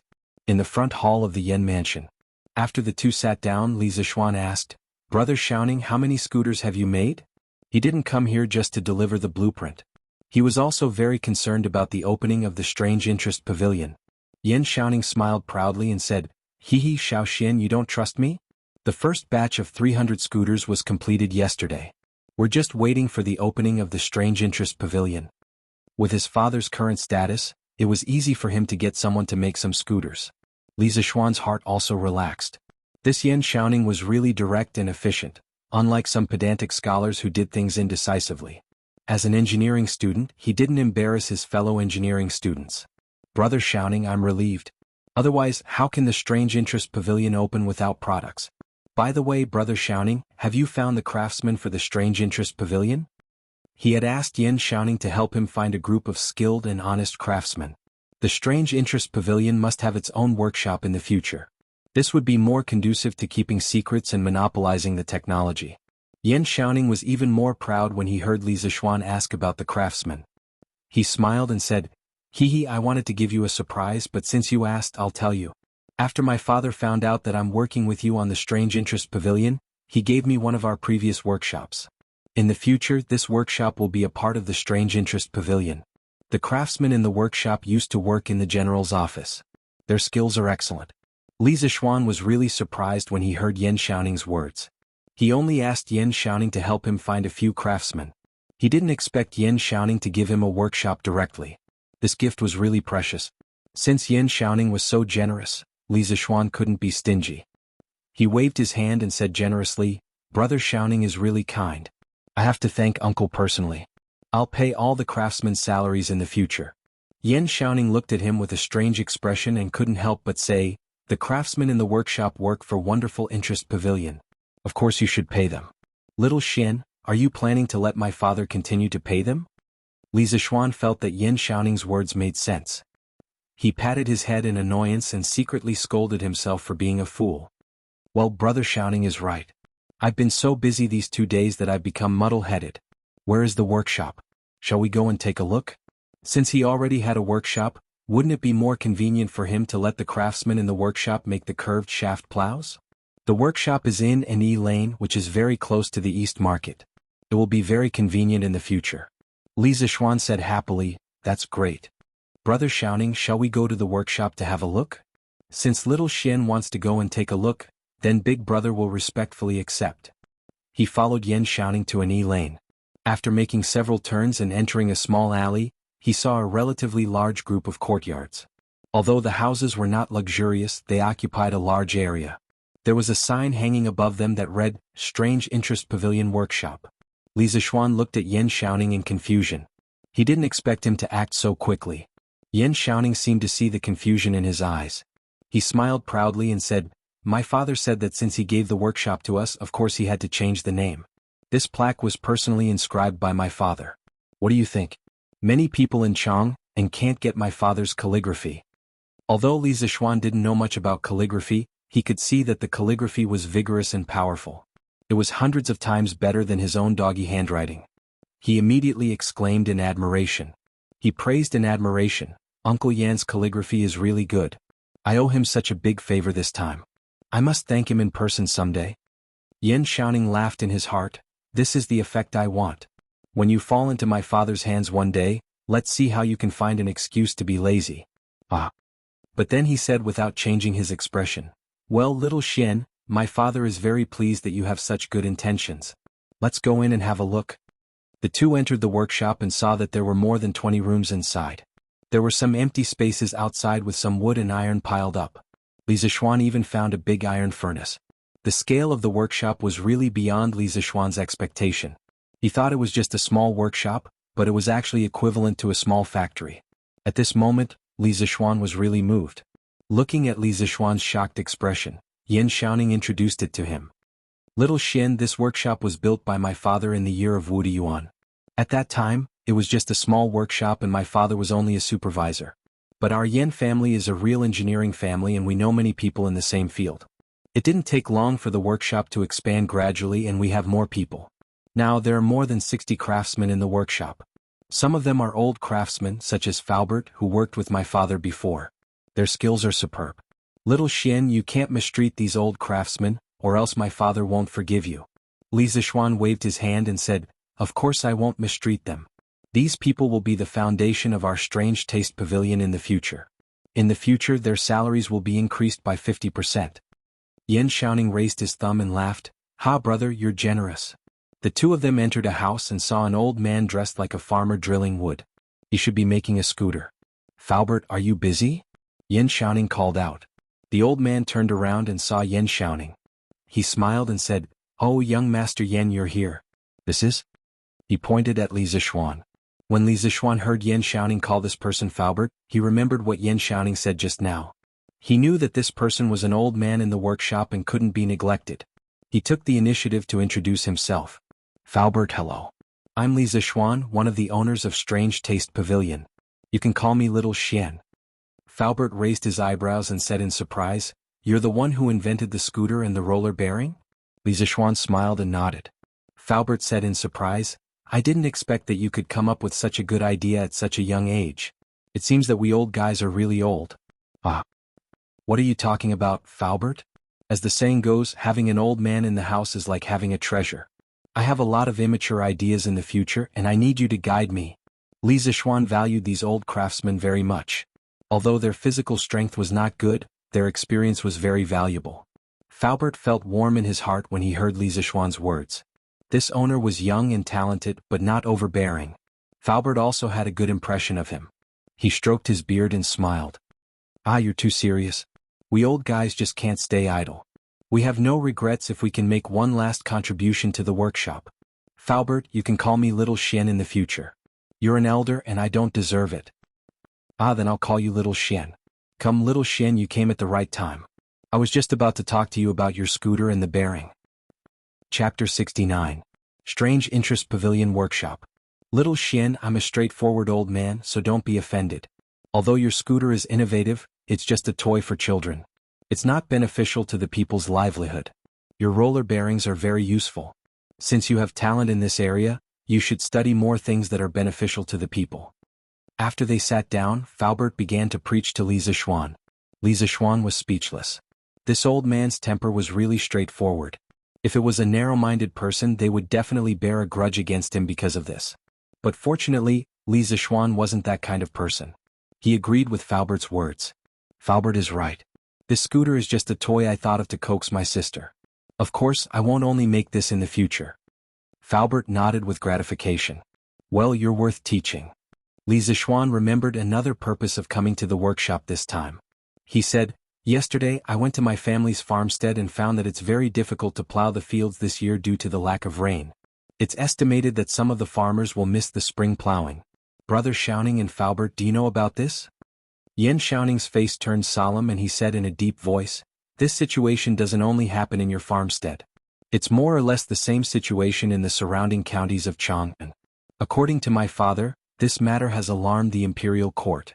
His Majesty has also learned about it. He's ordering people to transfer a batch of cattle from the northern counties to Jianghu and distribute them to the farmers. He's trying his best not to let the farmers miss the spring plowing. Faubert also nodded and said, I've also heard about this. But little Xian, why did you mention this? We can't help much with this kind of thing. We can only rely on the imperial court. Li Zixuan stood up and disagreed. Faubert's words are wrong. As the saying goes, if a worker wants to do a good job, he must first sharpen his tools. As a craftsman, you must have the spirit of a craftsman. You just taught me to study more things that are beneficial to the people's livelihood. Then why can't we make better farming tools for the people? Faubert raised his eyebrows. He had been in this field for so many years, but today he was being lectured by this little kid. He was proud and arrogant, he was a bit unhappy and frowned. It's easy for you to say. The straight plow used by the Tang dynasty originated from the Han dynasty. After several improvements, it's already the most advanced farming tool. How can there be better farming tools? I don't agree with Uncle Fu's words. How can craftsmen not seek innovation? How can they do things like planting trees for their predecessors and enjoying the shade for their descendants? If they don't try, how can they know that they can't make better farming tools? Faubert was not convinced. So, you can make better farming tools? Li Zixuan could also see that this old man was stubborn. It wasn't that he had a bad heart, but he didn't allow others to question him in the field he was best at. Li Zixuan had seen a lot of people like this in his previous life. Generally, all the big shots in various fields had this kind of bad habit. Li Zixuan didn't talk nonsense. He directly took out the drawing of the curved plow from his sleeve, spread it out on the table and said to the two of them, This is a type of plow that I thought of when I saw the villagers using the straight plow in the Han village yesterday. It's a more labor-saving plow. Today, I'm looking for a workshop to make a batch as soon as possible. Brother Xiaoning, Faubert, come and take a look. Yan Xiaoning and Faubert couldn't wait to take a look at the drawing. It was the first time that Faubert saw this kind of drawing technique. He couldn't help but frown. He wanted to ask Li Zixuan, but he was a little embarrassed to do so. He had just quarreled with Li Zixuan, so he couldn't bring himself to ask. Yan Xiaoning, on the other hand, was very familiar with this kind of drawing technique. He read the contents of the drawing carefully, then closed his eyes and concentrated. He imagined the structure of the plow in his mind. After a few breaths, he opened his eyes. Little Xian, this plow of yours should be an evolution of the straight plow, right? I saw that you made some changes to the length and shape of the plow shaft. You even installed a wheel on the shaft. I've never seen this kind of structure before. I can't tell which one is more labor-saving between your plow and the straight plow we use. At this time, Faubert saw that Yan Xiaoning's words were clear and logical. It was obvious that he could understand this kind of drawing. Faubert couldn't help but feel depressed. He had been a craftsman all his life, and he had his own pride in this field. He didn't expect that today. It seemed that he wasn't as good as these two little kids. In fact, after Yan Xiaoning finished speaking, he noticed that Faubert was still staring at the drawing. He thought for a bit and understood what was going on. He patted his head and said embarrassedly, Faubert, I forgot to tell you. This kind of drawing technique was created by little Xian. These three drawings represent the shape of the object when seen from three directions. Yan Xiaoning began to teach Faubert about the three-view again. Faubert had studied this field for so many years, so he understood it all with just a little bit of explanation. Even though he didn't agree with Li Zixuan's point of view before, he now somewhat agreed with Li Zixuan's drawing method. He nodded and looked at the drawing again. Li Zixuan also explained at the side, "Faubert, brother Shouting, I call this kind of plow the curved shaft plow. It is made up of 11 parts, which are the plowshare, the plow wall, the plow bottom, the plow press, the plow head, the plow arrow, the plow shaft, the plow judge, the plow construction, the plow tip, and the plow disc." Li Zixuan pointed at the drawing and explained one by one as he spoke. The two listened to him seriously. Even if they could understand the drawing, they definitely couldn't compare to Li Zixuan in terms of understanding the curved shaft plow. Li Zixuan continued, "I changed the long straight shaft into a short curved shaft and installed a plow disc that can rotate freely at the head of the shaft. Not only does this make the plow frame smaller and lighter, but it also makes it easier to turn and turn. It's more flexible to operate and saves more manpower and animal power. Also, I added the plow judge and plow arrow. If the plow judge is used, the plow arrow can be directed downwards and the plowshare will go deeper into the soil. If the plow judge is used, the plow arrow can be directed upwards and the plowshare will go deeper into the soil.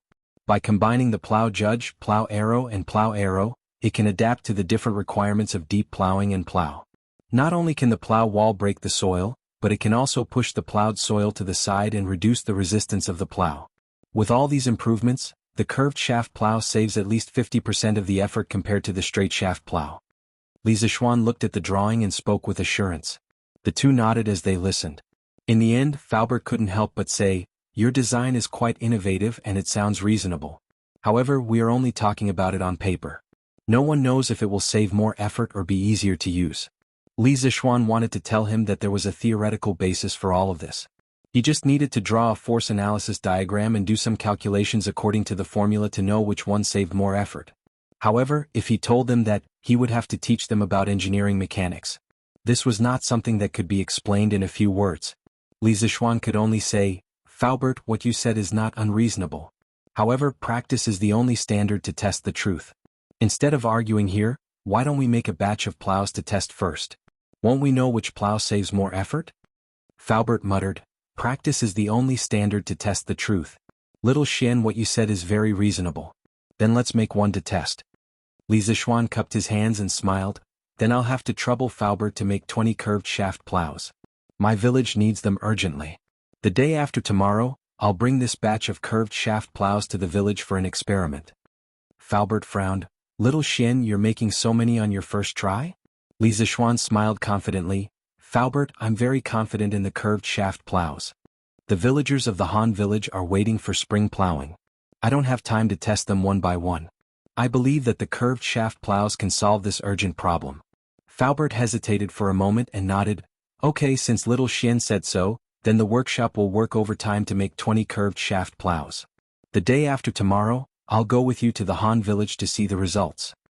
"I want to go too," Yin Shouting hurriedly added. If the curved shaft plows were really as magical as Li Zixuan said, then this would definitely be a shocking event.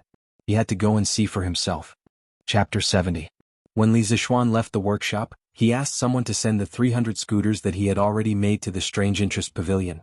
The original shopkeeper of the Curious Pavilion had already moved everything away. Li Zixuan had previously had Wang Zhong decorate the shop.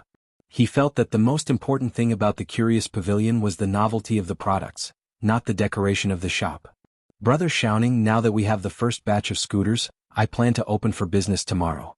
I will have someone inform the Crown Prince and Princess Jianghu that tomorrow at noon, Brother Shouting, please be there on time." With the first batch of scooters, Li Zixuan's back was firm and he planned to open for business immediately. Yin Shouting was shocked, "So fast?" Li Zixuan nodded his head, "Since we already have the first batch of scooters, the sooner we open for business the better. Besides, there are still a lot of things waiting for me to do." "Okay, then your brother will definitely be there on time tomorrow." When Li Zixuan returned home, he immediately wrote 2 invitations and asked Wang Zhong to send them to Cheng Chumo and Li Qingqian. These 2 good brothers still had to be notified and at the same time, let them come and support him. Wang Zhong accepted the order and left. Li Zixuan then called for San Bao, instructing, "San Bao, go to the Western Market and find 6 children from the vaudeville troupe. 6 or 7 years old will do. Tell them that this young master needs to invite people to perform. Each person will be paid 200 copper coins a day.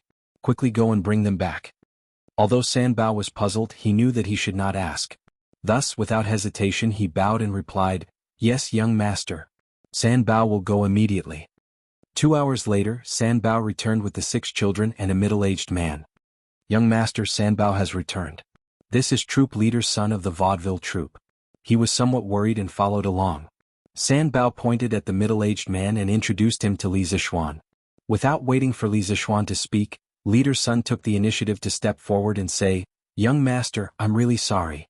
I was just worried that these children were not sensible and would offend young master, so I followed you. Young master, please don't misunderstand." Li Zixuan knew in his heart that leader's son was probably afraid that something would happen to these children, such as encountering human traffickers or something. That was why he followed them. However, this also showed that this person had a good heart and was not the kind of person who only had money in his eyes. Li Zixuan was too lazy to expose him, so he just smiled and said, "What are you talking about, leader's son? I have a shop in the East City that will officially open tomorrow. I invited these children here mainly to let them perform at the entrance of the shop tomorrow for a festive occasion." Leader's son heaved a sigh of relief when he heard this. He had indeed been worried about the safety of these children before, which was why he had followed them here. "If that's the case, young master, if you have any requests, feel free to instruct these children. Their playing skills are not bad. This old man will take his leave first." Li Zixuan nodded. "San Bao, give your salary to leader's son first." After leader's son left, Li Zixuan looked at the 6 children in front of him. There were 3 boys and 3 girls. They were all about 6 or 7 years old. Although they looked thin and weak, each of them exuded a sense of cleverness. "What are your names?" Li Zixuan asked kindly. "Young master, my name is Xiao Hang. I'm the oldest among us. This is Xiao Hao, this is Xiao Ji, this is Xiao Shui, this is Xiao Meng, and this is Xiao Ya. Young master, what do you want us to perform? Feel free to instruct us. Although we are young, we can definitely do it well." A slightly older boy came out and introduced them to Li Zixuan. The other children looked at Li Zixuan with hopeful faces. They all wanted to perform well and satisfy this young master. Otherwise, they would definitely be scolded when they went back. "Well, don't be nervous. I didn't ask you to perform any difficult juggling. I just want you to play something very interesting. San Bao, go and bring all the scooters in our school." "Yes, young master." Half an hour later, San Bao and 2 other servants brought 6 scooters over. The 6 children stared at the scooters curiously. Li Zixuan smiled and said, "Your task is very simple. You must learn how to ride the scooters by today. When my shop opens tomorrow, you will split into 2 groups and ride the scooters. Make 2 lines of scooters at the entrance of the shop to attract the crowd. San Bao, come over and teach them how to ride." San Bao's face was bitter. This was something for children to play with. He was too embarrassed to play with it. "Young master, San Bao has never played with scooters before. Stop talking nonsense. If you haven't played with scooters before, then you haven't seen it before. How Lan usually plays with scooters is how you play with scooters. Quickly go and teach them. I will reward you." Li Zixuan was, of course, unwilling to teach a group of children how to ride scooters. It was too degrading. He had no problem teaching his younger sister, but with so many children, it was better to let San Bao teach them. Li Zixuan finished speaking and went back to the west courtyard. He planned to wait for 4 hours before coming back to check on the progress. Duke Lu's mansion. "Young master, this is an invitation sent by Li Zixuan." The Cheng mansion's housekeeper handed an invitation to Cheng Chumo. "An invitation from Xiao Xian? What does he want to do? Let me see." Cheng Chumo took the invitation curiously. He opened it and looked at it carefully. He said, "Strange Interest Pavilion? What is it for?" "Uncle Liang, do you know about the Strange Interest Pavilion?" Housekeeper Liang thought for a while and replied, "I have never heard of this Strange Interest Pavilion. But looking at the location written on the invitation, it should be the shop where the East City's Heavenly Craft Pavilion used to be. I heard that the Heavenly Craft Pavilion was going to sell it, but I didn't expect it to be bought by the Li family." Cheng Chumo nodded. He also didn't know what Li Zixuan was doing. But he suddenly remembered a rumor today and said, "Uncle Liang, I heard that Xiao Xian's family was wantonly purchasing chicken seedlings in the West City today. Is this true?" Housekeeper Liang nodded. "Young master, I also heard about this today. It is said that they bought at least 7,000 chicken seedlings today. They bought almost all the chicken seedlings in the East City today. I'm also curious as to why they bought so many chicken seedlings." Although Cheng Chumo was a bit fierce, he wasn't stupid. He stroked his stubbled chin, thought for a while and said, "This brother of mine is very smart. This brother of mine is very smart. I don't believe that he would make a loss. There must be a deeper meaning behind this. I'll ask him tomorrow. If there's really a profit to be made, I'll ask my father to buy some chicken seedlings. East Palace. An eunuch hurried in and bowed to Li Qingqian. Reporting to your highness, there is a person outside the palace with the East Palace token. He asked this servant to give this invitation to your highness. Li Qingqian curiously said, "Oh, give it to me." When he saw the contents of the invitation, Li Qingqian's eyes lit up. He said, "Oh, they open for business so soon? That's great. Come, set up the Jianghu Palace." Chapter 71. Jianghu Palace. Jianghu was reading Journey to the West, with great interest. She had been studying palace etiquette in the inner court for the past 2 days. It was rare for her to be free today. She finally had time to read this imaginative story. At Jianghu, are you reading Journey to the West? Li Qingqian came in directly without letting anyone report. He had a good relationship with Jianghu. He had come to Jianghu Palace many times, and the palace maids were already used to it. "Ah, brother Crown Prince, why are you here?" Jianghu saw that her story was interrupted. She looked up and saw Li Qingqian. She was pleasantly surprised. "Haha, I'm here to give you good news today." Li Qingqian envied Li Zixuan since he met him and saw the harmonious and warm relationship between him and Lan. After that, he visited his sister more frequently. He also wanted to be a good brother. "Brother Crown Prince, what's the good news?" Jianghu smiled faintly. Li Qingqian took out the invitation and handed it over. He said, "Jianghu Strange Interest Pavilion will officially open tomorrow. You are also one of the shareholders. Do you want to go tomorrow?" Jianghu took the invitation and opened it. She was pleasantly surprised. "Of course I want to go. Let's go and ask for leave from mother. I will go out with brother Crown Prince tomorrow." She put down the invitation and was about to pull Li Qingqian to the inner court to find Zhang Sun. Li Qingqian shook his head helplessly and followed his sister. Li Tai remembered that he hadn't returned the Journey to the West that he borrowed from Jianghu. He thought about going to Jianghu Palace to return it. As an elder brother, it was already not proper for him to borrow the book secretly. If he borrowed it and didn't return it, it would be even more inexcusable. To show his sincerity, Little Fatty specially brought the hardcover version of Journey to the West that he personally copied and came to Jianghu Palace. Of course he was prepared to be scolded by Jianghu. After all, he was in the wrong. "This servant greets your highness, Duke of Wei." When Li saw the visitor, she immediately went forward and bowed. However, the way she looked at Li Tai was a little strange. Last time, Li Tai stole books and caused her to almost be punished. Of course she didn't dare to blame Li Tai.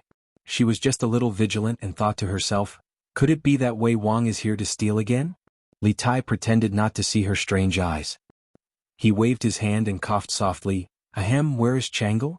"Reporting to your highness, the princess just went out with the crown prince." Li Tai's eyes lit up as he was secretly delighted. However, he did not show it on his face.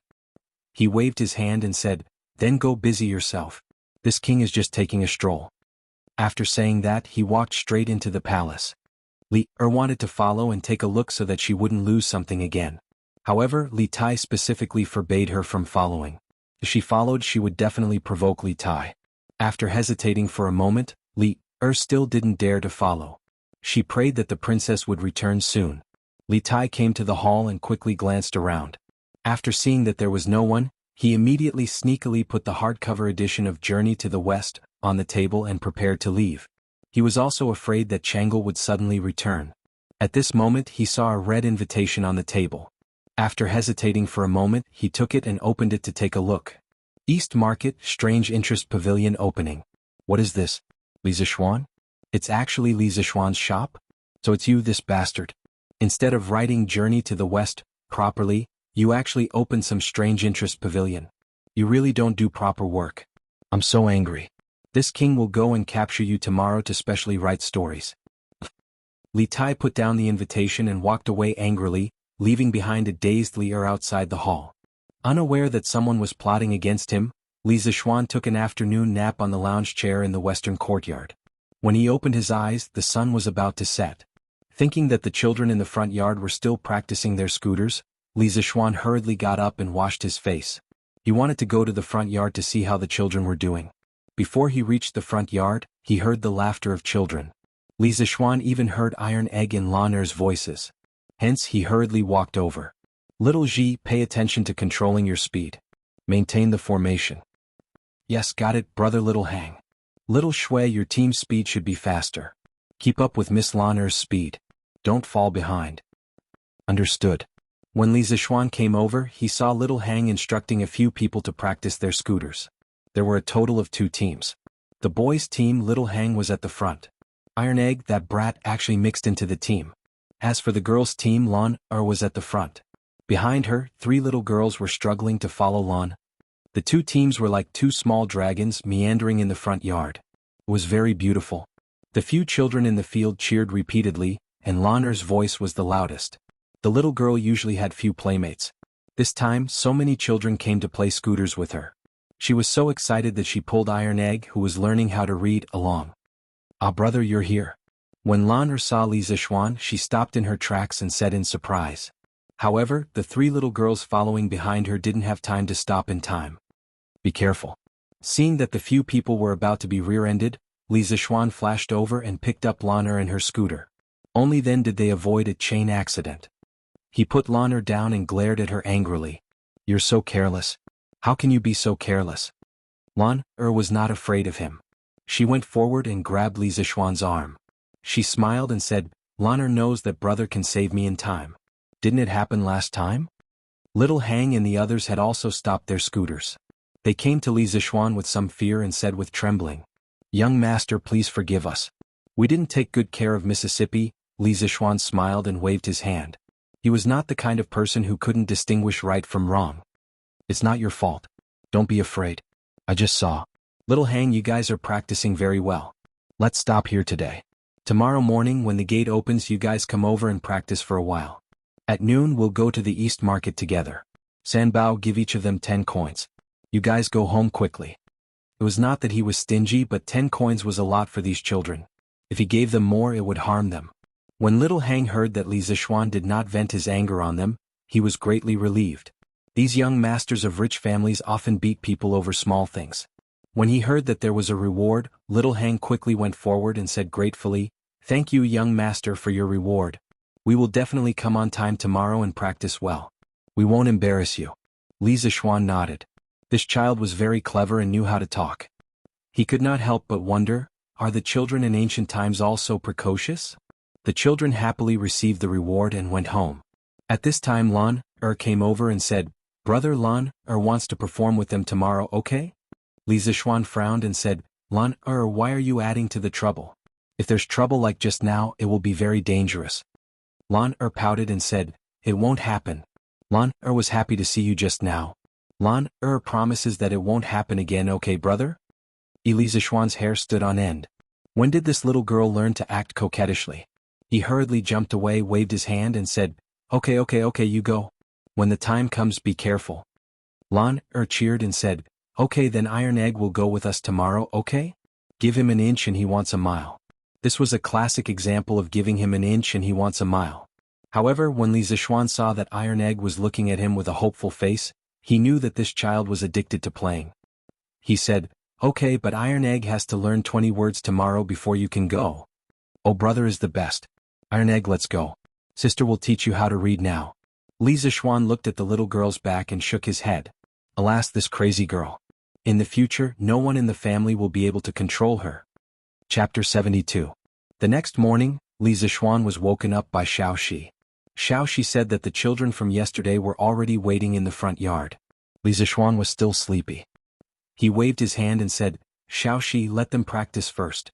I'm going to sleep for a while. After saying that, he directly fell onto the bed and laid out the word big without any care for his image. Oh no, it should be the word 2. Xiaoxi saw the tall tent below the young master and quickly ran out with a red face. She thought to herself, Young master is such a hooligan. Late in the morning, Li Zixuan finished his breakfast and went to the front yard. He saw the 8 children playing in the front yard.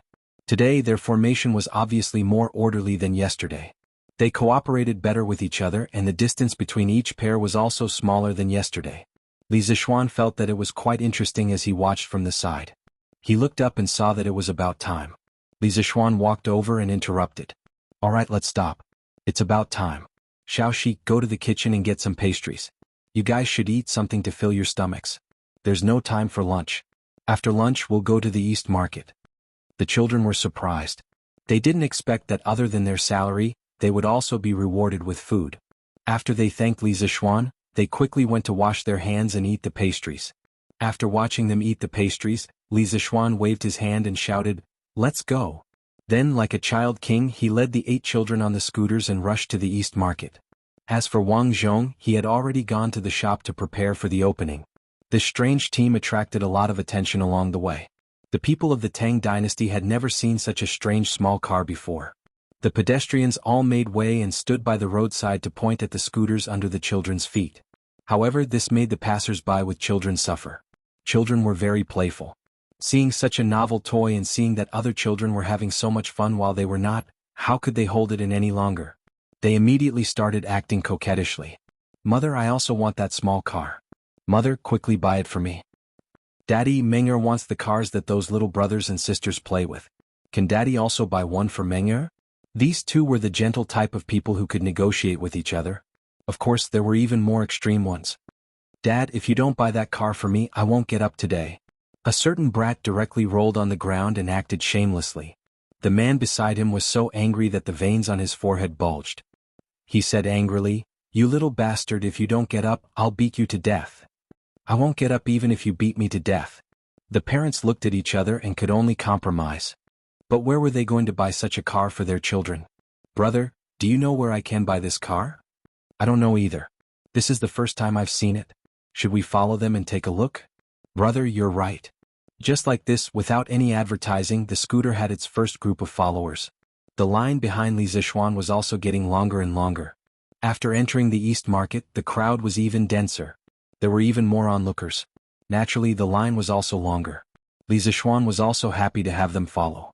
It would be a waste if he didn't want free publicity. Li Zishuan brought the team to the entrance of the Strange Interest Pavilion. He found that Yen Xiaoning had already arrived. He was instructing people to lay out a red carpet and hang red ribbons around the shop. The entire Strange Interest Pavilion was bustling with activity and was filled with joy. Li Zishuan greeted him and saw that there was a plaque covered with a red cloth hanging above the shop. Li Zishuan curiously looked for Wang Zhong and asked, "Uncle Wang, where did this plaque come from?" "Young master, this was just sent by a group of people. They said it was custom made by a person called Gao Ming." "Oh." Li Zishuan patted his head. These past 2 days, he had been busy preparing for the opening of the shop. He had nearly forgotten that the plaque had not been made. Fortunately, Li Qingqian was rather reliable. He had not forgotten about the plaque he had asked him to make last time.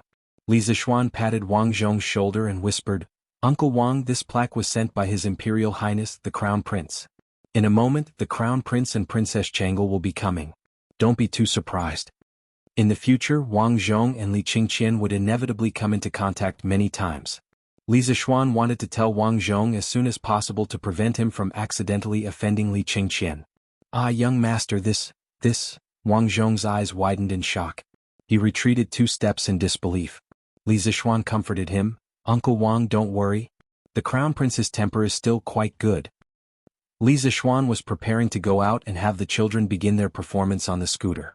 At this moment he saw Li Qingqian, Princess Jianghu and Cheng Chumo walking over together. Li Zishuan promptly went to welcome them. "Gao Ming, little sister Jianghu, brother Chonyo, you've come." Li Qingqian nodded his head in greeting. Jianghu smiled sweetly. "Brother Xiaoxian, Jianghu has 10% of the shares in this shop. Of course, Jianghu has to come take a look.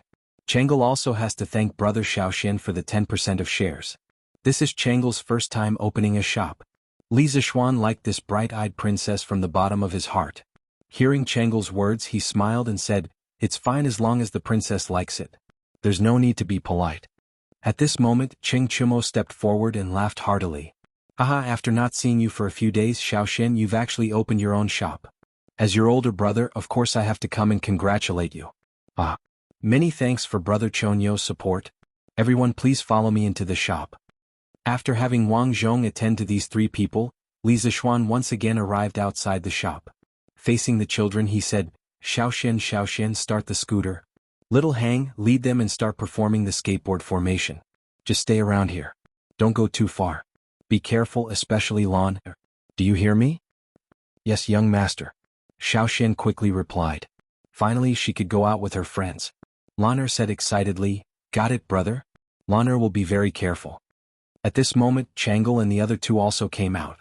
Looking at the group of children standing on the strange scooter and lined up neatly, Changle couldn't help but ask curiously, "Brother Xiaoxian, what's this called? Will our Strange Taste Pavilion sell this in the future?" "This thing is called a scooter. It's only the first generation of products. Soon an upgraded version will be released. Of course, Strange Taste Pavilion won't only sell scooters in the future. We'll also sell all kinds of novel things. If the princess likes it, I can give you one later." Changle said happily, "Thank you, Brother Xiaoxian." At this moment, Wang Zhong came forward and reminded, "Young master, the auspicious time has arrived. Should we unveil the plaque and open for business now?" Many of them were parents who had been dragged over by their own brats. The brats were looking enviously at Lan and the others who were performing the skateboard formation. Li Zixuan felt that the time was about right, so he nodded and looked at Li Qingqian saying, "Since this plaque was bought by Gao Ming, then let Gao Ming unveil it." Li Qingqian didn't refuse. He smiled and took the bamboo stick from Wang Zhong. He used his strength to pull off the red cloth on the plaque. This meant that Strange Taste Pavilion had officially opened for business. 3 bold and lively words, "Strange Taste Pavilion," were seen in the middle of the plaque. Li Zixuan saw the beautiful lines of the 3 words as if they were alive. He couldn't help but be shocked. He looked at Li Qingqian and couldn't help but ask, "Gao Ming, which famous writer wrote these 3 words?" Li Qingqian said proudly, It wasn't easy for me to get Dr. Chu to write these words. Brother Zixuan, you have to thank me properly." Li Zixuan was stunned. It turned out to be Chu Suiliang. He was one of the 4 great calligraphers of the early Tang dynasty, along with Ouyang Sun, Yu Shernan, and Xueji. This plaque could be a family heirloom in the future. Li Zixuan also heard a story about Chu Suiliang. It was said that the idiom "little bird depends on man" originated from Chu Suiliang. According to historical records, Li Shimin, Emperor Taizong of the Tang dynasty, once talked about the officials in the imperial court. He commented on Chu Suiliang as follows, "Chu Suiliang is a bit more knowledgeable and has a strong character." He wrote loyal couplets such as "Little bird depends on man," adding love. Probably many people didn't think that the idiom "little bird depends on man" was first used on a very strong and straightforward official. Li Zixuan recovered from the shock and said, "Yes, we have to thank Gao Ming properly. This Dr. Chu's calligraphy is rare. Well, Strange Taste Pavilion has officially opened for business. Hey shopkeeper, is your shop selling this scooter?" After watching the scooter formation for so long, the crowd finally couldn't help but ask. They couldn't help but ask. Their little brats had been making a fuss. As soon as he finished asking, a group of people immediately followed behind him and echoed, "Yes, shopkeeper, are you selling it or not? How much? Give us a price. We are in a hurry." Yes. How much? I want to buy one." Li Zixuan went forward and cupped his hands. "Friends, of course we are selling this scooter. Today is the opening day of our shop. All the scooters are 10% off. The original price of a scooter is 400 copper coins. Today it is only 360 copper coins. We will also give you a white membership card. In the future you can enjoy a 5% discount when you buy products in our shop with this card." The cost of a scooter was about 200 copper coins. Li Zixuan didn't want to sell it too expensive. 400 copper coins was about right. He would treat it as a gift for the Tang children. Hearing the price, the crowd started to talk about it. 360 copper coins? So expensive? Xiaohu, let's not buy it. Dad will make one for you when we go back. No, I want to buy this.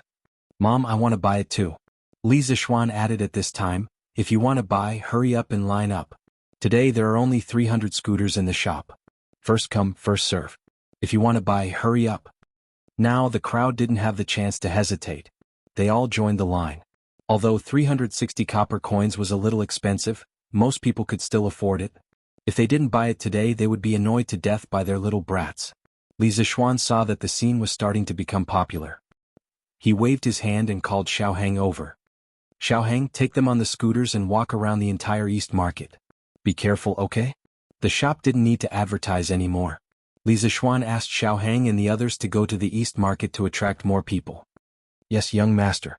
Xiaohang answered and rushed into the East Market with the 2 scooter teams. Chapter 73. The line outside the Strange Interest Pavilion was getting longer and longer. Many people were shopping in other places in the East Market when their children saw Xiaohang's fleet of scooters. They cried and dragged them over to buy scooters. In less than an hour, there were only a few dozen scooters left out of the 300. Some people at the back of the line saw that it was not their turn, so they said unwillingly, "Manager, when will you have more scooters?" Li Zishuan thought for a while and said, "Tomorrow. For those who didn't buy one today, please come early tomorrow." It seemed that he had to ask Faubert to make more scooters because the children who bought the scooters today would advertise the Strange Interest Pavilion for free as long as they came out to play with the scooters. When other children saw that their friends had such fun things but they didn't, they would definitely make a fuss and ask their parents to buy them. The sales of the Strange Interest Pavilion scooters would only increase in the next few days. Less than an hour later, the 300 scooters were all sold out. Those who didn't manage to buy any scooters dragged their crying children back home. It was likely that these families wouldn't be able to have a peaceful night. Li Zishuan turned his head and smiled at them, saying, "This is a good start. Smart, Chang'e, shouting, it seems that as shareholders of the Strange Interest Pavilion you won't lose money, haha." It was Chang'e's first time doing business, so she was the most excited. She smiled and said, "Not only won't we not lose money, not only will we not suffer a loss, but at this rate, Strange Taste Pavilion's monthly income will be at least 1,000 strings of coins. By then, Chang'e will be able to save money to buy beautiful jewelry for mother." "Thank you, brother Xiaoxian. What a filial little girl." Li Qingxian couldn't help but rub her little head. Yin Xiaoning didn't care much about money. Although his family wasn't rich, they didn't lack money. Qing Chumo was a little depressed. When Li Zishuan was going to open the store, he wasn't in Chang'e and didn't catch the bus. However, he saw that the scooters were a little childish and seemed to be only suitable for children.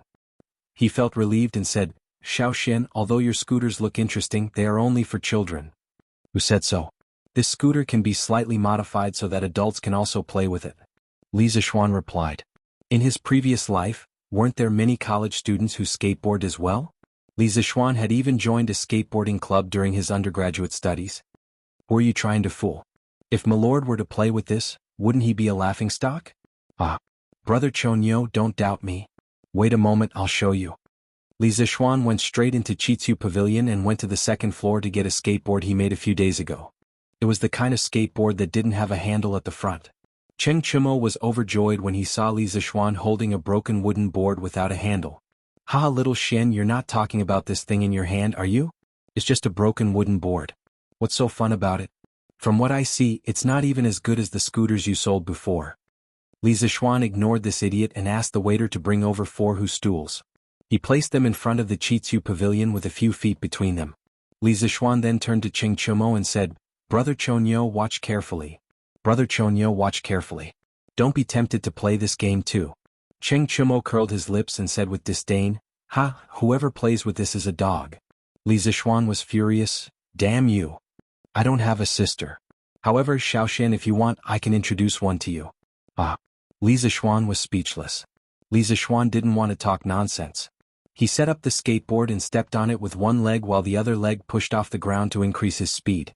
Everyone saw Li Zishuan getting closer and closer to the stools on the ground. Their hearts were in their throats and they couldn't help but worry for Li Zishuan. Just as he was about to hit the stools, Li Zishuan's entire body and the skateboard suddenly soared into the sky. He beautifully jumped over the stools and landed steadily. This guy even had time to strike a pose. Then, without slowing down, he jumped over the remaining 3 stools. After landing, he spun twice and stabilized himself.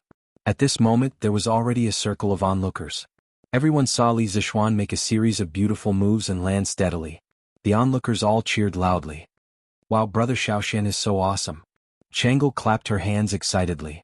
Li Zishuan and Yin Xiaoning were also dumbfounded by Li Zishuan's beautiful skills. Qing Chumo was a little dumbfounded. He didn't expect that a broken wooden board could be played with by Li Zishuan. However, Qing Chumo had always liked excitement. Now that he saw such a new way of playing, he couldn't help but want to try it. He ran to Li Zishuan's side and chuckled. "Ah, Xiaoxian, this thing of yours is pretty interesting. Let me play with it for a while. I guarantee that I'll play it better than you, ha." This guy completely forgot what he just said. He didn't care if Li Zishuan agreed or not. He directly pushed Li Zishuan away and took control of the skateboard. He also copied Li Zishuan's movements.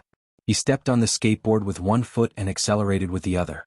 Needless to say, this guy's learning ability was pretty good. He actually copied Li Zishuan's movements by 70 to 80%. Everything went so smoothly. Feeling the wind-like speed, Cheng Chumo was very proud. Just as Cheng Chumo was about to get close to the bench, he let out a cheering, "Oh whoa." He also copied Li Zixuan's movements and jumped up. However, although he jumped up, the skateboard didn't. Qing Chimo also realized that something was wrong in the air. He quickly wanted to use his left foot to hook the skateboard up. However, at this time he had already touched the bench. His whole body was tripped by the bench. With a bang, he beautifully fell down like a wild goose landing on the sand. He fell flat on his face, causing smoke and dust to rise around him. The field suddenly went silent for a few breaths of time. Then there was a burst of laughter. Ha ha ha. Li Zixuan was the first one who couldn't hold it in. He pointed at Qing Chimo, who was sprawled on the ground, and laughed loudly. After a while he laughed so hard that his stomach hurt. He couldn't help but bend down. Li Qingqian and Yen Xiaoning reacted and also laughed loudly. Chang'e covered her mouth and turned her head away to giggle. She laughed so hard that her eyes narrowed into slits. The crowd was still cheering for Li Zixuan's wonderful performance. In the blink of an eye, Qing Chimo, this funny guy, came up. The atmosphere changed too quickly. Everyone was stunned for a while before they couldn't help but burst into laughter. Qing Chimo was so embarrassed that he wanted to die. He didn't dare to raise his head and let others see his face. He wanted to find a hole to hide in so that he wouldn't embarrass the Qing family. However, there was someone who didn't let him do as he wished. At this time, a little girl's voice came from beside him. "Hey, isn't this Big Brother Chonyo? Big Brother Chonyo, what are you doing lying on the ground?" Lan Er brought her previous friends back to the Strange Interest Pavilion. When she saw Qing Chimo lying on the ground, the little girl thought that there was something fun on the ground. She hurriedly stepped on the skateboard and ran over to ask curiously. At this moment, Qing Chimo only wanted to dig a hole and bury himself so that no one could see him. Chapter 74. Li Zixuan asked someone to bring the dusty Qing Chimo to the second floor to clean up. Then he turned to look at Xiao Hang and the others and said with a smile, "Xiao Hang, your performance today was very good. You will all be rewarded. 3 treasures, 20 coins each." The 6 children quickly stepped forward and bowed to thank him. "Thank you, young master." Li Zixuan waved his hand with a smile and said, "This is what you deserve. Go back and tell your leader that I am very satisfied. If there is a chance next time, I will look for you to cooperate." The children happily received the reward, handed in the scooters, and were about to leave. However, they couldn't help but look back at the scooters a few times. Anyone could see the reluctance in their eyes. Although they had only played with the scooters for a day, they were completely fascinated by this novel toy. However, they definitely couldn't afford it, so they could only look at it a few more times. "Brother, those scooters are a little old. Anyway, we can't sell them. Why don't we give them to Xiao Hang and the others?" Lan Er gently tugged at Li Zixuan's arm and whispered. She had a lot of fun with these little friends today. Everyone took care of her. At this time, seeing that Xiao Hang and the others were reluctant to part with the scooters, Lan Er thought of an excuse to ask her brother to give them the scooters. However, how could Li Zixuan not see through this little trick? However, he didn't care about this small amount of money. If he gave it to them, then so be it. So he rubbed Lan Er's little head and called Xiao Hang and the others back. He smiled and said, "Xiao Hang, this scooter is already old. It definitely can't be sold.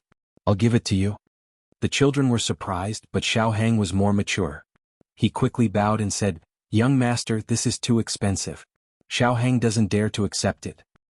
My brother already said that he would give it to you. Take it quickly. My brother doesn't lack this little money." Lan Er finally persuaded her brother. Seeing that Xiao Hang refused again, the little girl quickly ran over and pushed the scooter to Xiao Hang's feet. Li Zixuan smiled and shook his head. In fact, he felt quite good. It felt good to be thanked by others. It was still good to be a tycoon. When Xiao Hang and the others saw that Li Zixuan did not object to Lan Er's words, they hesitated for a moment before taking the scooter. Xiao Hang happily bowed and thanked them. "Thank you, young master. Thank you, Miss Lan. The next time young master opens the shop, we will perform for young master for free." Okay. The others nodded in agreement. Li Zixuan smiled and waved his hand. "Go back quickly. Be careful on the road." The children rode their scooters and left happily under the setting sun. Li Qingqian and the others saw that there was nothing else to do here, so they left. When Chang'e left, Li Zixuan specially gave her a pink scooter, which made the girl very happy. Yunxi Restaurant in a private room on the 3rd floor. "Your Imperial Highness, the crowd surrounding the Pavilion of Wonders has dispersed. The Crown Prince and Princess Chang'e have already left." A black-clothed imperial bodyguard bowed and reported to a luxuriously dressed little fatty seated at the head of the table. This little fatty was Li Tai. Today he had come to capture Li Zixuan and bring him back to write a story. However, he had never expected that the Pavilion of Wonders would be surrounded by so many spectators. Immediately, Li Tai felt somewhat terrified. Although he was Li Er's most beloved imperial son, if he caused trouble in front of so many people, and if an imperial censor were to bring this matter to court, Li Er would definitely not let him off easily. Moreover, his elder brother and younger sister were both there. If they were to speak up for Li Zishuan, it would be difficult for him to do anything. As a result, he had imperial bodyguards keep an eye on the Pavilion of Wonders, while he himself went to the Yunxi restaurant across the street. He ordered a table of dishes and sat there, eating as he waited for news. To his pleasant surprise, the Yunxi restaurant actually had gnawed chicken. Although the taste was slightly inferior to that of the Drunken Immortal, compared to the other dishes of the restaurant, this knockoff version was clearly more delicious. The little fatty was so engrossed in eating that he had nearly forgotten the reason for his visit today. Only now did he hear the imperial bodyguard's report did he remember that he had come to capture Li Zishuan. Li Tai belched and rubbed his round belly. With a sinister smile, he said, "Hee, since they've all left, it's time for us to take action. Zhao Yu, take a few men and quickly follow this prince. Don't let him escape." "Yes, sir." Pavilion of Wonders. Seeing that the eastern marketplace was about to close, Li Zishuan packed up his things and had the head steward support the bruised and battered Cheng Chumo. He was about to close the door and return home. Just at this moment, a group of burly men blocked their path. Following this, an arrogant voice sounded out from behind them. "Which one of you is Li Zishuan? Hurry up and stand out for this prince." As soon as the voice fell, a fair and clean little fatty slowly walked out from behind the group of burly men. When Li Zishuan heard the child in front of him refer to himself as this prince and his tone was obviously unfriendly, he was shocked. However, he was not someone who was afraid of trouble. He squeezed Lanner's small hand to reassure her, then stepped out from the crowd and said in a clear voice, "Your Highness, I am Li Zishuan. May I know why your Highness is looking for this humble one?" At this moment, Cheng Chumo recognized the person. He asked in surprise, "Prince Wei?" When Li Tai heard that someone recognized him, he hurriedly looked in the direction of the voice. After a long while, he finally recognized that the bruised and battered person in front of him was Cheng Chumo. He turned his head and glared at Zhao Yu. Cheng Chumo was also here. How could the guard not report such important information? This was an injustice to the guard. Cheng Chumo had injured himself while skateboarding and had been recuperating on the second floor, not daring to come out and embarrass himself. How could the guard know whether Cheng Chumo was here or not? Although Li Tai was a prince, he was still quite wary of Cheng Chumo. He thought to himself, "It seems like I can't take her by force today." This was because he had heard that Li Zishuan had a good relationship with Cheng Chumo. If he took her away in front of Cheng Chumo, Li Er would definitely not let him off easily. "Oh, so Chonyo is here too. Ah, what a coincidence," Li Tai said awkwardly. Cheng Chumo could tell from Li Tai's first words that he did not come here with good intentions. He was probably here to cause trouble for Li Zishuan. Of course, he would support his brother at this time. Cheng Chumo walked to Li Zishuan's side and patted Li Zishuan's shoulder hard. He laughed loudly at Li Tai. "Today is the opening of my brother's new shop. Of course I, old Cheng, have to come to support. Ah, may I know why Prince of Wei is here today?" The crown prince and the princess just left. He pretended to be close and deliberately mentioned Li Chengqian and Chang'e. Naturally, he implied that he wanted to intimidate Li Tai and remind him not to deliberately make things difficult for Li Zishuan. He was usually a simple-minded person, but that was just because he did not want to use his brain. But today his good brother was in danger. He had to use his brain to help. Although he could defeat this group of people, he would definitely cause trouble for his father after the fight. How could Li Tai not hear the hidden meaning in Cheng Chumo's words? Even though he knew that Cheng Chumo was speaking the truth, he, Li Tai, would not be threatened by anyone other than Li Er and Chang Sun. At this moment, Li Tai said with a fake smile, "Oh? Chonyo, are you representing your Cheng family to stand against this prince?" Cheng Chumo was momentarily speechless. Regarding the issue of a prince's side, he naturally could not represent his father. He did not know what to do when Li Tai used his power to suppress others. "Your Highness Prince of Wei must be joking. Brother Chonyo was only joking. Your Highness Prince of Wei should not take it to heart. May I know why your Highness is looking for this commoner today?"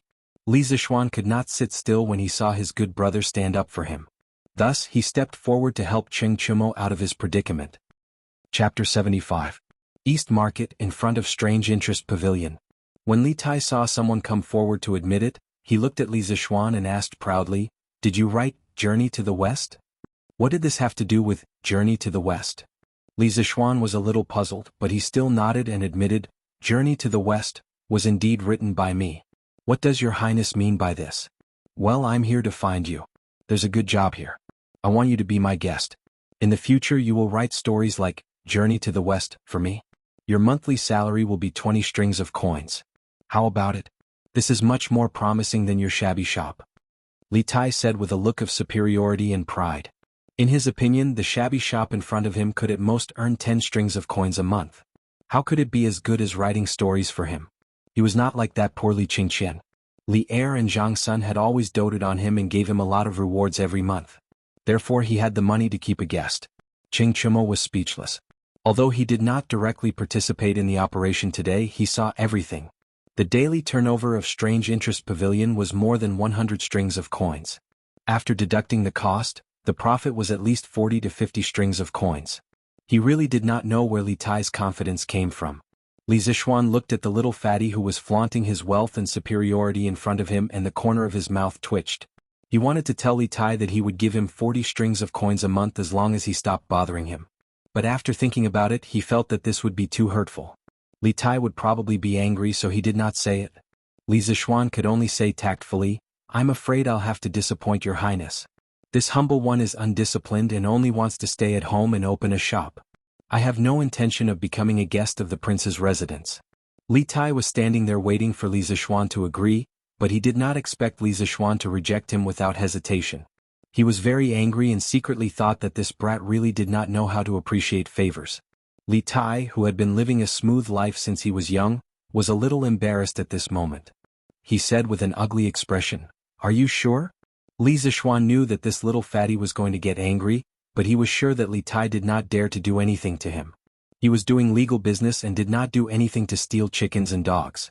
Tang Chu's governance was relatively clear, so he was not afraid that he would use his identity to avenge private wrongs. Moreover, Qing Chimo was still standing next to him, so his heart was not afraid. Li Zixuan nodded affirmatively. I'm sure. When Li Tai heard this, he was so angry that he laughed. Good, very good. Do you think this king can't do anything to you? This prince heard that you and Yin Xiaoning, the son of Minister Yin, have a workshop. The craftsmen in the workshop were all from the General Works Directorate. Tell me, if this prince were to ask Imperial Father to bestow those craftsmen to me, do you think Imperial Father will agree? You. Cheng Chimo was angry when he heard this and was about to step forward to argue, but Li Zixuan quickly pulled him back. Cheng Chimo had already helped him enough, so he could not drag Cheng Chimo down with the rest of the matter. What Li Tai had just said was indeed the weakness of Strange Taste Pavilion. The status of craftsmen in this era was very low, so Li Er would not refuse Li Tai's pleas for a group of craftsmen. If that happened, the foundation of Strange Taste Pavilion would be shaken. Even if Li Zixuan had countless inventions that could make money, without craftsmen he could not make them. Everything would be in vain. Strange Taste Pavilion was very important in the future, so Li Zixuan absolutely would not allow this to happen. This little fatty's move was really ruthless. Li Zixuan's mind raced. Since force did not work, then he could only use soft methods. This Prince of Wei was actually making things difficult for him today just because of a book, Journey to the West. It was clear that he was still somewhat of a child. Moreover, it was said that Li Tai was full of talent and was extremely arrogant. Li Zixuan suddenly thought of a plan and smiled. I can write a book for your highness, but I have heard that your highness is very knowledgeable. You are proficient in calligraphy, painting, the classics, and arithmetic. I wonder if your highness can answer a few questions of this commoner? When Li Tai heard Li Zixuan praise him like a flower, a trace of pride flashed across his face. This was where he, Li Tai, was more awesome than the crown prince. He was full of talent, so Li Tai doted on him. When he heard that Li Zixuan wanted him to answer a question, Li Tai frowned. Even though he was very talented, who knew what questions Li Zixuan would ask? He was not stupid. Why would he agree? Now that he had the absolute advantage, there was no need to complicate matters. Why should this prince answer your question? Li Tai's face was full of arrogance. This little fatty was not old, but he was quite smart. Li Zixuan had already guessed that he would not agree so easily. He clasped his hands behind his back and smiled. If your highness insists on forcing me to write a story, even if I write one, it will definitely not be as exciting as Journey to the West. Your highness will not be satisfied with it. How about this? I will ask 10 questions.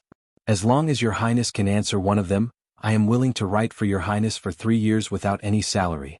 Furthermore, the story I write will be even more exciting than Journey to the West. However, if your highness cannot answer a single question, then please do not make things difficult for Strange Taste Pavilion in the future. How about it? Disdain. This was blatant disdain. Even though Li Tai knew that Li Zishuan's questions would be extremely difficult, he was proud of his talent. How could he not be able to answer even one question out of 10? Li Zishuan had successfully angered him. Furthermore, Li Zishuan's first half of the sentence was reasonable.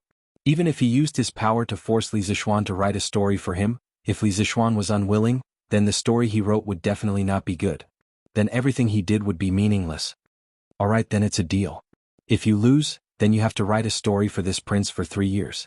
But your question must have an answer, otherwise it won't count. Although Li Tai was enraged, he still retained his rationality. If Li Zishuan asked questions that he had no answer to, such as how many hairs a person had on his head, how could he answer?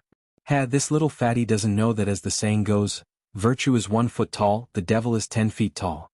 He was still too inexperienced. Li Zishuan simply nodded and agreed. Of course, how would this humble one dare to maliciously make things difficult for your highness? At this time Lan pulled Li Zishuan's arm worriedly. Li Zishuan smiled at her and shook his head, indicating that he was fine and not to worry. He was someone who had experienced the information explosion of the 21st century. He didn't believe that this little fatty would be able to answer a few random questions. Li Tai nodded his head in satisfaction and called for the guards behind him to bring him a stool. After standing for so long, he was a little tired. He sat down on the stool and raised his chin at Li Zishuan, saying, Li Zishuan, if that's the case, quickly ask any questions you have. This prince is anxious for you to write a story for me.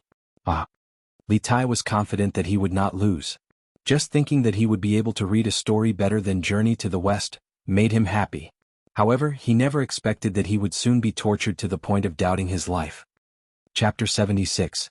Since Li Tai couldn't wait to be abused, Li Zishuan naturally had to satisfy the little fatty's wish. Li Zishuan walked 2 steps with his hands behind his back and slowly said, Then, your highness, please listen to the first question. What are paper and paper afraid of? Li Tai laughed and said, Such a simple question. Li Zishuan, you're bound to lose. Haha, paper and paper are of course afraid of fire. It seems that you're bound to be a follower of the prince's residence. Li Zishuan shook his head and said lightly, Your highness, you've answered incorrectly. Li Tai said in disbelief, Is there another answer? I think you're deliberately acting shamelessly. If you can't give a convincing answer today, I won't forgive you. Li Zishuan ignored his threat and said with a smile, Haha, I don't know if your highness has heard of the saying, don't paper, fear 10,000, only paper, fear what if. The answer to this question is in this sentence, so I said that your highness has answered incorrectly. Cheng Chumo was stunned for a moment when he heard the answer. Then he almost laughed out loud. He didn't expect Li Zishuan to be so mischievous and come up with such a tricky question. The people of the Tang dynasty had never heard of a brain teaser. Li Tai was stunned for a moment before he reacted and said angrily, You're playing word games. It's just a small trick. I've already understood the trick of your question. Quickly come up with the next question. Haha, you think you've understood, but you don't know that you've just fallen into a big hole. Li Zishuan disagreed and continued, Then, your highness, please listen to the second question. From 1 to 9, which number is the most hardworking and which number is the laziest? Li Tai stood up and scratched his head. After thinking for a long time, he still couldn't think of anything. Li Zishuan reminded him from the side, Don't worry. Your highness, hurry up. It's getting late. Li Tai waved his hand and said impatiently, This king can't think of anything. You win this question. Quickly tell me the answer. Replying to your highness, the answer to this question is 1, the laziest, 2, the most hardworking. As for the reason, I don't know if your highness has heard of the saying, 1 does not do, 2 does not rest. Hee. Another word game. Li Tai slapped his head in annoyance. He didn't think that he would make the same mistake twice. These 2 questions were very simple. He just had to start from the words themselves and find some idioms related to the questions. Then, he would be able to relate them to the questions. Li Tai warned himself that he could not give Li Zishuan another chance. After summing up the lessons of his 2 failures and making up his mind, Li Tai regained a bit of his confidence and said, Let's continue with the next question. This king does not believe that I will make the same mistake a 3rd time. Li Zishuan chuckled. He also knew that these 2 brain teasers were very easy for people to find a way to solve the questions. With Li Tai's intelligence, he must have found a way to deal with such questions. However, he did not plan on continuing with this question with Li Tai. He wanted to change the topic. He did not believe that Li Tai would be able to guess it. Since your highness is so confident, then please listen to the third question. May I ask why frogs can jump higher than trees? After Li Tai heard the question, he quickly searched his mind for an idiom or idiom related to frogs and trees. However, he could not think of anything. He could not help but feel anxious. Seeing that Li Zishuan was about to rush him again, he said angrily, "This king does not know. Quickly tell me the answer." Seeing the little fatty in front of him so anxious, Li Zishuan found it quite interesting. He chuckled and said, why can frogs jump higher than trees? That's because frogs can jump. Trees can't jump. Of course they can jump higher than trees. Ching Chimo's face turned red. He could not hold it in any longer and finally laughed out loud. Li Tai was furious. You are twisting words. You are clearly asking why frogs can jump higher than trees. Li Zishuan spread his hands and said with a smile, "Yes, that's what I asked. Is there a problem with the answer?" Li Tai carefully thought over Li Zishuan's question twice. Only then did he realize that there were actually two ways to understand the question. He had walked into the wrong line of thought from the beginning. This was another word game. However, Li Zishuan changed the way he played and he was tricked again. However, he could not say that there was a problem with Li Zishuan's answer. If you agree to bet, you must accept defeat. Li Tai still had gambling morals. At this moment, Li Tai was somewhat like a gambler. He said unwillingly, "You win this question. Continue to the next question." Li Zishuan originally thought that this little fatty was going to act shamelessly. He did not expect him to admit defeat so straightforwardly. He could not help but look at him in a higher light. He continued, "Well then, your highness, please listen to the fourth question. May I ask what part of a person's body is hard to lick and hard to not lick? If you want to sleep comfortably, you must first rub it." When Cheng Chimo heard this, he staggered and almost fell to the ground. The first thing he thought of was a man's little brother. He really did not expect Li Zishuan to be so dirty. However, Lana was still here. Was it really appropriate for Li Zishuan to ask such a question? Cheng Chimo looked at Lana worriedly. Li Tai's first thought was also a man's little brother. Although he was not even 10 years old, he was a member of the royal family. At this age, what did he not know? At that moment, he wanted to blurt out the answer. However, when he saw Lana beside Li Zishuan, he could not bring himself to say it. He could not help but curse Li Zishuan's shamelessness in his heart. In order to win, he actually came up with such a dirty question. If there were only the few of them here, Li Tai would definitely not have any scruples. However, there was also a delicate little girl like Lana. He really could not bear to say it out loud. Li Tai's face turned red. In the end, he could only say angrily, "You are shameless. I can't answer, but I don't believe that you dare to say the answer." Looking at Li Tai's and Cheng Chimo's reactions, Li Zishuan knew that these two fellows had misunderstood. The thoughts of these ancient people were not pure. Li Zishuan thought in his heart, "Haha, your highness, what are you saying? Why would I not dare to say it? The answer to this question is teeth." Looking at your highness and Choax's reactions, could it be that you have misunderstood? Lan asked curiously, "Brother Choax, what answer were you thinking of?" Cheng Chimo's face turned red as he said awkwardly, "I didn't misunderstand. The answer I was thinking of was teeth." "Yes, teeth." Lan looked curiously at Li Tai. Li Tai hurriedly waved his hand and said, "This king did not think of an answer. This question is my loss." Li Zishuan quickly come up with the next question. This made it seem like he was trying to hide something. Lanner's gaze turned even more suspicious, but she did not dare to ask. The impression Li Tai gave her previously was too fierce. Li Zishuan said with a smile, "Your highness has already lost 4 questions. Do you really want to continue?" He was afraid that if this carried on, Li Tai would fly into a rage out of humiliation. That would not be good. The best outcome would be for Li Tai to take the initiative to end the bet, allowing everyone to reconcile. However, he had underestimated the persistence of a gambler. Li Tai said with reddened eyes, "Continue? What? Are you afraid that this king will go back on his word?" Li Tai had never suffered such a huge loss. He had to turn the tables, otherwise it would be too embarrassing. "All right, in that case let's continue," Li Zishuan said helplessly. Chapter 77. Looking at Li Tai's attitude, it seemed like he would not turn back until he hit a wall. Li Zishuan could only give him a hand and let him hit his head until he bled. "Your Highness, please listen to the 5th question. Before I ask, I want to know if your Highness has heard of Ode of Mulan?" Li Tai nodded. "Of course I have. Ode of Mulan, also known as Poem of Mulan, was a narrative poem written during the northern and southern dynasties in China. It told the folk story of the heroine Hua Mulan, who replaced her father in the army. The poem was written in the northern Wei dynasty. It was originally recorded in the southern Qin dynasty's ancient and modern music records. It was about 300 words long and was later embellished by scholars in the Sui and Tang dynasties. Li Tai was well read, so of course he had seen this poem before. It's good that Your Highness has heard of it. The fifth question is, why was Hua Mulan, who had been in the army for 18 years, so surprised when she changed into women's clothing? Li Tai replied matter-of-factly, wasn't it because her companions had never seen her in women's clothing before? Li Zishuan shook his head.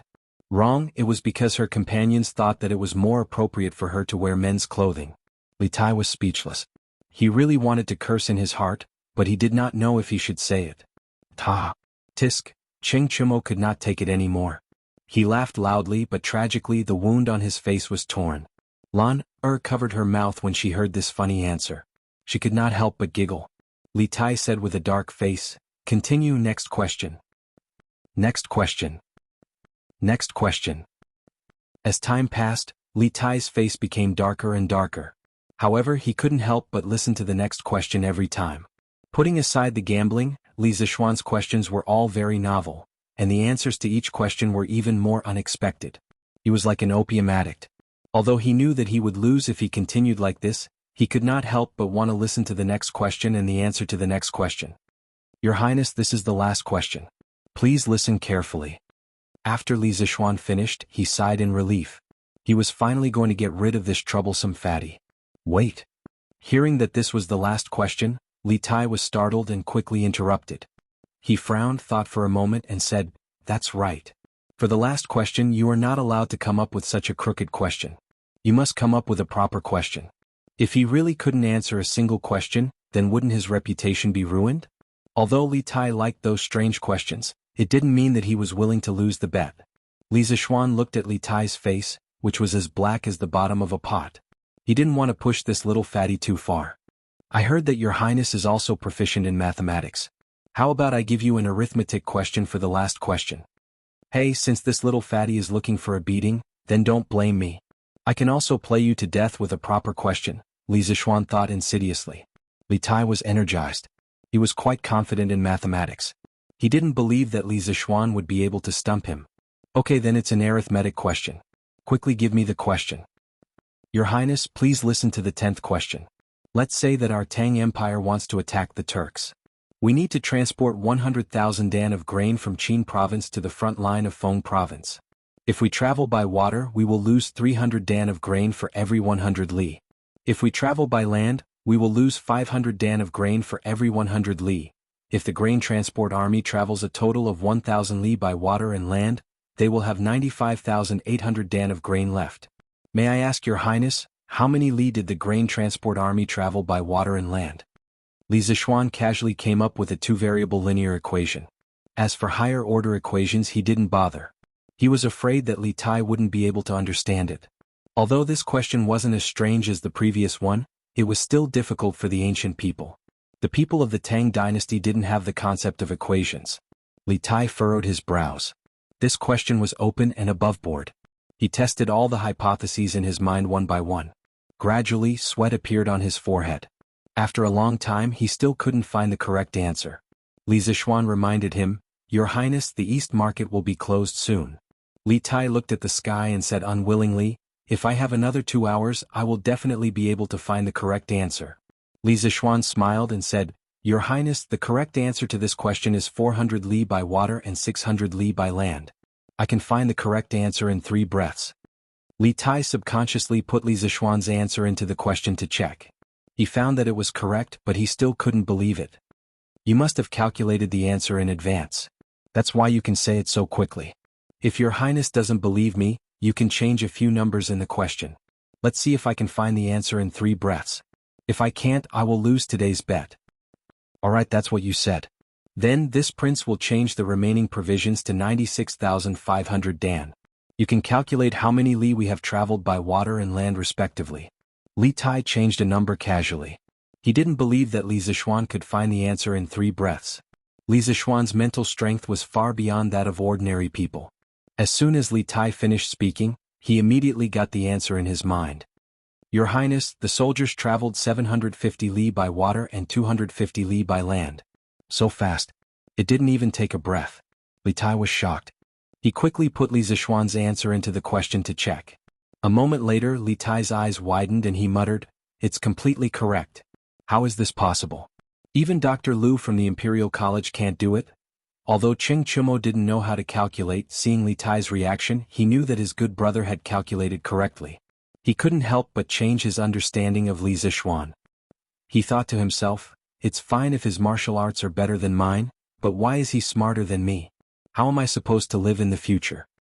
When Li Tai wanted to compete with Li Zixuan in mathematics, Lan Er wasn't worried at all. She still remembered Li Zixuan's heroic performance in the clothing store. Your Highness, what about today's bet? Seeing Li Tai in a daze, Li Zixuan asked worriedly. Li Tai had been tortured miserably today. He waved his hand dispiritedly and said, I lost. A bet is a bet. This king will not make things difficult for your strange interest pavilion in the future. Thank you, Your Highness, for keeping your promise. We'll take our leave now. Li Zixuan admired this little fatty's character of being willing to admit defeat and keeping his promises. Wait, are you really not willing to write a story for me? If you have any requests you can tell me. I'll consider it. Li Tai was still unwilling to give up, but his tone was no longer as arrogant as before. Not only was this person in front of him good at writing stories, he was also quite talented and had strange ideas. He was a smart and interesting person.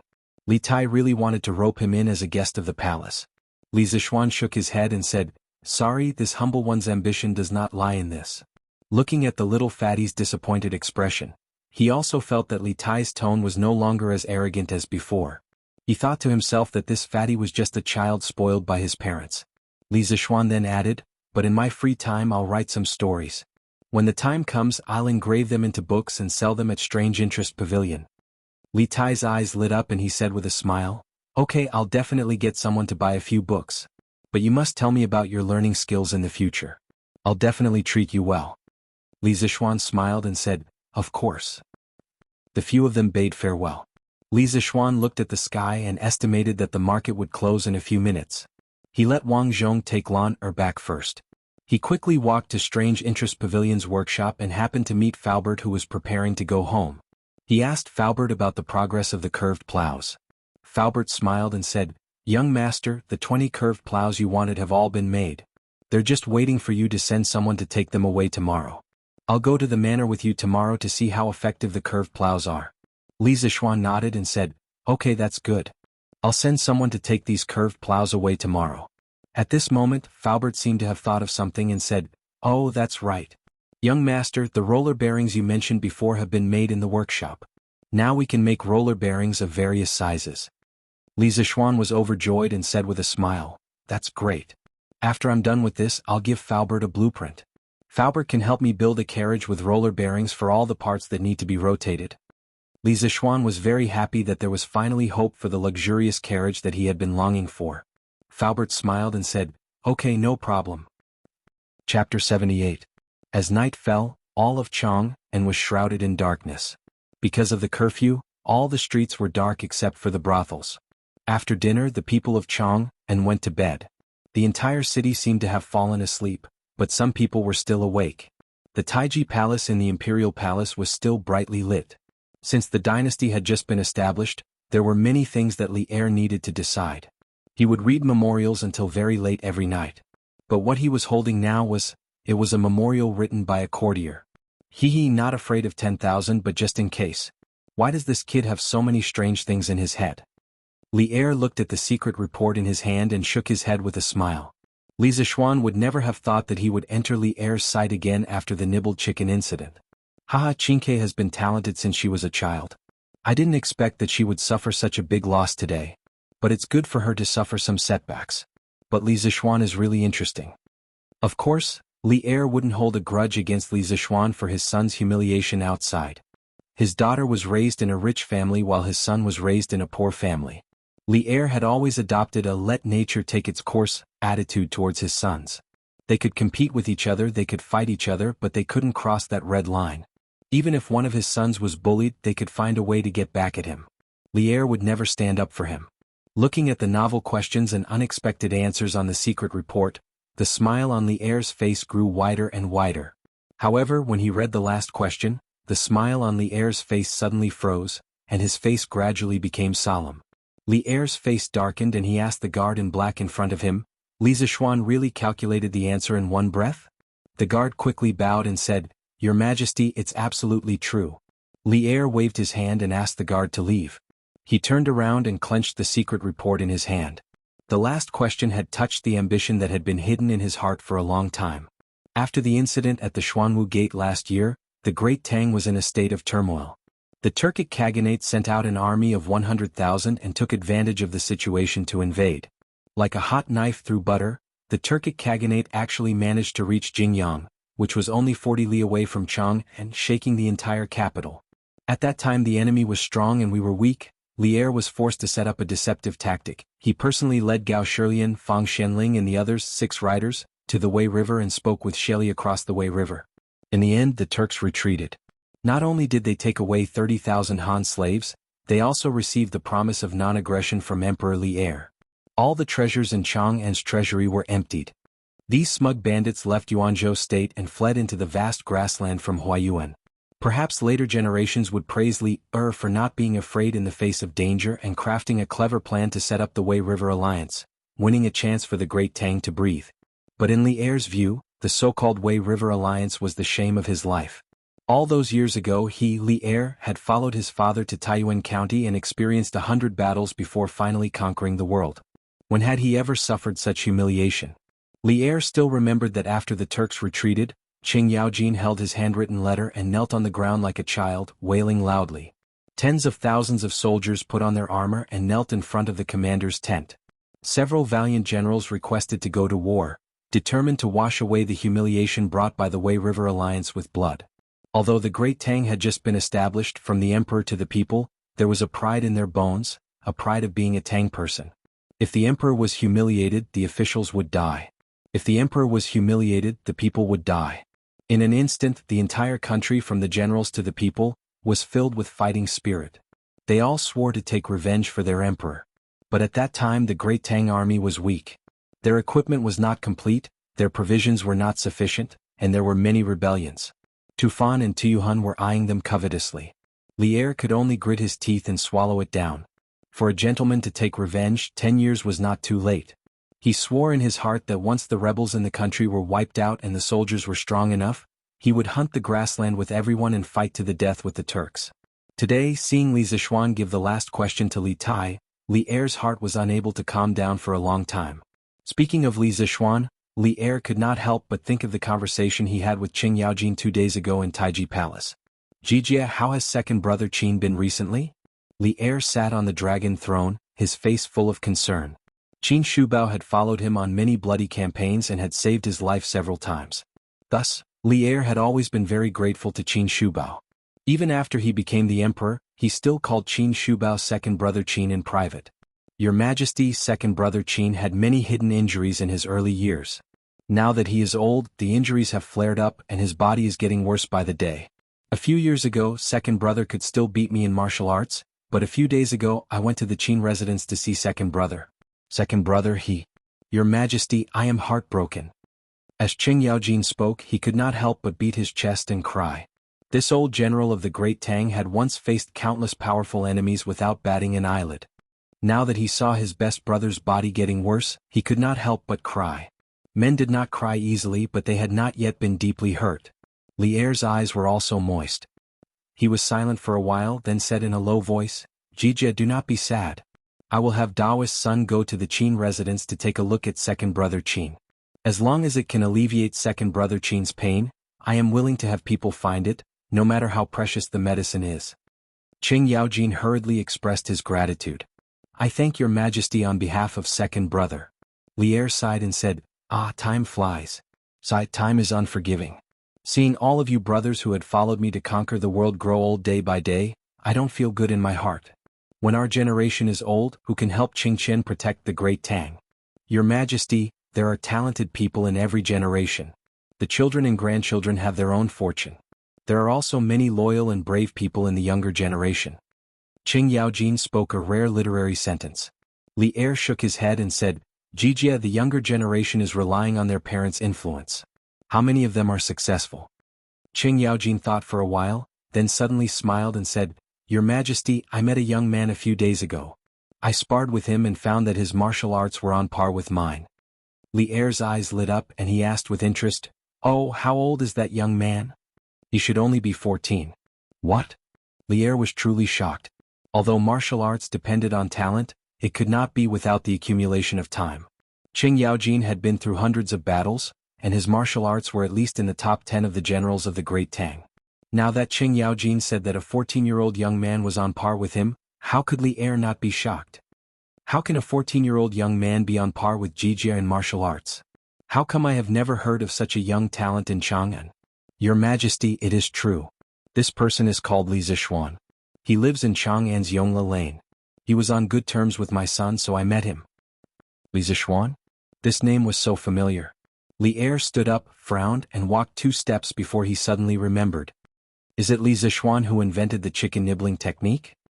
Hearing about the chicken nibbling technique, Qing Yaojin subconsciously licked his lips and said, Yes, it is him. Your Majesty, do you know him before? Li Er did not answer him and said, I only heard that he went to Mount Longhu to learn martial arts for 8 years, but I did not expect his martial arts to be so strong.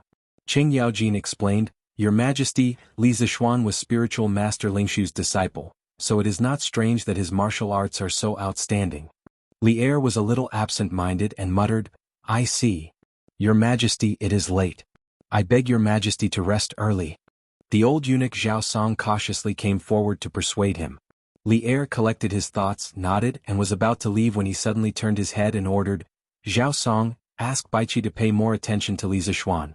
I want to know more about him. Yes, Your Majesty. This young man's martial arts were strong, but he was also very smart. He was quite accomplished in mathematics. If he was a talented general, then he should be nurtured.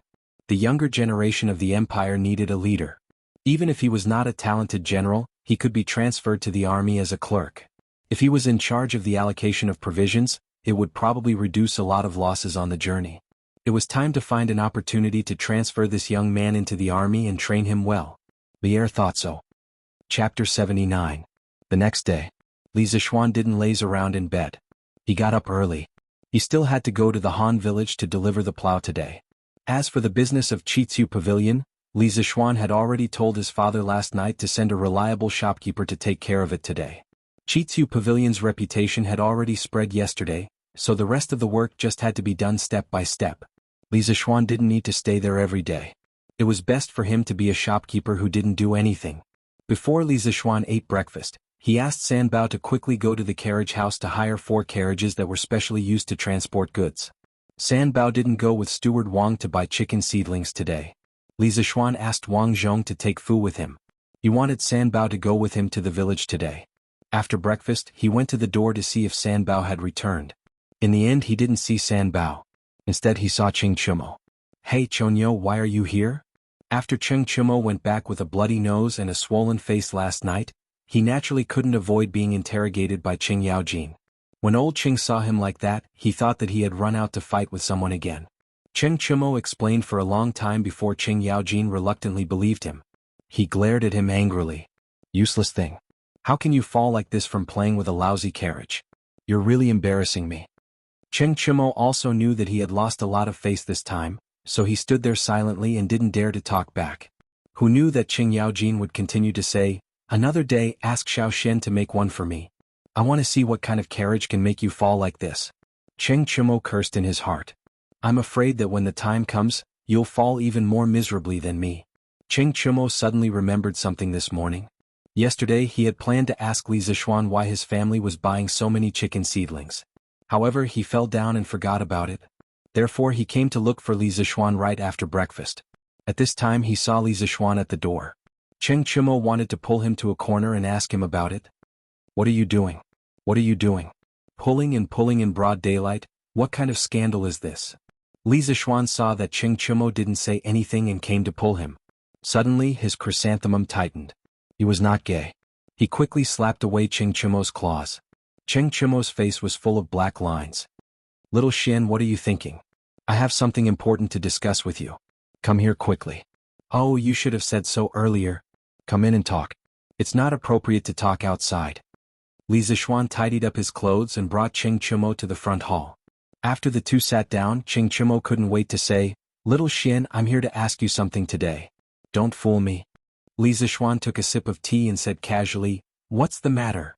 Cheng Chumo leaned over and asked in a low voice, Little Xian, why did your family buy so many chicken seedlings yesterday? How do you know? Li Zixuan was shocked and asked hurriedly. Hey, there are only so many things happening in Chang, and all year long. How can you hide such a small thing? Those who are observant will know as long as they pay attention. Little Xian, tell me honestly, why did you buy so many chicken seedlings? Will the price of chicken increase next year? Do you know that you've almost emptied all the chicken seedlings in Chang'an? Cheng Chumo laughed sinisterly. As long as there was profit to be made, he also wanted to go back and ask his father to buy a batch of chicken seedlings. Hearing Cheng Chumo's question, Li Zixuan fell silent. He couldn't tell anyone about the locust plague prophecy. Not only would no one believe him, but his family would also be in trouble. However, he couldn't tell Cheng Chumo nothing. This guy was the first brother he had made since he came to the Tang Empire. From the previous few things, Cheng Chumo was the kind of person who would sacrifice himself for a brother in a critical moment. Maybe he could give him a hint. After hesitating for a long time, Li Zixuan asked, Chonyo, how many fields do you have in your family? Cheng Chumo was stunned by the question. He didn't know why Li Zixuan asked him this, but he still answered, I'm not too sure about this. It should be about 5,000 mu. Little Xian, why do you ask? So much. This was a big landlord. Li Zixuan sighed in his heart. He estimated that the locust plague next year would cause even more losses for his family. At this moment, he suddenly looked at Cheng Chumo seriously and said in an extremely serious tone, Chonyo, if you really believe me, then go back and ask Uncle Cheng to buy more chicken seedlings for your family to feed. As for the specific reason, I really can't tell you now. In June next year you'll know why. In short, if you really believe me, then do as I say. Don't worry, I, Li Zixuan, will never harm my own brother. Cheng Chumo was also shocked by Li Zixuan's serious expression. After Li Zixuan finished speaking, he carefully pondered over Li Zixuan's words in his heart, but still couldn't figure out the reason. However, the second half of Li Zixuan's words did make sense. Cheng Chumo also firmly believed that Li Zixuan wouldn't harm him. Little Xian, since you have difficulties that you can't tell me, I won't force you. When I go back, I'll try my best to persuade my father. I believe that you won't harm your own brother. Cheng Chumo may not be as smart as those literati, but I'm quite good at judging people. Li Zixuan smiled. Thank you for your trust, Chonyo. In June next year you'll definitely be rewarded generously. Young master, the carriages are here. Young master Yen is also here to look for you. San Bao suddenly came in to report. Li Zixuan nodded and quickly walked out. As expected, 4 carriages were parked in the courtyard. Yen Xiaoning was also here. Brother Xiaoning, you're here. Yes, I shouldn't be late. Chonyo is here too? Yen Xiaoning was surprised when he saw Cheng Chumo coming out with Li Zixuan. Little Xian Xiaoning, where are you guys going with so many carriages? Cheng Chumo couldn't help but ask curiously when he saw so many carriages and heard Yen Xiaoning's words. It seemed that they were going out today. Li Zixuan explained to Cheng Chumo since there was nothing to hide about the curved shaft plow. Little Xian, is this curved shaft plow really as amazing as you said? No, I'll go with you guys today. If it's really that amazing, Little Xian, you have to take care of me first. My family's farmers also complained that they didn't have enough cattle this year. Some of them might miss the spring plowing. No problem, let's go to the workshop now to pull the curved shaft plow. Since Cheng Chumo wanted to go with them, Li Zixuan naturally wouldn't reject him. Li Zixuan let the 4 coachmen drive the carriages while he, Cheng Chumo, and Yen Xiaoning rode behind them. The group rushed to the workshop. What surprised Li Zixuan was that he actually saw a few naughty kids on the road. They were riding on scooters and racing with each other.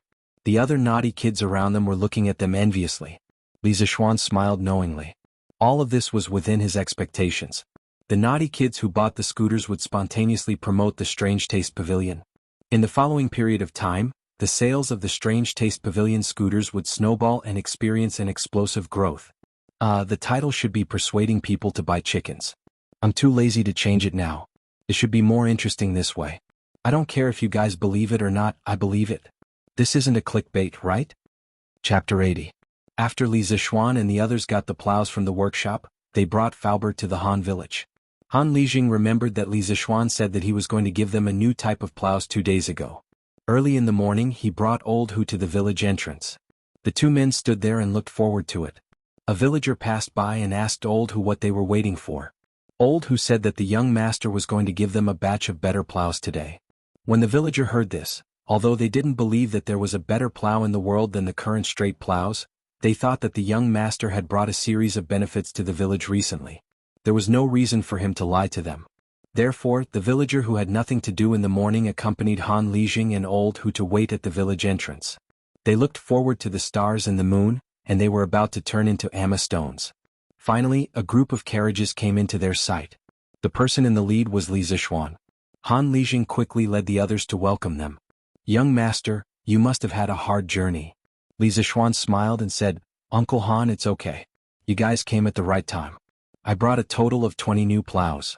Help me move them to Uncle Han's house first." Li Zixuan stopped the carriage at the village entrance and called a few villagers to move the plows. He also introduced Qing Chumo, Yan Xiaoning and Faubert to Han Lijing. Han Lijing was shocked and quickly greeted the three of them. They exchanged greetings for a while.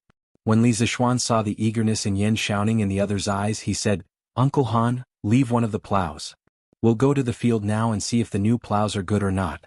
Uncle Hu, let's go to your family's field and try it out." Old Hu grinned and said, "All right, young master. I Old Hu used to be a blacksmith. I Old Hu will be able to use your plow after studying it for a while. I'll try using this new plow later." Everyone followed Old Hu to the edge of the field. At this time, a farmer had already brought over an ox. Li Zixuan gave Old Hu a brief introduction of the use of the curved plow.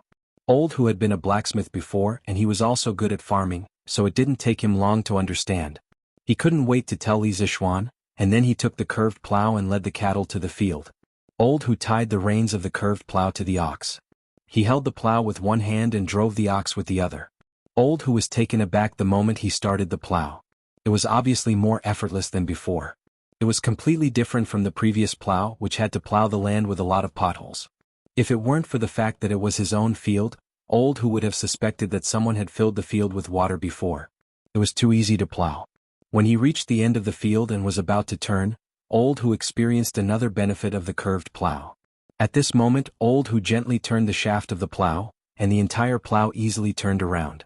It was not like the long and straight plow in the past, which had to be tilted and expended a lot of effort to turn around. It was obvious that the curved plow was more flexible, effortless, and time-efficient. Old Hu was so excited that his hands were trembling. He had lived for more than half of his life, but he had never used such a good plow. The Han village was saved and no one would miss the spring plowing. At this time, there were already many farmers surrounding the embankment. When they saw how fast Old Hu was plowing, they couldn't help but be shocked. The farmers who had some experience quickly understood the superiority of this new plow. Everyone couldn't help but discuss spiritedly. "This plow seems to be more effortless. Look at the ox leading the plow. Why does it seem effortless?" It seems to be true. At this speed, won't they be able to plow 6 or 7 mu of land in a day? Haha, it's not just 6 or 7 mu. Han Xiaodong, you're already an adult, but you still don't have any eyesight. Can't you see that the plow is more than twice as fast as the previous plow? In my opinion, this new plow should be able to plow 10 mu of land in a day, and it doesn't even use the ox. A slightly older villager analyzed. 10 mu? So much? Old Hu increased the speed of the ox and quickly plowed a round trip. At this time he pushed the plow to a place slightly closer to Li Zixuan and the others. He shouted excitedly, "Young master Li Zheng, this plow is really good. The plow is more than twice as fast as before. I Old Hu even feel that a slightly stronger adult can pull this plow." Hearing Old Hu's words, everyone on the ridge was shocked. They all thought that Old Hu was bragging. Who could pull a plow? Han Lijing also said suspiciously, "Old Hu, it's not as exaggerated as you say, right?" Old Hu anxiously said, "Li Zheng, if you don't believe me, come down and help me hold the plow. I Old Hu will pull it." Han Lijing also wanted to experience it. He excused himself from the people on the ridge, rolled up his trousers and went down. Old Hu pulled the ox to the side and let a farmer lead it. He hung the rope of the plow on his shoulder, leaned forward and pulled one end of the rope. He shouted behind him, "Li Zheng, are you done holding it?" Han Lijing replied, "Yes, you can start." Everyone held their breath and stared at Old Hu without blinking. In history they had never heard of people pulling the plow. At this time the muscles on Old Hu's arm bulged. Old Hu shouted and the plow began to move slowly. It moved, look, the plow actually moved. It's true, it's actually true.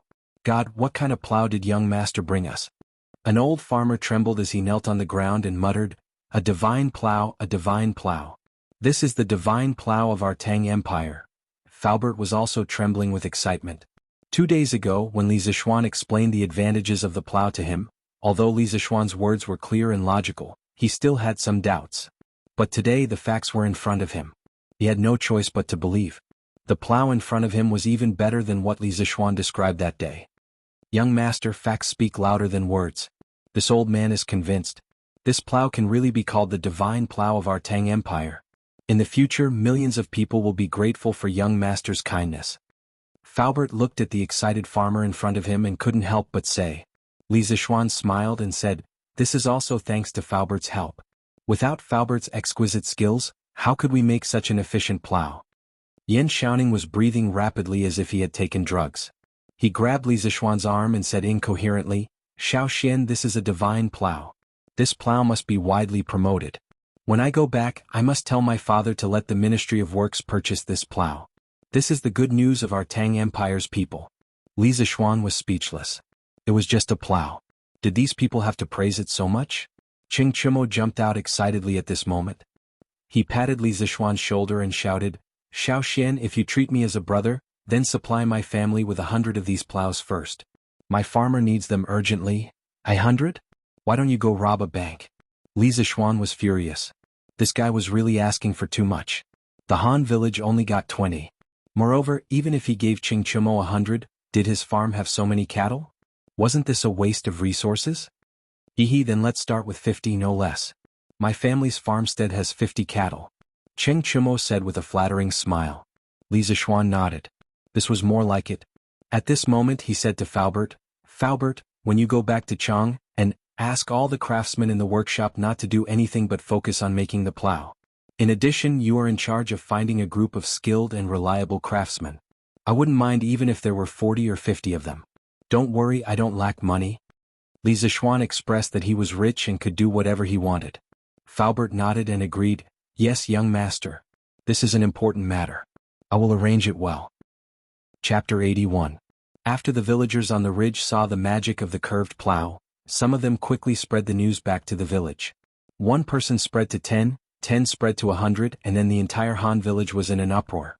As soon as Li Zixuan and his group returned to the village, they were surrounded by enthusiastic villagers. Young master, is this divine plow for sale? Yes, young master, where can I buy this divine plow? I want to buy one too. But I don't know if this divine plow is expensive. Li Zixuan waved his hand to stop the noisy crowd and shouted, this plow is called the curved plow. I have already sent 20 plows to the Han village today. They are considered the public property of the village. If you can't afford a curved plow, you can rent one from Han Lijing. The rent is 5 copper coins a day.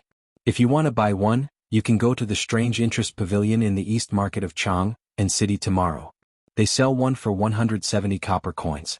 If you want to buy one, please come early tomorrow. The other villages don't know about this plow yet, so no one will fight with you. The cost of a curved plow was about 150 copper coins. Li Zixuan didn't want to earn money from these poor villagers, so he set the price very low. He only wanted to earn money for his hard work. He didn't want the villagers to be grateful to him, he only wanted to feel at ease. As soon as Li Zixuan finished his words, the crowd started to discuss. Master, it's only 170 copper coins. It's only 30 copper coins more expensive than the straight plow we bought before. Why don't we buy one too? Yes, it's better to buy one. You have to wake me up early tomorrow morning, or else we won't be able to buy it. Xiaodong, is your family buying it? Of course, only a fool wouldn't buy such a useful plow. Didn't you hear what young master said? When the other villages know about it, you won't be able to buy it even if you want to. Yes, that's right. Young master is really good to us villagers. Of course. Li Zixuan walked out of the crowd with Cheng Chumo and the others when he saw that they were having a heated discussion. At this moment, Yan Xiaoning and Faubert both said goodbye. Yan Xiaoning had already achieved his goal of coming to the Han family manor today. Now, he only wanted to return home as soon as possible and report to his father how efficient it was to use the curved plow to plow the land. It would be able to solve the urgent problems of the imperial court to a large extent. Today Faubert had witnessed the miraculous power of the curved shaft plow.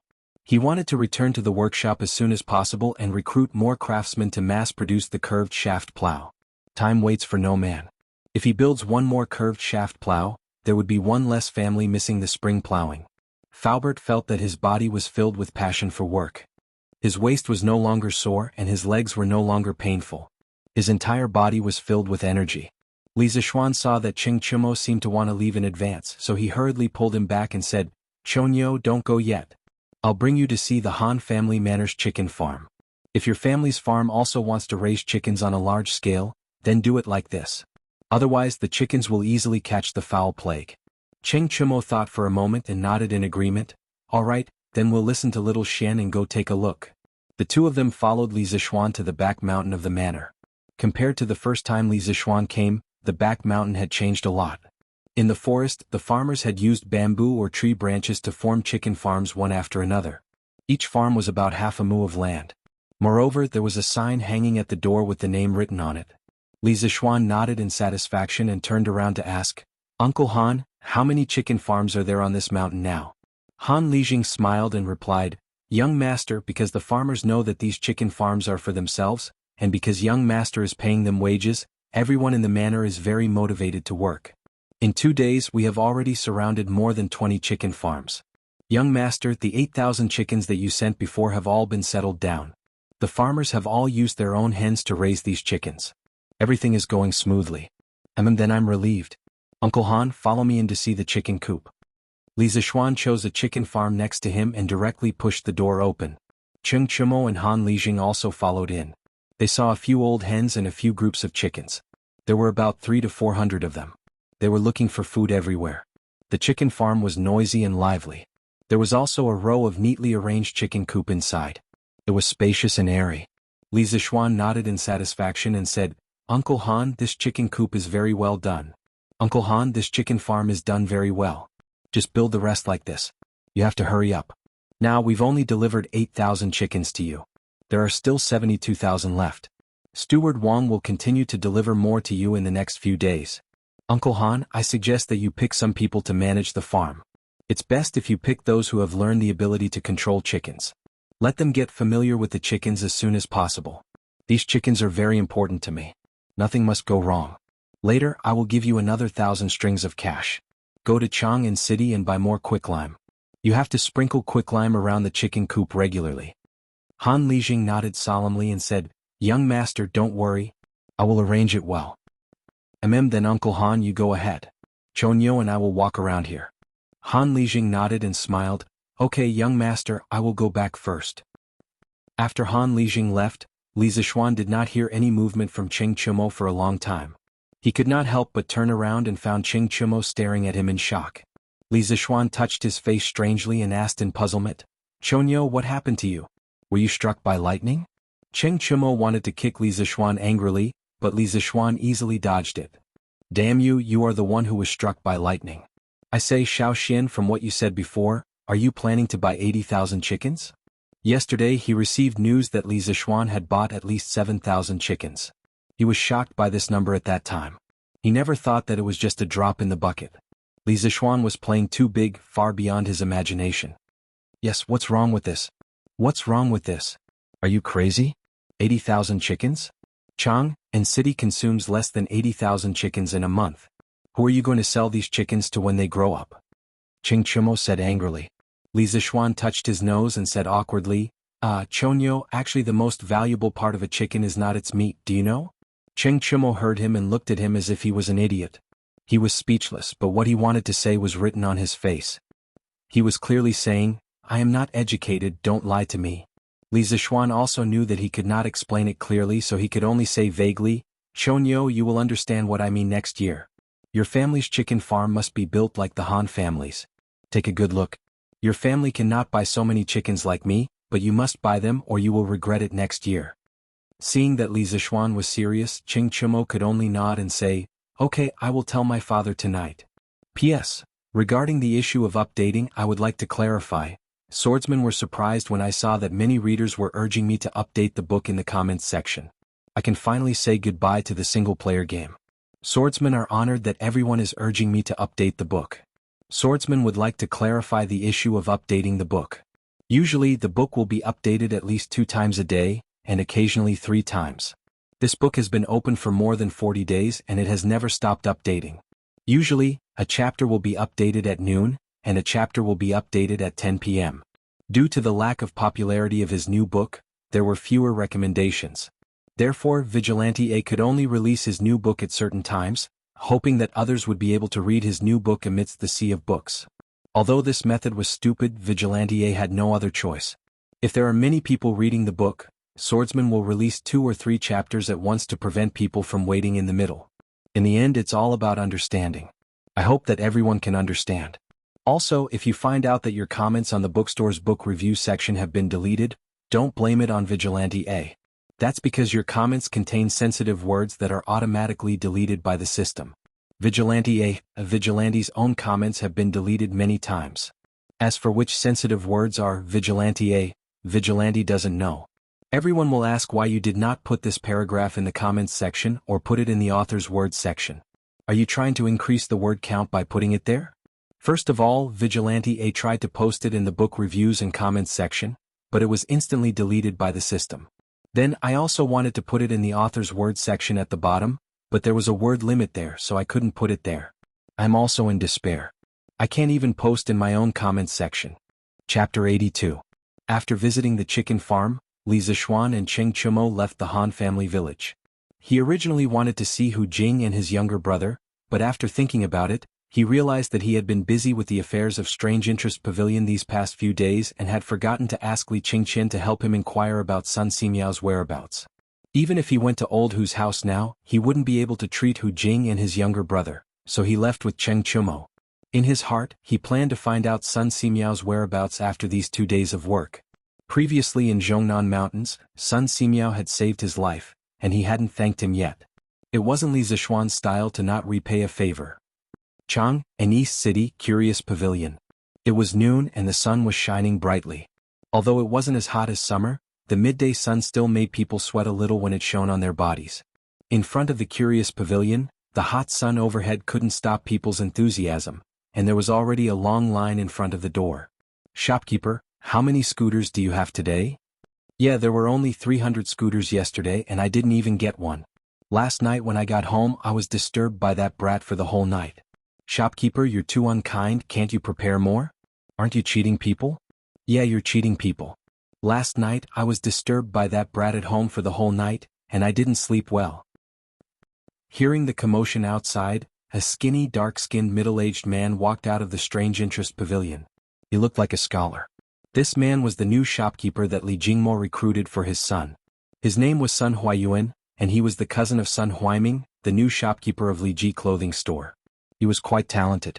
Previously, he was the shopkeeper of a calligraphy and painting store in Chang'an City. Later, because he offended the owner's son, he was fired and had been idle at home.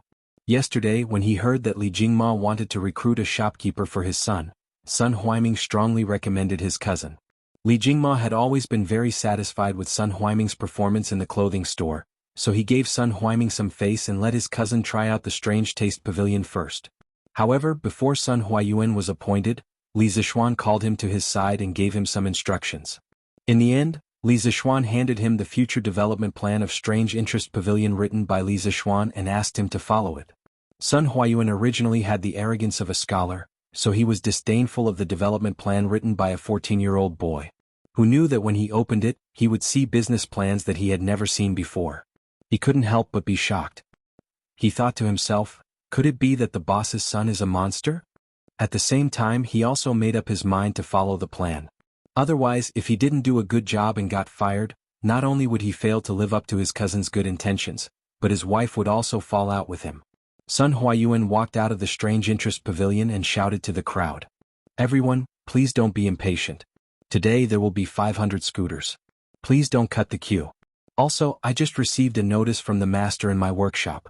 For the next 5 days, Strange Interest Pavilion will stop selling scooters. Because of my young master's order, Strange Interest Pavilion's workshop will focus on manufacturing a more important tool in the next few days. The scooters will be sold next time. Please forgive us. Sun Huayuan gracefully cupped his hands and apologized to everyone. He was actually quite helpless. After Uncle Fu came back this morning, he immediately sent someone to the Strange Taste Pavilion to inform him that the workshop would not be producing scooters for the next few days. It was said that they were going to focus on producing a batch of more important tools. For Faubert, a national treasure like the curved plow was obviously more important than a child's toy like the scooter. At this critical time, how could he be distracted? Naturally, he would give up on the scooter first. However, the crowd in the queue didn't think so. They were originally happy when they heard that there would be 500 scooters available today. Who knew that Sun Huayuan would tell them that Strange Interest Pavilion would stop selling scooters for the next few days and that it was unknown when they would be able to sell scooters again? If they couldn't buy scooters for their children today, wouldn't they not have peace for the next few days? Sun Huayuan's last sentence poked a hornet's nest. Shopkeeper, how can you do business like this? We're going to boycott your shop. We'll never buy scooters again. Yes, we're not buying anymore. Brother, if you don't want to buy it, can you give your seat to me? Bah, who said I'm not buying anymore? Didn't you just say that? I didn't say that. Go away. Hey, why are you scolding me? I'm scolding you. What, you dare to look at me? I'm looking at you, so what? Why don't you try looking at me again? Fine, I'll try. What can you do? At first, there were people who wanted to put pressure on Sun Huayuan to cancel the suspension of the scooter sales. Sun Huayuan panicked when he heard the commotion. Who knew that the commotion didn't get everyone's response? Instead, there was an internal conflict. There were already signs of a big fight. Sun Huayuan was stunned at the door. It was the first time he saw such a weird customer. However, he couldn't let them fight. If Wu Ho was alerted, it would probably implicate Strange Fun Pavilion. Sun Huaiming quickly went down to mediate.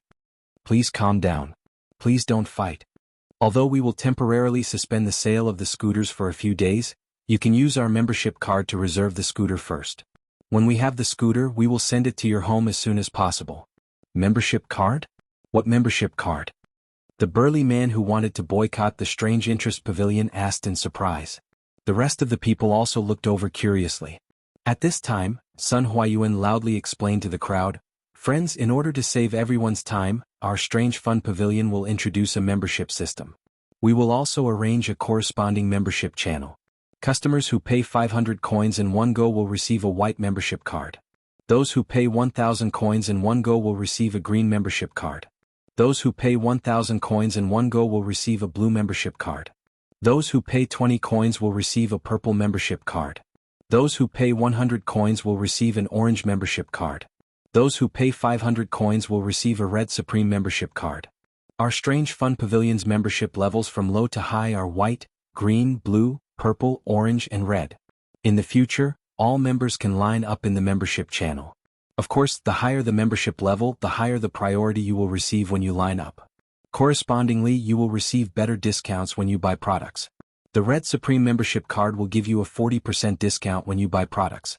Every membership card that we give out is special and requires a fingerprint. It will not be counterfeited. Every sum of money that you deposit and withdraw from Strange Fun Pavilion will be recorded in detail. There will be no mistakes. Friends who didn't buy a scooter today can apply for a membership card to reserve it. Everyone, don't miss this opportunity. Our Strange Fun Pavilion will have even more novel products in the future. There are only things that you can't think of. There is nothing that we can't do. Sun Huayuan introduced the business plan that Li Zixuan had written for him to the crowd. Li Zixuan had used the color of the character cards and equipment from the online games in his previous life to Strange Fun Pavilion's membership cards. He wanted to tell the people of the Tang dynasty that life was like playing an online game. If you want to be awesome, you have to spend money. It was just like the online games released by a certain company in his previous life. If you don't spend money, you won't be able to play. The audience was stunned by this membership system that they had never heard of before. The people who bought the scooter yesterday were secretly glad. They only spent 360 copper coins yesterday, and they actually got a white membership card that was worth 500 copper coins. This wave of people did not suffer a loss. Most of the people in front of the line were watching. They were in front of the line and should be able to buy a scooter today. Therefore, they were not in a hurry. They were waiting to see if anyone was willing to apply for a membership card. However, the people at the back of the line could not sit still. Shopkeeper, I want to apply for a green membership card. I want to use your members channel. I also want a green membership card. Green was the color that protected the environment. Everyone liked it. Behind the crowd, there was an elegant young man wearing white clothes and holding a folding fan in his hand. He He was looking at the noisy crowd. The corners of his mouth were raised into a meaningful smile. He ordered the manservant beside him, "Don't worry. Lu Yun, go and apply for a Red Supreme membership card for this young master." "Ah, young master, this?" The servant suspected that he had misheard. "Oh." The white-clothed young master frowned. He naturally had a dignified aura. He did not want to repeat himself. "Yes, young master. This servant will go now." Seeing the young master frown, Lu Yun was so scared that he did not dare to ask any more and went to apply for a membership card. Only then did the white-clothed young master relax his frown. He muttered to himself, "Strange fun pavilion, hee. How interesting." Chapter 83. Outside of Strange Interest Pavilion, there were dozens of people crowding around Sun Huayuan to register for a membership card. Sun Huayuan hurriedly helped these people register, but he was pleasantly surprised. He didn't think that there would be so many people willing to buy a membership card. These people would most likely become loyal customers of Strange Interest Pavilion in the future. At this moment, some of the people at the front of the line couldn't sit still. Originally, according to the order, they would be able to buy a scooter today, but now there were so many people who wanted to buy a membership card. According to the membership system that Manager Sun had just introduced, these members could use the member channel to cut the line. If this was the case, then the people at the front of the line would most likely not be able to buy a scooter today. Thinking that if they couldn't buy a scooter today, they would definitely be disturbed by their naughty children for several days. These people couldn't help but shiver and clench their teeth. "Isn't it just a membership card? I'll buy it." Thus, more and more people wanted to buy a membership card. Seeing this, Sun Huayuan smiled like a flower and quickly called a few employees to help him register. In fact, most of these people wanted a green membership card. Sun Huayuan had been registering for a long time, but the highest number he saw was 10 blue membership cards. There wasn't a single purple membership card. People were greedy. At first, Sun Huayuan was worried that no one would be willing to buy a membership card, but now he was hoping that someone would buy a few purple membership cards. He was disappointed in his heart when he heard a young man's voice, "Manager, buy a Red Supreme membership card for my family's young master." Shwa. The noisy crowd instantly quieted down and looked at the person who spoke. Sun Huayuan also suspected that he had misheard and asked with uncertainty, "Dear customer, what kind of membership card did you say you wanted?" "I'm not the one doing it, I'm just doing it for my family's young master." "He wants a Red Supreme membership card." "Manager, hurry up, we're in a hurry. This is the membership fee, see if it's enough." Lu Yun tossed 5 golden pancakes to shopkeeper Sunday. After all, 500 strings of copper coins could be pulled by an ox cart. It was really inconvenient to carry them when going out. In the Tang dynasty, gold could be used for large transactions, but silver could not be used. In fact, there was silver in the Tang dynasty, but before the Song dynasty, most areas in China did not use silver as currency. In the Tang dynasty, the annual production of silver was only 15,000 taels. At that time, for ordinary people, there were only 3 sources of silver. The first was a reward from the emperor, the second was a bribe from local officials, and the third was the payment from foreign merchants. Regardless of the source of the silver, no one would use it for trading. In large transactions, gold chains and gold pancakes were more commonly used. That's enough, that's enough. I'll handle it for you right away." After Sun Huayuan confirmed that he didn't mishear, he quickly took the golden pancake and weighed it in his hand. Then he wiped the sweat on his forehead and began to register. "May I know your young master's name? We need to register and press our fingerprint." Sun Huayuan raised his head and asked. Lu Yun frowned and said, "It's inconvenient to reveal the identity of my young master. You can just write the word Wang, and I'll press the handprint." As Sun Huayuan was a little confused. This was the first time he encountered such a situation. However, this person wanted to apply for a red card, so he should take care of him. He could only nod and say, "Okay, we'll do as you say." The 500 scooters of the Strange Interest Pavilion were all sold out in 4 hours. Those who applied for a membership card had all bought one. Many people in front of the line who thought that they would be able to buy one didn't. They couldn't help but beat their chests and stomp their feet. They definitely wouldn't have a good time in the next few days. Including the scooters that were sold yesterday, there were currently 800 scooters in Chang'an City. The naughty kids who owned scooters naturally formed groups and began to show off in all kinds of fancy ways in Chang'an City. They were all risking their lives. For a moment, the streets and alleys of Chang'an City were filled with naughty kids on scooters chasing each other. Naturally, all kinds of accidents were caused. The entire Chang'an City was in chaos. People and horses were thrown off their feet. Yongxing City. Nay, a coachman suddenly pulled the reins tightly. The horse raised its front hooves high and neighed. The speeding carriage behind suddenly stopped. The people in the carriage staggered and almost fell out of the carriage. Lai Fu, what happened? There was a hint of anger in the middle-aged man's voice. He had just come out of the palace and was thinking about the deeper meaning of Emperor Lier's words. He didn't expect to be interrupted by this sudden breaking. Master, there are a few kids playing on a moving plank in front of us. I was afraid of hitting them, so I pulled the horse. Please forgive me. The coachman named Lai Fu quickly got off the carriage and bowed to the inside of the carriage. At this time, the middle-aged man in the carriage lifted the curtain and looked at the kids playing in the middle of the road. He couldn't help but be curious when he saw that they could easily slide on a plank. He walked forward and asked, "Little kids, what are you playing on?" A little girl with a ponytail answered, "This is a scooter." "Grandpa, don't you know?" The middle-aged man asked, "Where did you buy this scooter?" "Strange Interest Pavilion in the East City. My father bought it for me with great difficulty." The middle-aged man stroked his beard. He silently remembered this Strange Interest Pavilion. He smiled at the kids and said, "Go play in other open spaces. Don't play in the middle of the road. It's dangerous." "Okay, thank you, Grandpa." The middle-aged man turned around and frowned.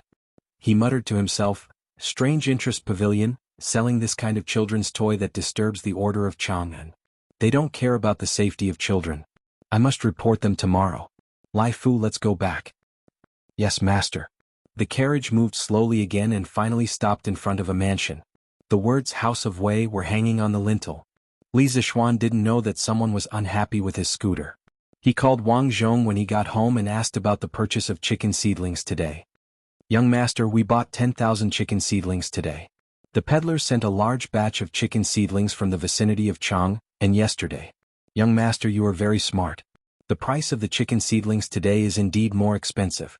It has risen to 100 copper coins each. Correspondingly, the price of eggs in Chang and has risen from 2 copper coins each to 5 copper coins. I am afraid that the price tomorrow will be even more expensive, so I bought all the chicken seedlings in the East City today." Li Zixuan nodded and praised, "Well, Uncle Wang, buy as many as you have now. The price of the chicken seedlings will only get higher and higher. You did the right thing. Send this batch of chicken seedlings to the Han village now." "Yes, young master." Chapter 84. Afternoon, Yin Manor. Yin Xiaoning was pacing in the front hall, anxiously waiting for something. Young master, master is back." A servant in green rushed in and shouted, "That's great, my father is finally back." Yin Xiaoning walked out of the door quickly and arrived at the front courtyard. He saw Yin Lide had just entered the residence. "Father, you're finally back." When he returned to Chang'an with Faubert this morning, he wanted to tell his father about the curved yuan plow. However, the old butler said that his father went to the morning court and had not returned yet. Yin Xiaoning could only wait anxiously. The curved yuan plow belonged to Chitsu Pavilion and he had a share in Chitsu Pavilion. Thinking about it, the curved yuan plow must be related to him. He knew that the court was thinking of a solution for the people's spring plowing. Although Yin Xiaoning had some strange ideas in the past, they were just for fun. Now that the curved yuan plow was born, he could help his father. Thinking of this, Yin Xiaoning could not help but feel excited. "Ning, you're looking for me?" "Yes, father. It's very important. Please follow me to the study." "In the study?" "Ning, tell me. Why are you looking for me? You look like you're in a hurry." After Yin Lide sat down, he asked curiously. Although this son of his wasn't like the other hedonistic sons who played cockfights, walked dogs and loitered in brothels, he didn't do any proper work and spent all his time researching strange things. He really didn't know why his son was in such a hurry to find him today. "Father, has the court been thinking of a solution for the spring plowing near Chang, and recently?" Yin Lide sighed, "Yes. A few days ago, His Majesty was planning to bring in a batch of cattle from Bing province to Chang, and to solve the urgent problem. However, there was an urgent report today that a group of bandits in Bing province had robbed the cattle prepared by the court. His Majesty was furious. However, the most important thing now was not to eliminate the bandits, but to solve the spring plowing problem for some farmers. After the morning court, His Majesty asked Minister Fong, Minister Wei, and me to stay behind to discuss this matter. That's why I only came back at this hour." "Ning, when did you become interested in court matters?" Yin Xiaoning smiled, "Father, I already have a solution for the spring plowing problem." "What?" "Ning, this is a serious matter. You can't joke about it." Yen Lide widened his eyes in disbelief. Yen Xiaoning saw that his father didn't believe him, so he told Yen Lide about the invention of the curved shaft plow and the effects he saw with his own eyes when he went to the Han family village today. After Yen Lide heard this, he stood up in shock and muttered to himself, "A divine plow has descended. The heavens are truly protecting my great Tang." Father still underestimated Li Zixuan. "Ning, you've helped the imperial court a lot this time. Father will report to His Majesty tomorrow and ask for a reward for you." The next day at the first glimmer of dawn, there were already a dozen farmers in coarse linen clothes on the path outside Chang'an City, rushing towards Chang'an City. "Oh, isn't this brother-in-law? Why are you so early today?" A quick-witted young man saw that the person in front of him looked familiar and quickly sped up to catch up. When he realized that it was his brother-in-law, he greeted him. So it's you, Xiaodong. I heard that the price of eggs in Chang'an City has risen recently. Your sister asked me to get up early today and sell the eggs at home. Later I can buy a new set of clothes for my son. The man carried a wicker basket and answered when he saw that it was his brother-in-law. The quick-witted young man was Han Xiaodong from the Han family manor. Today, his father had woken him up early in the morning and told him to go to the Strange Interest Pavilion to buy a curved plow. A few years ago, his elder sister had married into the Plum Village. This man was his brother-in-law. His name was Mei Jun, but he was big and burly, not handsome at all. Usually, the two families had a good relationship and they visited each other frequently. Well, I also heard about this. It said that eggs in Chang'an City are sold for 5 coins each. Haha, my sister is still as smart as before. Hee hee. The man scratched his head embarrassedly.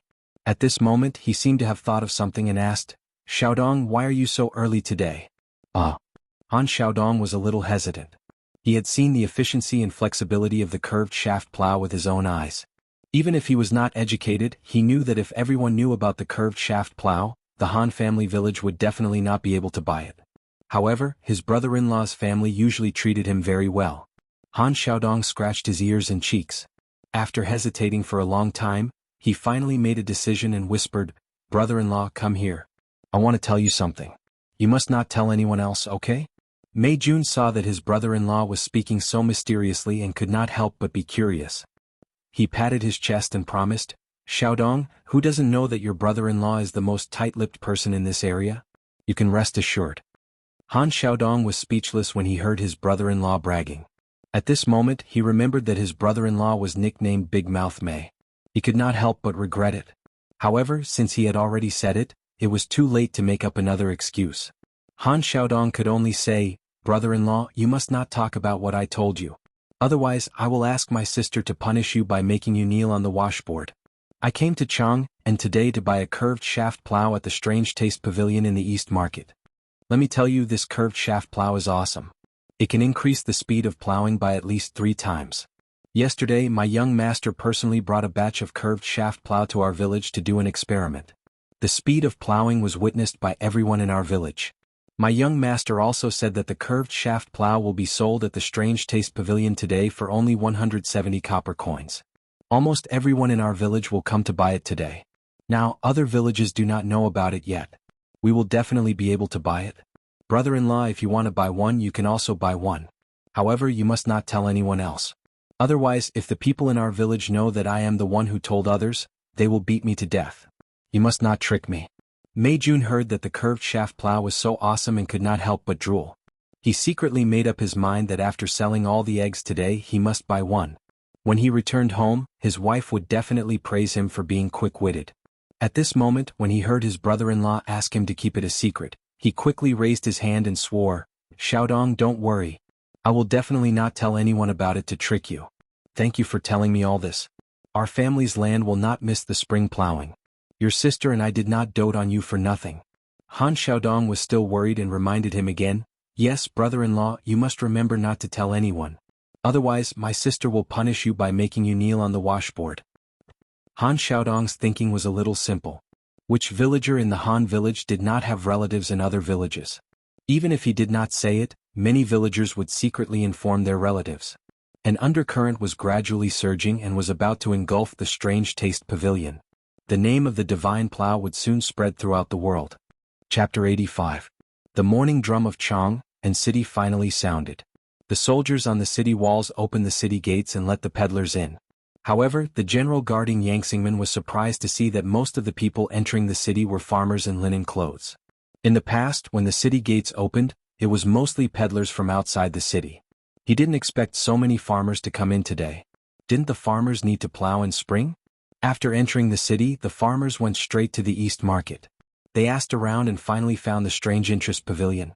The gate of the Strange Interest Pavilion was not open yet, but many farmers were lining up in front of the gate. So this is the Strange Interest Pavilion. It's the first time I've seen it. It's so cool. Old Who also came today. His wife thought that it was more convenient and cost-effective to buy a curved plow than to rent one in the village, so she urged him to come and buy one. Hey Old Who, I heard from my daughter that the things in the Strange Interest Pavilion are very expensive. 2 days ago they were selling something called a scooter. It's just a wooden board with a few small wheels under it. One scooter costs 400 coins. Oh, then we have to thank the young master. This curved plow is so easy to use, but it only costs 170 coins. I guess the young master didn't make any money from us. That must be it. I admire the young master. It's a pity that I don't have a daughter. Otherwise, I would definitely send her to the young master as a concubine. Li Zishuan got up early today to check on the preparation of the curved plow. He didn't expect to hear Han Er's silly words as soon as he arrived. He almost fell to the ground. Han Er's first sentence reminded Li Zishuan of a classic joke from his previous life. I admire you even if you don't help me when I go to the toilet. As for Han Er's last sentence, Li Zishuan automatically ignored it. Even if Han Er had a daughter, Li Zishuan wouldn't dare to have her. Hey, the young master is here. Greetings, young master. Old Who saw Li Zishuan coming. He hurriedly greeted him. Young master. Greetings, young master. When the villagers heard Old Who's words, they hurriedly greeted Li Zishuan warmly. They were grateful to this young master from the bottom of their hearts. Li Zishuan nodded to everyone and entered the Strange Interest Pavilion. Shopkeeper's son, how many curved plows did the workshop send today? After Li Zishuan entered the room and greeted Sun Huayuan, he went straight to the point. He had also read the report on the number of members that Sun Huayuan had submitted for the first day yesterday. He was very satisfied with Sun Huayuan's ability. Sun Huayuan no longer dared to belittle this 14-year-old youth in front of him. His performance yesterday was all in accordance with the business plan that Li Zishuan had given him.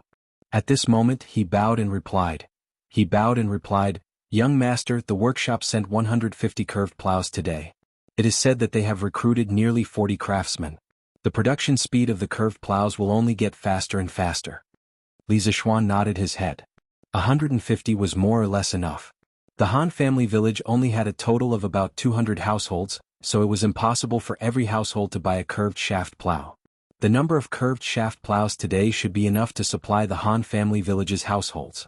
Coincidentally, the other villages had not received the news today, so no one would fight with the Han family village.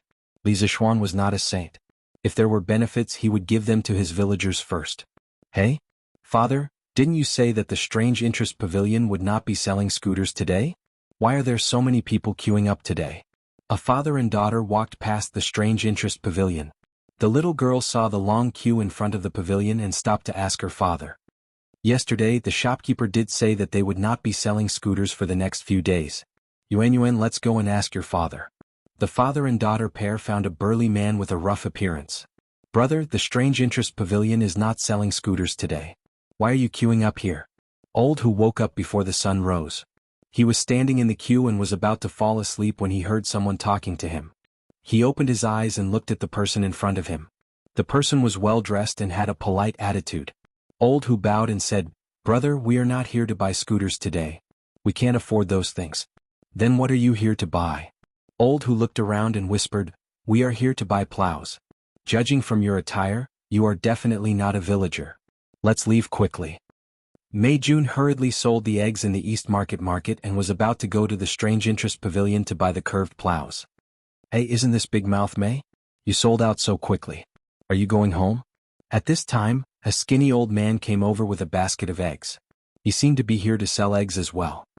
Hey, Second Master Lu, why are you here to sell eggs personally today? I just finished selling my eggs and was about to go to the Strange Interest Pavilion to buy something. It just so happens that you are here at my stall. Mei Jun saw the man and quickly greeted him with a smile. The man in front of him was quite prestigious in the Plum Village. Brat, what can you buy at that place? You are spending money recklessly. Be careful that your wife will beat you when you go back. Second Master Lu chuckled as he placed his eggs on Mei Jun's stall. No way. Mei Jun curled his lips. At this time he looked around and sneakily leaned over and whispered, Second Master Lu, the thing I want to buy today is very powerful. I only told you because you are tight-lipped. Please don't tell anyone. I'm telling you. Okay, Second Master Lu, I have to go quickly. Otherwise I won't be able to buy it. Mei Jun said a lot of things. Seeing that it was almost noon, he knew he was in trouble and hurriedly said goodbye. Wait, I will go with you. Second Master Lu agilely picked up the eggs and followed him. At the Strange Interest Pavilion, more than 100 curved plows were quickly sold. There were only 40 left. At this time, Mei Jun and Second Master Lu finally arrived and hurriedly lined up. Of course, Mei Jun's situation was not an exception. After a while, another 20 to 30 villagers came and lined up. Li Zishuan looked at these people and saw that they did not seem to be from the Han village. He could not help but frown slightly. He did not know how these people knew about the curved plows, but he could not say anything about the situation. Since he was open for business, there was no reason to be picky. In fact, these people's situation was similar to Mei Jun and Second Master Lu's. They were all secretly told by their relatives in the Han village. Some people were like Mei Jun and did not know how to keep their mouths shut. Thus, more and more people knew about the curved plows. Li Zishuan silently estimated that there were about 50 to 60 people outside the Han family manor. From the looks of it, there were still some Han family manor's villagers who would not be able to snatch the Ziyuan plow today. He could not help but feel that it was a pity. But he did not know that at this moment, a storm was sweeping over the imperial court with him as the center. Chapter 86. Taiji Palace, Imperial Palace. The officials arrived and divided into two sides according to civil and military officials. Li Er put down a memorial and looked at a young official in the civil official line. He asked, Minister Yuan, do you want to impeach the son of Li Jingma, a wealthy merchant in Chang'an? The young official hurriedly stepped out and bowed. Your Majesty, I do want to impeach Li Zishuan, the son of Li Jingma. According to the East Market Bureau, this person has been buying chicken seedlings in Chang, and for the past 2 days. Not only has the price of chicken seedlings skyrocketed, but the price of eggs has also more than doubled. This person has disrupted the market and driven up prices. I implore your Majesty to punish him severely. This person was the Taifu Temple's Vice Minister Yuan Wendao. The Taifu Temple was one of the 9 temples of the Tang dynasty's central government. The chief minister of the Taifu Temple was a secondary 3rd-rank official. The vice minister of the Taifu Temple was a secondary 4th-rank official. Taifu Temple was in charge of the country's finances and government decrees. It was in charge of the officials in the 4 cities of Jingdu, Pingzhuan, Zhuozhang and Chongping. In addition to managing the country's finances and treasury, it directly led the 4 cities of Jingdu and Pingzhuan in the market management. It provided macro guidance and used measurement and balance to implement specific regulation. The East Market Bureau was only a 6th-rank official. Of course, he was not qualified to attend court. He could only report the abnormalities in the East Market to Yuan Wendao. Li Er curiously asked, this Li Zishuan is just a commoner. Why didn't Taifu Temple directly punish him? Your Majesty, according to my investigation, this Li Zishuan has a close relationship with the eldest son of Duke Lu and the Crown Prince. I don't dare to make a decision without your Majesty's permission. Yuan Wendao originally wanted to arrest Li Zishuan directly, but then the East Market Bureau reported to him that Li Zishuan had a close relationship with Cheng Chumo and Li Chengqian. Yuan Wendao was not sure about their relationship, so he directly reported it to Li Er. When Li Er heard this, he looked meaningfully at Li Chengqian, who was standing below. At the same time, he was somewhat dissatisfied with Yuan Wendao.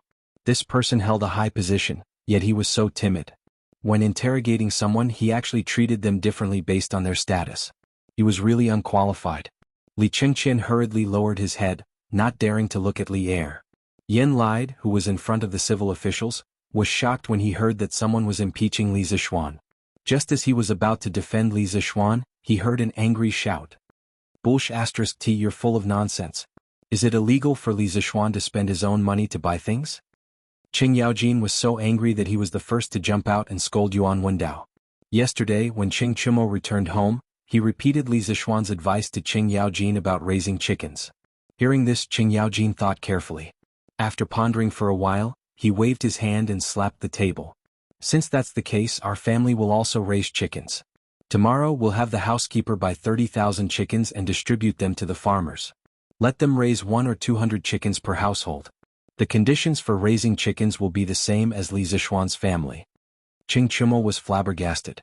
In his mind, his father would at most agree to raise 7 or 8,000, but he never thought that his father would be so bold as to ask for 30,000. Qing Chumo muttered, "That's right. That's right. Father, aren't you afraid that when the time comes, you won't be able to sell the chickens and lose everything?" Qing Yaojin patted Qing Chumo's head and laughed. "Chonyo, you're still too inexperienced. You haven't seen through it yet. Do you think that Li Zishuan is someone who is willing to suffer losses? Since he dares to raise 80,000 chickens, why should we be afraid of raising 30,000 chickens? Aha, I dare to conclude that there must be a big secret that no one knows. It's just that Li Zishuan doesn't want to talk about it. Our family will just follow behind that kid and make a small fortune." Qing Yaojin's appearance was rough, but in fact his heart was as meticulous as hair. He understood the twists and turns in this matter with a little thought. At this time he proudly pinched his beard, walked 2 steps and continued, "Besides, you forgot who that kid's master is. He is an immortal figure of the Taoist lineage. Li Zishuan's unreasonable actions this time may be a heavenly secret revealed to him by Taoist priest Spirit Void when he was alive. Alas, if it weren't for the fact that our family isn't as rich as that kid, I also want to buy 80,000 chickens. Aha, this kid is a little interesting." After listening to Qing Yaojin's analysis, Qing Chumo couldn't help but admire his father. The older the ginger, the spicier it is. In the imperial court, Yuan Wendao's face was tragically sprayed by Qing Yaojin's spittle, and his ears were buzzing because of Qing Yaojin's loud roar. He wiped his face and angrily said, "Hi Duke Lu, how can you deliberately cover up for Li Zishuan just because he has a good relationship with your son? Li Zishuan drove up prices and affected the people's livelihood. The evidence is conclusive. Hi Duke Lu, do you want to bend the law for personal gain?" Qing Yaojin was extremely angry. According to Yuan Wendao's words, his family also bought a large number of chickens today. Wasn't that also breaking the law? Qing Yaojin was too lazy to argue with him. He directly hit Yuan Wendao's nose with his uppercut. "I'm your mother. You're a villain who is twisting words and forcing logic. I'm not afraid to tell you that my Qing family also went to the East Market to buy tens of thousands of chickens today. Are you also going to punish me for my crime?" Yuan Wendao was just a weak scholar. How could he withstand Qing Yaojin's big fist? He was directly hit by this punch and flew far away. His nose was bleeding and he almost fainted. At this time, he knelt down to Li Er and cried, "Your Majesty, High Duke Lu maliciously hurt people in the imperial court. He also intended to protect the suspect. Your Majesty, please punish him." Qing Yaojin was furious and wanted to come up and beat him again. Qin Xiong, who was standing next to him, quickly came over and stopped him. "Jijia, you're not allowed to be presumptuous in the imperial court." Qin Shubao's old injury in the past 2 years was acting up. His legs and feet were not very good. Qing Yaojin did not dare to struggle. Only then did he calm down and looked at Li Er pitifully. "Your Majesty, I was rude in front of you just now. Your Majesty, please forgive me." Li Er was angered by this reckless guy. "Qing Jijia, why didn't you think of asking me to forgive you when you hit people before? In the imperial court you actually hit a minister. It's really outrageous." Qin Shubao quickly bowed and begged for mercy. Jijia was just confused for a moment. "Your Majesty, please forgive me." Niu Jinda Yuqigong and the other generals in the army also pleaded for mercy for Qing Yaojin. Although Li Er had a good relationship with Qing Yaojin, Qin Shubao, and the other old generals in private, he could not disappoint the other ministers. He shook his head and said, "Qing Jijia, your salary will be deducted for 3 months. We will see what happens next." Well, he had taken out so much money to buy chicken seedlings. Now his salary was gone. It seemed that he would have to tighten his belt in the future. But Qing Yaojin also knew that this punishment was very light. Qing Yaojin bowed and thanked him. "Your Majesty." Li Er looked at Yuan Wendao and asked, "Shaoqing Yuan, you said that Li Zishuan was driving up prices. Did he use this to make profits?" Yuan Wendao covered his nose and replied in a muffled voice, "Your Majesty, I didn't notice this." Li Er muttered, "Since he didn't use this opportunity to make profits, then he didn't disturb the market. But he needs to explain why he bought such a large number of chicken seedlings." "Guards." A big Han general immediately walked in from outside the hall and bowed. "This general is here." Li Er ordered, "Go to Yongla Lane and bring Li Zishuan here." "Yes." Although the big Han general did not know Li Zishuan, he still bowed and hurried out to find Li Zishuan.